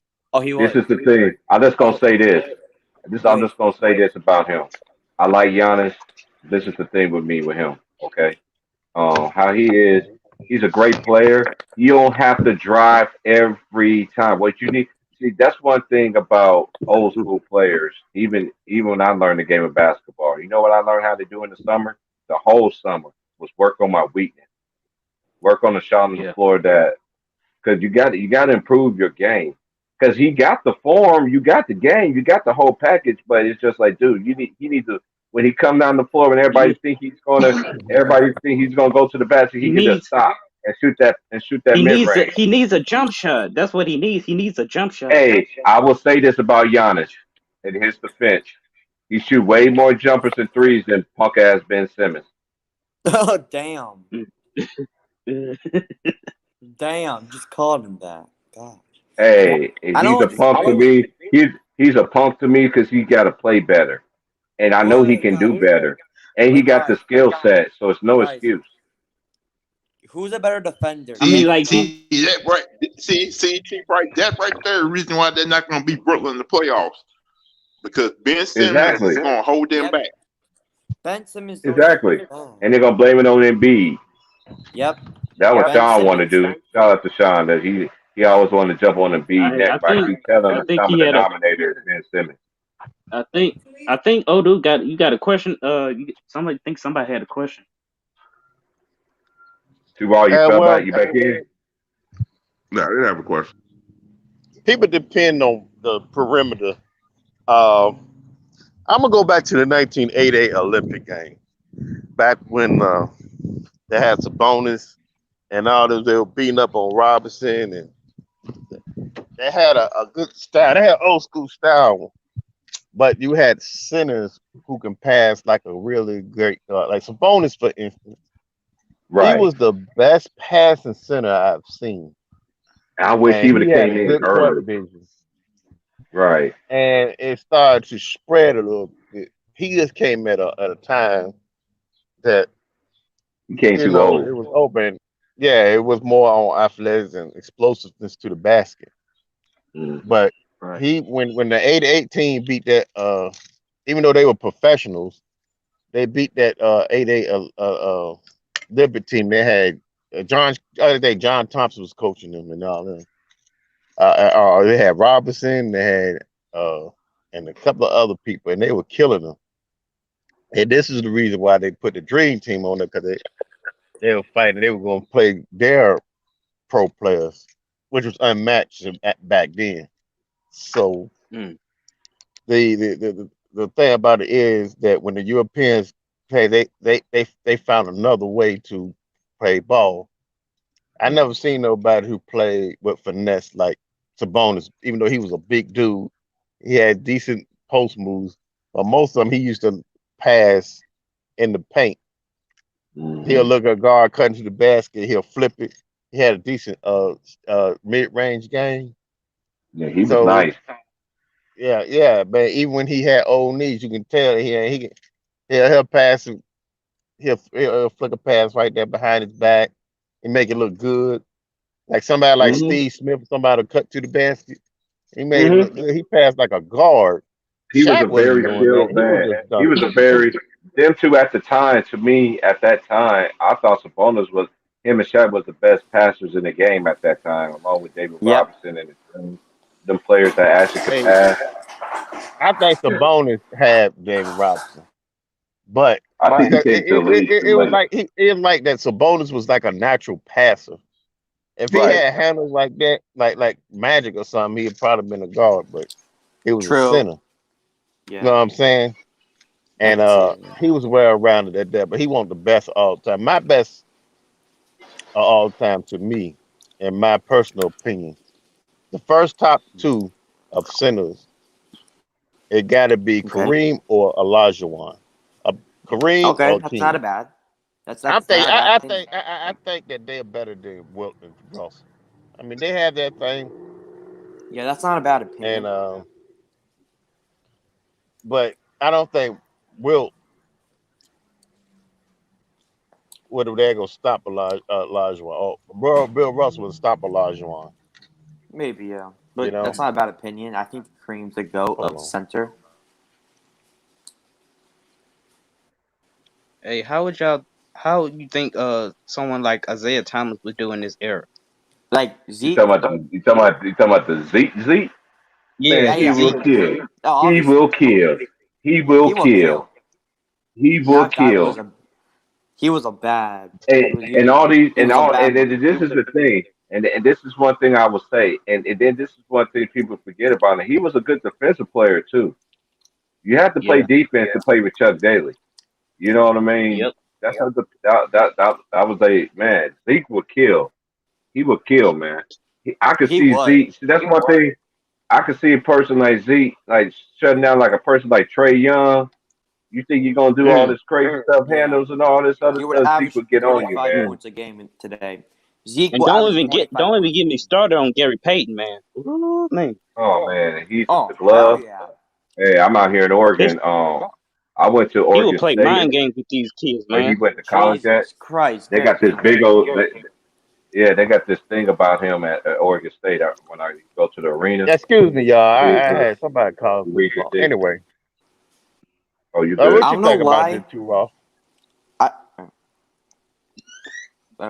I don't know why the coach for the Super Songs didn't put Gary Payton on Michael Jordan for the whole series.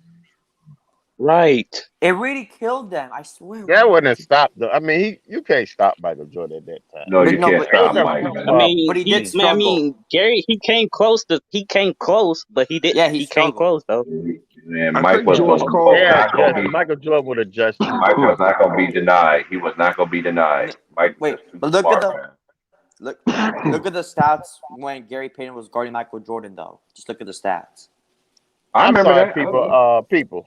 I'm sorry that I was talking about the sitters, and they don't have them like that though. But you know, even you get average for like Joe Barry Carroll and all them, they was decent centers, but Sabonis the was something Duckworths of the different. world. Shaq was Kevin dominating. Duckworth. It was more of a big man era. But the ones that were great post players today, I still think like Olajuwon definitely could play today. Kareem. I have a Kareem, yeah. You know, Olajuwon, man, he had the best post moves, man, for a center I've ever seen. Man, I seen what he did to Shaq. I seen what he did to Shaq in the finals. He had Shaq jumping up and down like he was going crazy. That Dream Shake. Man, he did that to everybody though. I know, but I'm just saying. I really is grossly underrated, man. Yeah, of course. I got the Dream up there too in my top. And I'm talking even if he didn't win those two championships, right. That man was unstoppable. Well, Who was a better defender? Hakeem Olajuwon. Wait, who was a better defender? Ben Wallace or Dennis Rodman? Rodman, because Rodman. Yeah. I don't like to. I don't like to. Guess what though? Ben wasn't. He was a great defender, but Olajuwon was. He was an excellent defender. Olajuwon can steal the ball. Ben and Dennis Rodman. Yeah. Olajuwon was a beast defensively. At least Ben and Dennis Rodman both have in common for they. I miss them old center battles. Robinson versus. Yeah, you put Olajuwon. I miss them rivalries, man. You got to think about this also. Some of the things they used to be able to do defensively back in the day, you can't do today. Oh yeah. Somebody gonna say yesterday talking about the coaching ain't changed. Like I don't say the coaching. The referees to me, I kind of agree. It is the same, but now it's to me. I think the game is changing this aspect. They too quick. I never seen so many players get in foul trouble so quick. I never seen how they want to throw a star out in my life, like in the NBA. Because back then, it kept the stars in the game. Mm-hmm. I never seen. There've been some bad suspicions this year. There's been very bad technicals this year. And to me, it's like the referees are. They like you feeling yourself way too much here. They give you up just for a celebration now. Man, you can. Hey, I always say this all the time when it comes to this. Let Lance make him dad sit there and blow his hot breath on RoboCop. He'll get thrown out and get a fine if he do that shit now in this era, in this time of age. You see how quickly time has changed?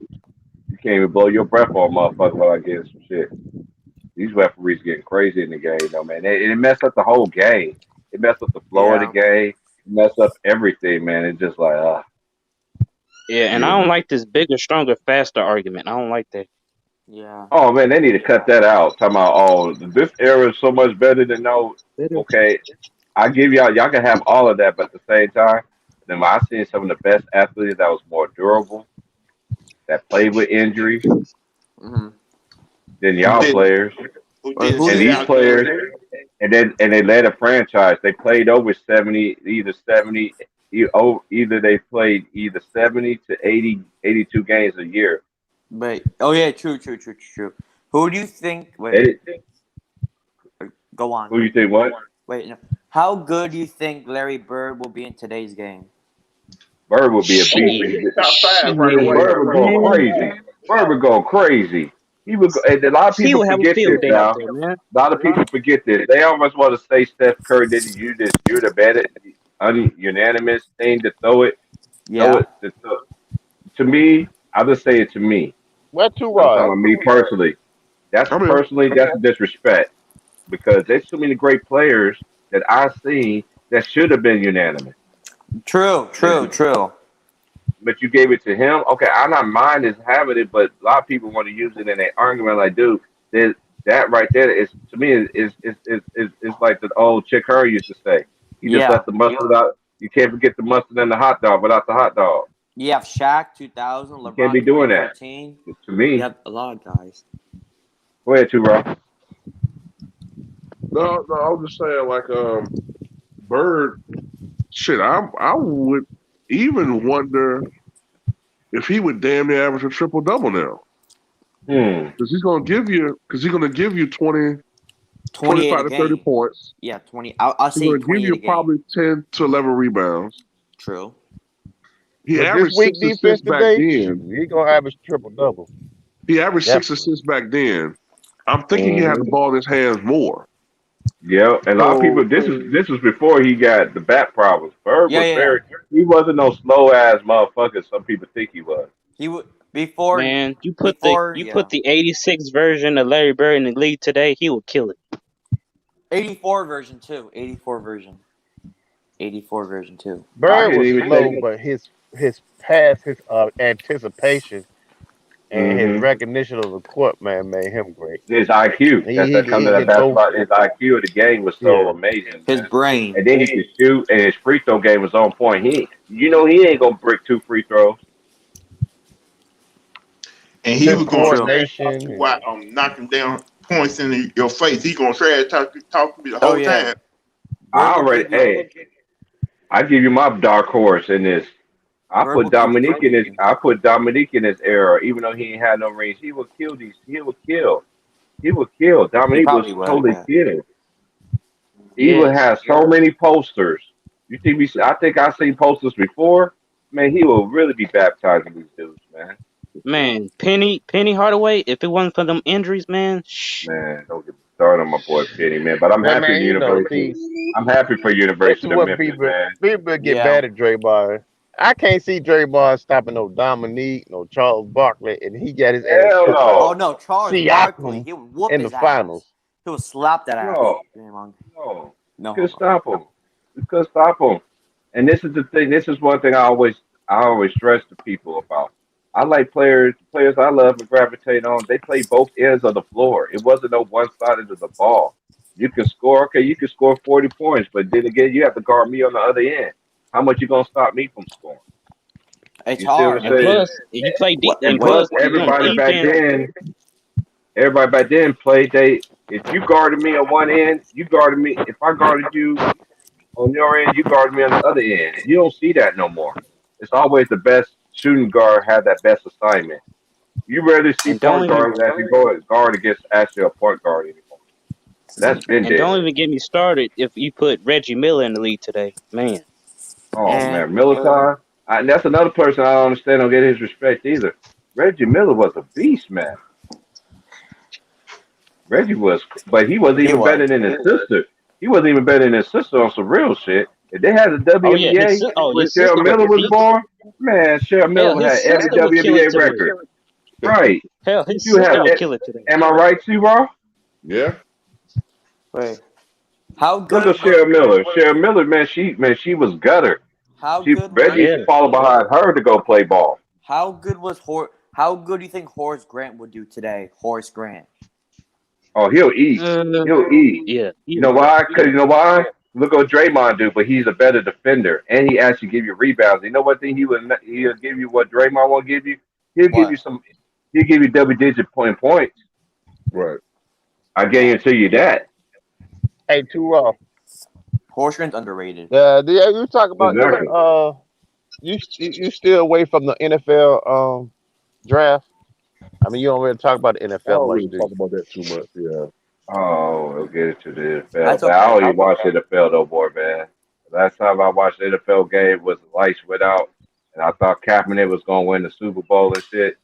Because I was out here in the Bay at the time, and I seen the lights went out. I went outside and went to the bar that night. I was pissed off. I already knew they was gonna lose. I ain't watching NFL. I'll watch the NFL again when Tom Brady retires. Hey, I ain't watching it, period. Hey, when did you start hating Tom Brady? Because, like, when did you start officially started this? I'm like, because I know you Here we now you go. about to give I know me. you You cannot about Here to we give go. stand me. Here that we dude, go. man. I can't But stand him see, either. Don't I, get I me hate started. Tom I'll be Brady. I quiet. hate Tom Now Brady. you know what all though. right. You know what though. I'm gonna get it back. I mean, he did. His team did cheat and all this stuff, but Yeah, Well, I'm Jesus, gonna you give know, all the him cheats, you it's top know. five. I it's can't stand him either, but Tom Brady, man, when it comes to clutch, he pull you through. Yeah, I I'll mean, still he take beat Joe my Montana over Washington him. team I'll last still year, take man. Montana over him. I don't care how many rings they keep on giving him. I think I've the seen the players I referees. now mean, that lead their team that need to Tom keep the Brady, game. man. Every Because I know time he go through Tua some went in on controversy, him he that proves that himself last over Super and over. Bowl. He should have some asterisk Well, to he his. proves Hey, himself over and over again. Like the I flat get balls, that. they He complain got too about many that, the deflated asterisks balls, right? if they want He to if went they back want to to the call Super it Bowl asterisk in again. football. Tua, every chance he rip on him. Every chance he Yeah. get.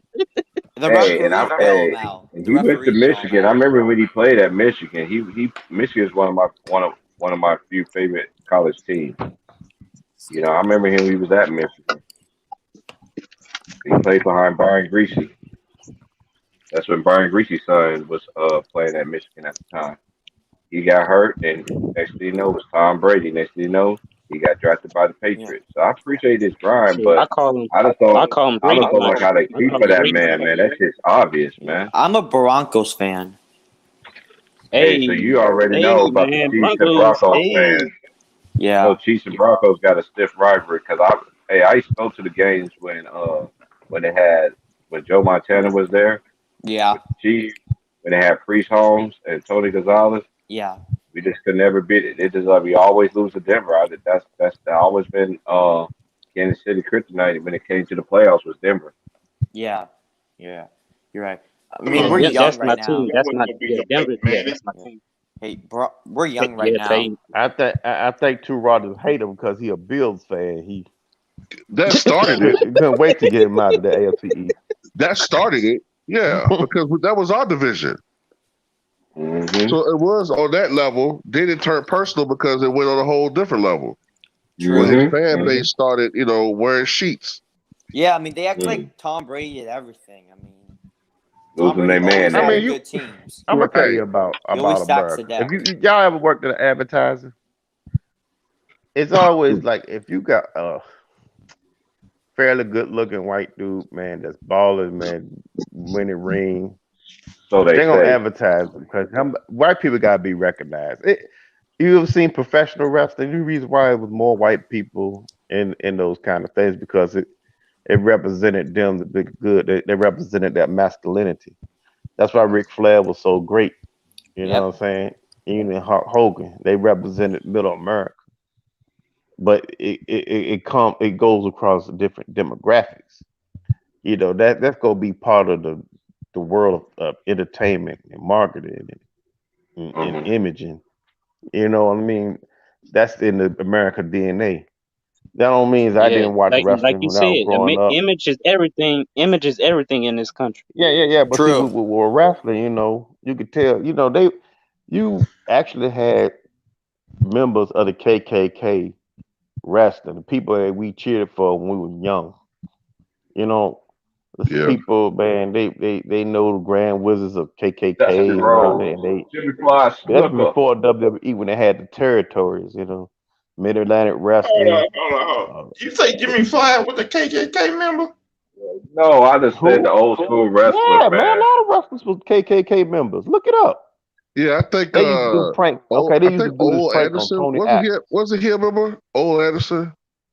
Olin Anderson, Dick I think Murdoch. Dick Murdoch. Yep, I was gonna say it. Dick Murdoch. Yeah, those motherfuckers Oh, were racist as motherfuckers, fuck. man. Mm. Yeah, and they used to Damn, I get, didn't know that. but I they did not always know would that. tell a story about people Hey, turning on I can't themselves believe because it. that's 'Cause, Bill Rock, Watts, man, he had I can't some believe it. racist in Wait, him. Rocket He Johnson. said he changed when he met Ernie Ladd. wait, You know, hey guys, how good do you think Bill Watson will do today's game? Bill Watson in his prime. He got hurt too quick, so that's hard for me to judge. Yeah. So and if he then has If he developed, can I stay can answer a healthy, I question like think this. he'd be the best Right, center. I guess Yeah, if he and can it's stay right. healthy. I same. can't answer a question like that. You gotta have longevity. You have longevity. You can ask a question like that. Yeah. What about Well, I Kevin was going to Garnett? get this. Kevin I Garnett. was just Kevin getting Garnett. to the history of all. They used to do this prank on Tony Atlas back in there, man. They try to get him to go to Tony this Allen was KK a meet the beast defender. get meet the guy from the KKK, bring him to his house. Ric Flair and all them used to prank on him like that. You know, that's crazy. But they train you for people when you go into the crowd. They train them to if somebody take him and start talking racist stuff to him, he able to take that. But like I said, man, Yeah, about it's always Vince been McMahon, how you he you treat meet his wrestlers. you meet a lot of stuff in interviews now when old wrestlers used to do back in the day, Yeah. and then so like Asian people, man, look up to Bruce Lee as a sex symbol. Wait. How good will Moses Malone do today? He did Oh, he great. was All of them did great. killed. I be forgetting about Moses Malone. I'm glad you said his name. He another person don't get his Thank props you. too. Thank Came you. straight out Well, of he's high from my school. Hey, I hometown in got another one Petersburg, for you. Virginia, so I already know about Moses Malone. Man, that's when back in the days there was too many beasts back in the 80s and 90s, bro. And them centers, bro. man, they don't Even I say every generation, and it just stopped, and all of a sudden it just stopped all of a sudden. hey, Because what they are about learning the game. yeah, Do Exactly. you think AAU is worth the money that they're asking for? Wait. The Okay, let's do DMX. the AAU circuit today. Are they really learning fundamentals of basketball? In No, certain not program, really. not really, not really. And then at the same time, it all depends on what kind of coach you actually have. 'Cause I got a couple of friends that actually teach fundamentals and all that stuff, even in the AAU circuit. I'm You gonna know, keep it real with you. I will keep it but real. With you don't see it and not as much. listen. I was raised in Petersburg, Virginia, the home of Moses Malone. We had a little Kappa league, and that was it. But it was like a few people only did that just to keep the children active. But we just played. We went out and just played ball. We didn't pay no $200, $300 to play no basketball. You ain't learning no great fundamentals. They're like, where the money going to? It's all the hey, business. what Then you about go to Earl the like, Pearl? What? what about them? What about Earl the Pearl? Earl All was them nice. players back in the day can play today. All of them, right? All them players. Earl the Pearl. Moses Hell, Malone. Walt Frazier. Oh yeah, Walt Walt Frazier. Frazier. Yeah. Yeah, Walt Frazier. Artist Gilmore. Clyde, what about Clyde? High Drexler. Yeah, Clyde. Oh, Clyde would kill too. Man, come What? on, man. Artist Gilmore too. That's not Artist even safe. Gilmore. What about Artist Gilmore? He'll have Nate to be in the Thurman? system. Yeah. Yeah, but he's gonna give you rebounds. He's gonna give you blocks. That's for damn True. sure. Artist Gilmore was underrated to me. Yeah, I like him yeah, as a Nate player too. Thurman, all of them. Yeah. Especially Thurman can play Artist for Gilmore the wasn't Warriors. as fluid as Moses Malone. Yeah, No. What? Moses he Malone used to had miss a quicker lot of feet than easy Artist shots, Gilmore. especially when he got older. He used Wait. to miss some easy shots compared to he did when he was Hey, younger. what about Mitch Richmond? Oh, that's my boy right there, Come Mitch. on now. Yeah, Mitch. That's You not know even a daggone question. well Mitch Richmond can play today. Hey, I used to go to the Brevis Coliseum and watch him play when he Wait. went to K State. Man, that boy was nice, man. Mitch. That guy was. The original How Rum good was Allen TMC. Iverson? Iverson How won't even good be a was? discussion. Iverson's not even a discussion. Iverson will make these guards look like they ain't nothing. Oh man, They Oh, still play that's the not game even a group. debate, man. That's no, not you even He'll a got me. play. debate. He'll truly show these players what you go through as an athlete. I really would Play want to to I see your him mess with versus injuries and AI. all Steph that Curry. shit. I mess with AI. He's good. He's great. Nah, I think he'll brutalize him, especially on a because that's one thing about AI. AI tried more on defense than Curry. I love Curry, but he always never Now been you because saying Clay Who do you you? always saying been that his nobody? person that Yeah. Now you Who's saying a that better that didn't player? have no help. Now AI, he didn't have no help for real. I mean, He didn't have no help. he had defensive help. Yeah, yeah. but he ain't had no real scores like that though. Oh no, he didn't have scores, but he had defensive help. Yeah.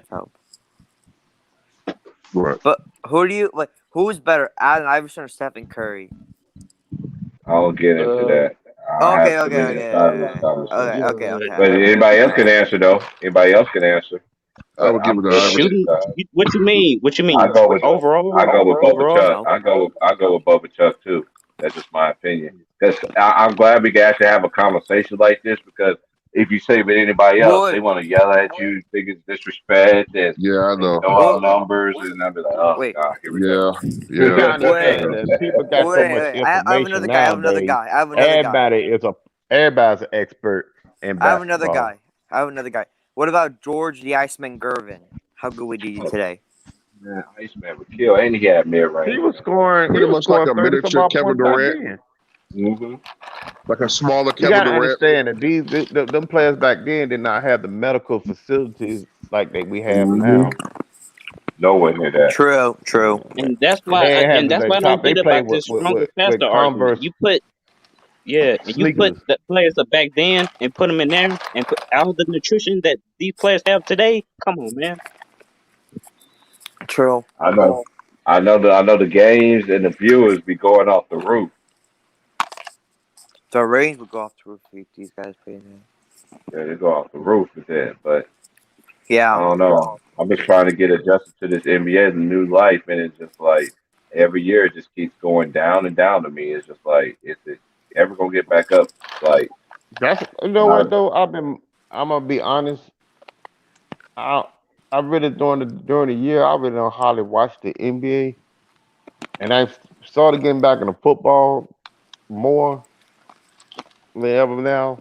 In a long time because man, one of the reasons why I could watch the football team is back building up winning.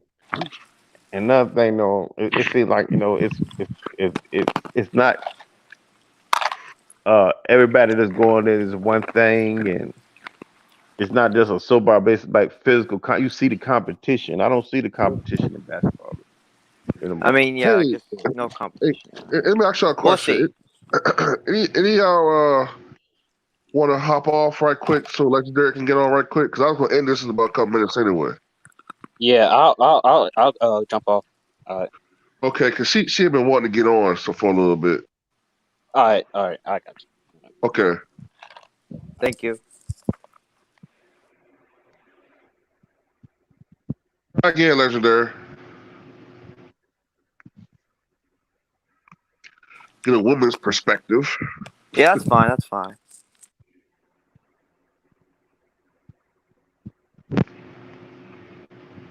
You still there, Legendary?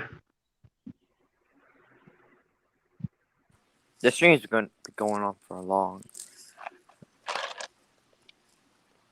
Oh, hi guys. how you doing? Hey. Hello. I'm good. Hi, I'm Legendary. No, yeah. Nice to meet you. Yes, Nice you to are. meet you too. Nice to meet you. Nice to meet you guys.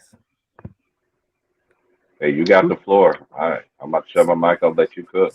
I've Yeah, been you're talking on. long enough. Wait, but what's the topic though?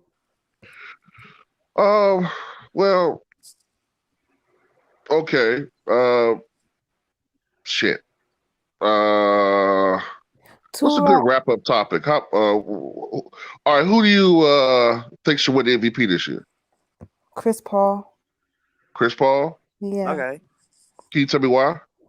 Because so my reasoning is that the fact that the Suns haven't made the playoffs since the Steve Nash era, right? And then he comes to the franchise and then they're like one game away from the first seed, and like people just think like if you have all these flashy stats and stuff, that means you're the MVP when it really doesn't. So I think he should get the MVP because he's impactful. And just because he doesn't have flashy stats doesn't mean, that he's not the real MVP. Yeah, I was talking to somebody, right? Blood Print. He used to upload videos, and he had convinced me for a bit that Chris Paul was the MVP. But then I started thinking, man, I said, wait a minute, man. So I was looking at Steve Nash's stats from the first year he won the MVP. Yeah, I'm like, he's basically like Steve Nash. Mm-hmm. They're similar. They're similar. So I'm Mm-hmm. saying, well, wait a minute now. And plus, Steve Nash had a team that was sort of catered to him. You know what I'm saying? Whereas Chris Paul has a habit where we've seen that he can go to different franchises, a la Jason Kidd, and show almost immediate, if not immediate, improvement with each franchise. And he's 36 years old and doing this still. So I do see a case for him, especially when you consider all the injuries the other guys have had. I agree. Yeah. And I feel like also with the Jason Kidd thing, I feel like he should have won an MVP in 2002 also, but I think because like these point guards nowadays, these fans like flashy combo guards like Kyrie and Dame, they don't appreciate the real, old school point guards. Traditional facilitating type point guard. Yeah. I just said that earlier. It's so lacking, and it's so hard to watch. And then that's why I caught somebody yesterday was on this Curry rant yesterday. I was just like, okay, look at all the old school point guards. That actually is a point guard. Yeah. Steph is not a point guard. He's a shooting guard. So basically, Zeke, Magic, he's not best. Yeah. Come on, it's not. Yeah. It's not even a discussion. It's not even. Exactly. I'll say legendary hit it. I have to say him, and I have to say Julius Randle too, because they both doing things that ain't done in a while. Yeah, CP3 is a point guard. I agree, but I wouldn't mind if Jokic won it because I'm seeing this trend of centers becoming more prominent. You know how like a couple years ago, like the guards were like the main attraction. Mm-hmm. Now you have centers being more prominent. So I wouldn't mind if a center got it to make them more, like appreciate it. Yeah. Yo, I mean, I'm a Denver fan, and I think Jokic should be MVP. I wouldn't mind if he got it, but I would like to see Julius Randle or CP3 get it. I just don't want LeBron to. I don't want somebody who doesn't deserve it to get it. That's true. Yeah, I think we'll see. That's funny because if he got it, boy, I swear to God, I'll make about 10 protest videos that week, man. That's a remarkable accomplishment. Do you think? Yeah. Well, go ahead. Do you think Joel Embiid deserves it or has a chance? No. No. I don't think so. No, he missed a lot of games. He did. did earlier, but like I said, injuries. Yeah. I think this is and legendary. You hit it on the nose, and this is what we try to tell this new generation, and even the people that understand basketball, how they must change the MVP. What Chris Paul is doing is an EVP. He's an MVP. What Julius Randle is doing is an MVP, and you could give it to either or co-MVP. However you want to do it. You know they ain't gonna do no cold stuff, but them two to me should be in the pecking order. But go ahead and give it. Go ahead and give it to Jokic. He deserves it. Yeah, he deserves it. CP3 is a point guard. I agree. But I see this trend of like the media. Well, I don't want to say the media, like fans trying to push this like Curry narrative that he's the MVP because he's doing these crazy stuff.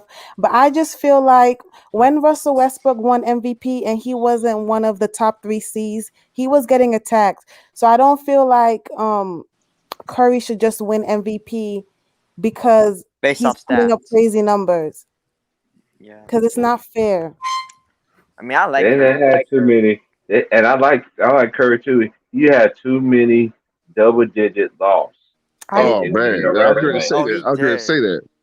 They done had T-Raw. It hurt me to say it to my boy last night. That's like T. Price. We know you're the only one that everybody you're gonna be biased, but you ain't gonna be down our throats about it. I was like, hey, and I'm like, come on, man. Jokic, I mean, he's not the MVP. And this is the thing too.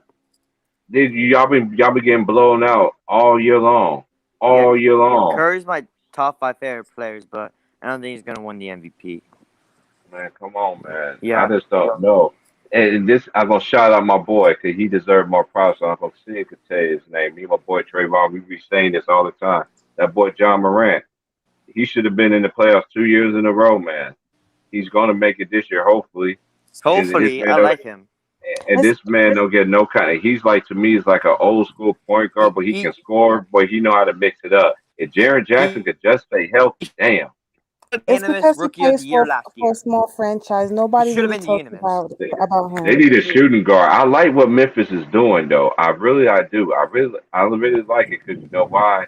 Because you got the John Morant. I didn't like how they was doing him in the meeting because they're gonna try to say Zion was MVP. I was like, how in the world Zion Yeah. rookie of the year You know, and this man been playing all year long? Like, Ja y'all Man should really have won gonna say this right unanimous. now? I'm Once, like, are you serious? I'm like, yeah, how did serious. Zion?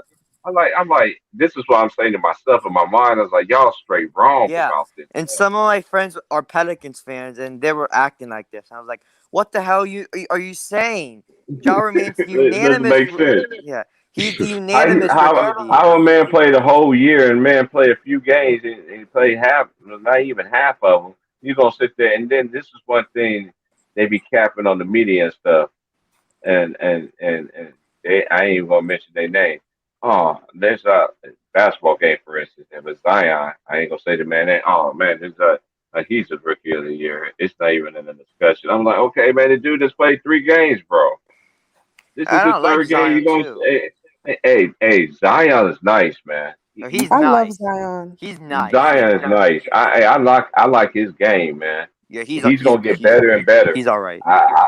But the right coach for that team is it's not Van Gundy. I'm sorry, get him out of there. Yeah, no. Yeah.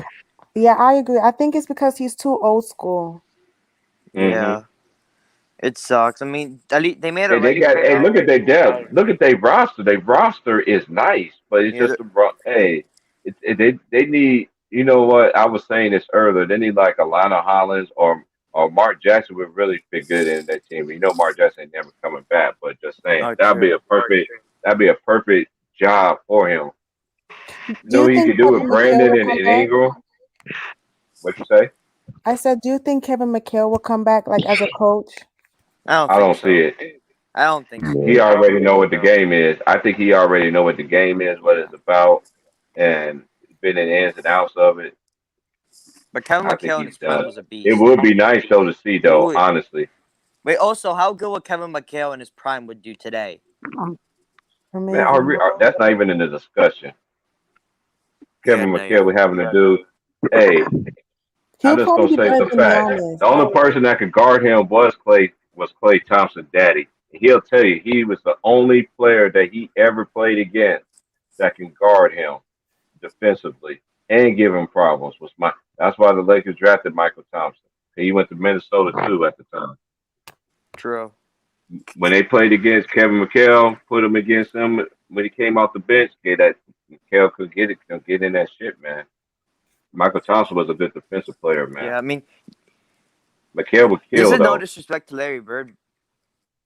Wait, this is no disrespect to Larry Bird, but Kevin McHale could have won the '86 Finals MVP. I agree. I mean, Oh yeah, without he could have. question. He averaged more points. Yeah, I he could agree. average. He averaged more points and shot better from the field. So, I yeah, think they gave it to Larry Bird because of the Magic and Bird like rivalry. So I feel like they were trying to true. promote it. I don't know. Hey, Yeah, you say that, but that's actually what it was.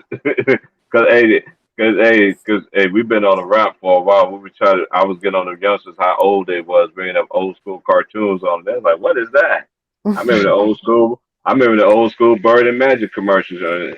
They got out the true. limo and showing them the ugly behind, showing them the ugly behind Converse shoes. Come on, Yeah. Magic. Show what you got.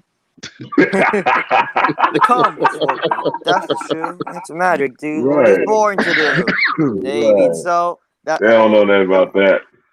okay, Man. Hell yeah.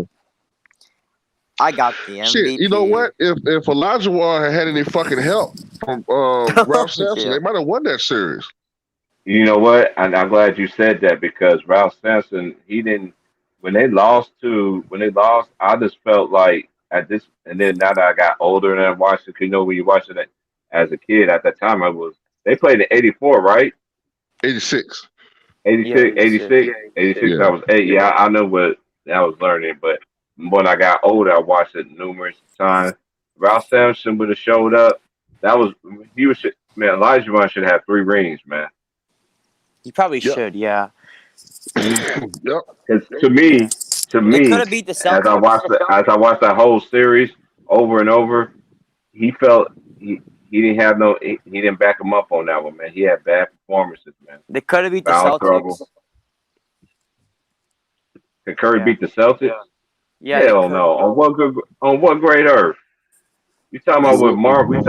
Are you talking about okay? Are you talking about with Dennis Johnson, who Yeah. was the defender, Danny Ainge, okay, I mean, they Larry played 46 Bird, games. Kevin McHale? Hey, I ain't even say they bench players yet, bro. Boston. You know what's crazy about Boston back then? Bill Walton. Bird and them could play fast or they could play slow. They had the ball movement like no other. And Dennis Johnson was one of my favorite players on that team. I like his defense. He went to Pepperdine, rest in peace, God rest his soul. Dennis DJ was a beast, man, defensively, man.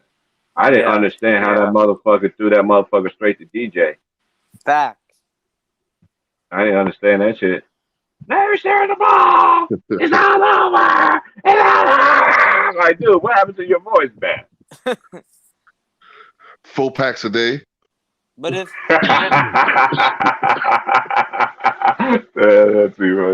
wait, do you think Larry Bird should have gone the 81 Finals MVP, or do you think he got robbed?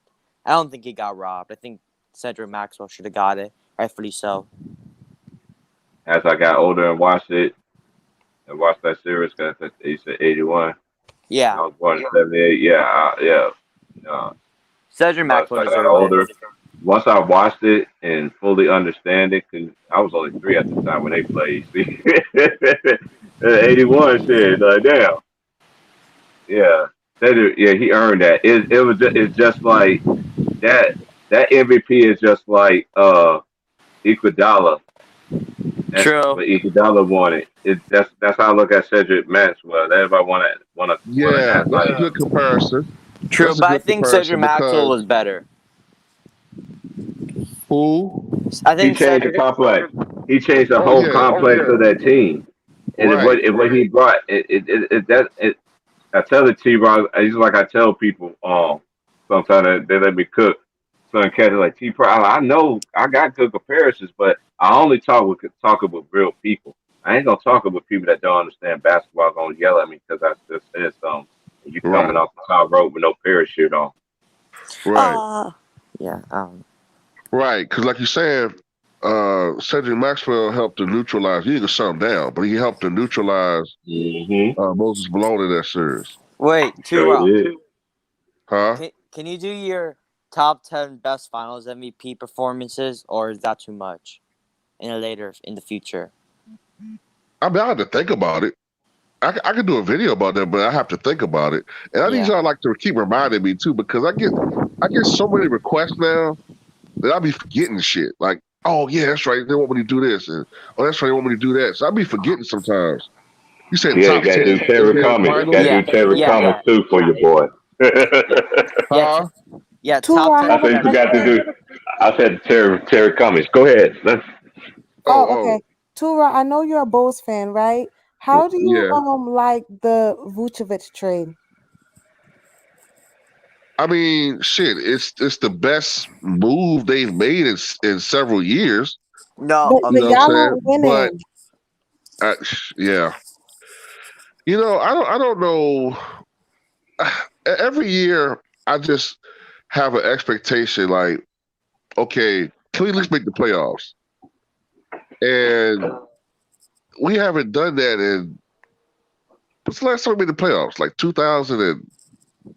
The D Rose ever since 2012. Ever since 2015. Right? Okay. 2015. I can't remember. It's one of those years. 2015. It's going on a decade. I know that. It's getting close to a decade, and 2015, yeah. You're right. I don't know, man. Hopefully this is the problem with the Bulls. I think it's management. It's management at this point, man. Like you can't keep blaming all the players or bad luck. It's the management. I think Reinsdorf. At this point, man, I got to put it on Reinsdorf now, man. Like, isn't that the Bulls were a great franchise in spite of ownership? Like they lucked up, got Jordan, and they lucked up. And then it makes you appreciate Krause a little bit more. Like, okay, Krause was an asshole, but he did seem to make some good moves for a while before his ego got totally out of control. But it's not even at the Bulls. It's like Chicago franchises in general. The Bulls, the White Sox, the Cubs, even though they did win the World Series finally a couple years ago. Chicago was something. Well, one thing I know about Chicago franchises is that they're fucking cheap. They're fucking cheap. Oh yeah, that's true. Oh, yeah, That's yeah, true. They're cheap as fuck. And you can't be like that in today's world. Or you're not going to fucking win. Oh, the last time we made the playoffs was the 2016-2017 season. The Bulls. Oh, was that the team with Wade? Yeah, Wade. Yeah, and Rondo. Nate Robinson. Nate Robinson. They made the 8th seed. So Rip was on that team too. I think Rip was on that team too. I think so. Rip Hamilton? Mm-hmm.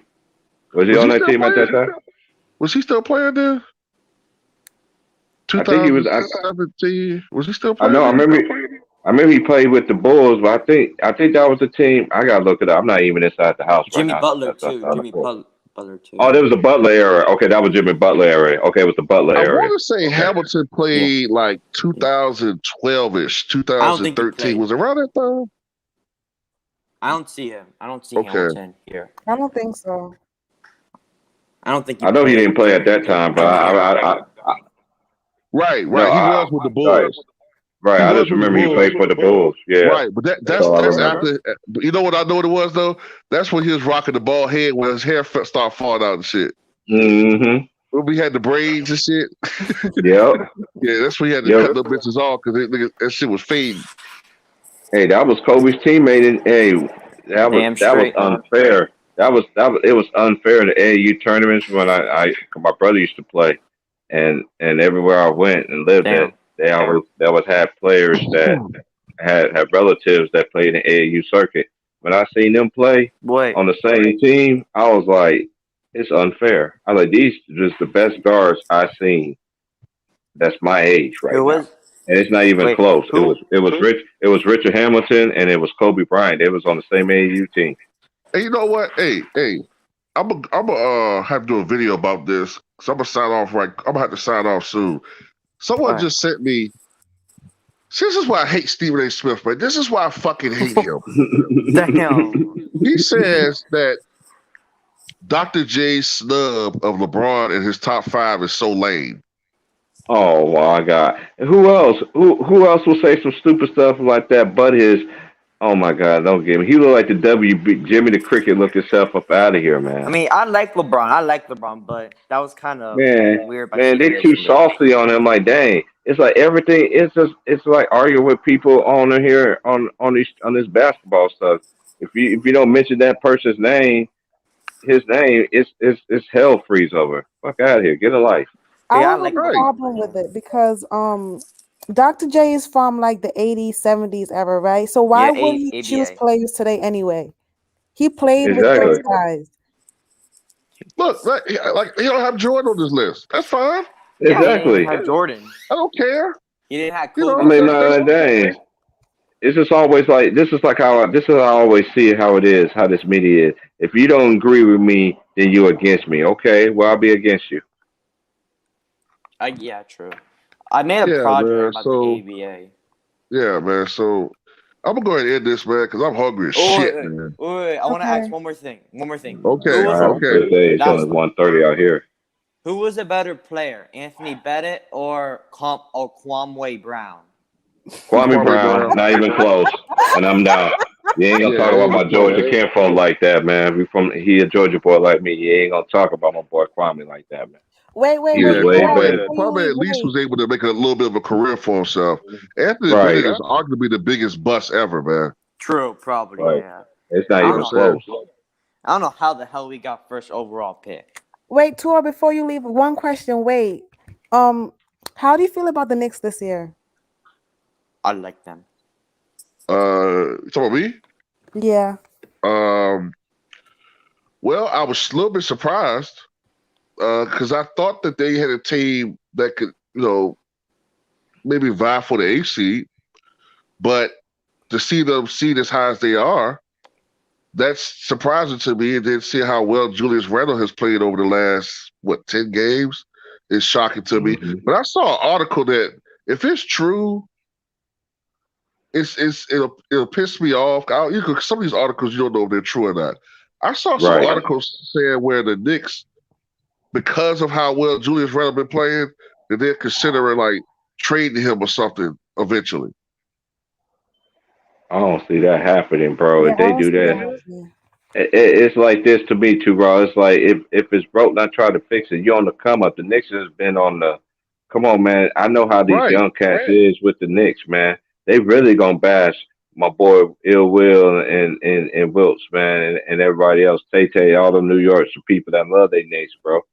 You know what I mean? it's gonna be even crazy. They dare not do that. And I like Julius Randle. And this is I'm a Laker fan, but I do respect everybody's team because I still root for the Bulls because Mike played there. And one of the other players who I like growing up, I actually watched him grow up and play. Zach LaVine, he from Seattle, Washington. Watch him grow up.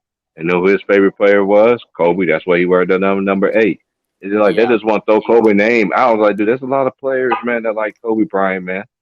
It's like I've been seeing the media dump on this dude my whole entire life, and it's just it's not going to stop. It's not going to stop.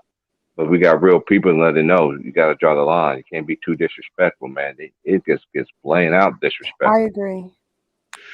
Yeah, I think it got real personal when when Kobe called ESPN a bunch of idiots because they had a ranked top 20. They had like 25th, which is ridiculous. Wait, but that year, wasn't he was like 52, playing, right? He wasn't okay. I Look, think it was like 90. I think it was 90. Yeah, he was like 92, 93rd or some shit. The first time he was 25th, and he called them idiots. And the next year, out of spite, they had him ranked 93rd. Now, don't get me wrong. He wasn't the same Kobe Bryant. Oh, he was not. But some of the guys that they had him ranked ahead of was so disrespectful. Ridiculous. Kobe was at least top 50 during that time. At least, I would say. He wasn't even the same being. Yeah. He was top 50 the last couple of years. Yeah, he was in my top. Oh, yeah. For the last this before them injuries, because them injuries, he had them 3 injuries back to back. When he got older, man, and that's when he knew Father Time. That's why I appreciate that man's career. During his he left it all on the floor. During the last Kobe Bryant season, was the 2013 season. I had him top 5. Till his last year. His last one. You know what I mean? Yeah. Yeah, even if it's 17th year, they won't talk about LeBron's 17th year or whatever. Look, we seen it before. Kobe did it. He was in his 17th year before he tore his shit. Wait, guys, he was on his way of doing that shit. I think the most underrated season of Kobe Bryant is not the 2013 season. It's the 2003 to 2002 season. 2002-2003 season. When he averaged 30 points. Yeah, I agree. Yeah. That's the most underrated season of Kobe, okay? It's not I know you talk about. He averaged 30 points, like 7 rebounds, 6 assists or something. Yeah. 2 steals. He shot 38% from 3 that year. Yeah. Right. I know you talking about. That's the year he had 12 threes in the game. I agree. He might have been the best player on the team. Against Gary Payton. He was definitely the best player on the team. Yeah, I think he was the best player on the team. Because I think Shaq was washed by that time. I won't say he's washed. It's just that he didn't want to. Shaq was out his prime by that time. I mean, he was getting there. Yeah, he was getting there, but I won't say he was washed. Yeah. Yeah, he wasn't as dominant like he was the first. It's just like I tell people about Kobe. From 2000 until 2002, he lost. Basically, you can argue, sit there and say he was in the top. He was the best player in the world. Yeah, I can argue with that. And during that time, that's just my opinion. And I know people that don't like Kobe, that played ball, and we had these debates and stuff. They even say they're like, man, we hate or love him. That man was a bad man. He ain't never got his respect. He killed the leaf. And then I hear people tell me that 10 years straight, and I agree. I've watched all that shit. He literally man, he was tearing the NBA apart, bro. He really was. But You know what's funny though? You know what's funny? From like 99, I say from 99 to about 2001 or 2, the league was trying to push Vince Carter. No, they was. Yeah, they was. They were trying to push him as the face of the NBA, not Kobe. Yeah. And then they kind of started giving Kobe a little shine, but then when you know what happened? Colorado. They tried to bury him. They were trying to bury him. The Colorado case? Right, the Colorado case, but you know. Allegedly. They tried to bury him. About that. Yeah. They tried to push Steve Nash as the face and a little, you know, they just tried to push other guys until Kobe just came back and you had to talk about him. I mean, yeah. I mean, what Kobe did in that 2006 season was unbelievable. Yeah. 05 to 06. I mean, yeah. It was unbelievable. I tell people all the time, you know, if you adjust for pace, I know this doesn't sound right, but if you adjust for pace, it's the greatest scoring season for any player ever. Oh, that's true, yeah. Because the league average was 97 points a game back then. Yeah. All right? Oh, yeah, I saw a video about that, yeah. Yeah, the Lakers averaged 99 points. Okay, James Harden, when he averaged 36, the league average was 112. Yeah, and less defense too. But James Harden's points were mostly stat pads though. Like Kobe. Right. Yeah. Right. True. Well, Kobe. Right. Yeah. Because it was so many games where Kobe had 51 at 3 quarters, 62 at 3 quarters. Yeah, that one time. 81 points. 81. Well, that was the whole game. But the game we had 62 against the Dallas Mavericks, that was incredible. The way he was going, he could have scored 90. The way he was going. I think his Mavericks game was better than the 81-point game, in my opinion. Yeah, I think Kobe would tell you that too. Mm-hmm. And I remember that 81 game because I came home. That's one thing I used to hate about living in the South. I moved back from the South, and I knew the Lakers were going to play. And the Lakers always play the late game. And I was getting spoiled because out in the West Coast, it's a 3-hour difference. Man, I watched that whole entire game, man. But I like that 61 points he did in 3 quarters. I think that was 62. Just like that 62, actually. Yeah, that was. But Kobe had so many 50, 60-point games, hard to keep up with, man. Yeah. Sorry. He had another game where he had 56. It was when Shaq I think Shaq was hurt. It was like 2002, 2003. Oh, I remember that and game. He had 56 against the Grizzlies. I think I remember that. And he took over that game. I remember that. Right, game. and that was his career high at the time. Oh yeah, that was the season high. But then later on that season, Iverson had a 58-point game. I remember that. I remember that. He's had a lot of these type of performances, these burst games where he scored. Even against Michael Jordan. Oh yeah, 55 against the 55. Bullets, against the Wizards, right? That was incredible. Man, he was shooting all them threes all in front of Jordan's face, man. Right. But you know what? If it wasn't for Jordan, I know people might not agree with this, but if it wasn't for Jordan, he might have scored 70 because remember, he had 42 in the first half. Mm-hmm. Oh, yeah. Mm-hmm. He had 42 in the first half. He shot 14 and 16 for the floor. I forgot how many threes. I forgot how many threes he hit that in that first quarter, in that first half. Like probably 8. I said, say 8. Yeah, I want to say 8. Guys, how many wins do you think the Lakers will get in the 05-06 season without Kobe Bryant? Like 12. Like 10. I say 15. With that roster? Yeah. With that roster? Without Kobe. Maybe 15. Yeah, I say 15 too. 15 to 20. I'm not exaggerating. I'm not trying to cap 15. Yeah. That roster sucks. So Smuts Parker, Conway. That's why I understand when people sit there and say that LeBron played with worse teammates. I'm like, man, ask Kobe. If Kobe was here, he played way more worse teammates than LeBron is, and it's not even close. But LeBron played with worse teammates for a longer time opposed to Kobe, though. That's true, yeah. Yes. Like I'm talking about teammate-wise. I'm talking about teammate-wise. Yeah, LeBron did play with I do give you that. I'm talking about as far as his teammates compared to Kobe teammates when he had bad teammates. Yeah. True. But I feel like the Lakers front office cared more about Kobe than the Cavs front office because they would at least try to get Pau Gasol. Yeah, or surround Kobe with talent. When it came to LeBron, they didn't really care that much. Yeah, that's one thing. That's one thing about the Midwest teams, though. They don't like to spend no money, though. That's they don't want to get the money to win. Yeah. It's like the Bulls, man. It's just like I didn't understand it because you could have had the talent. That's why I understand what he did and everything like that. They programmed it. They put it out there. The decision.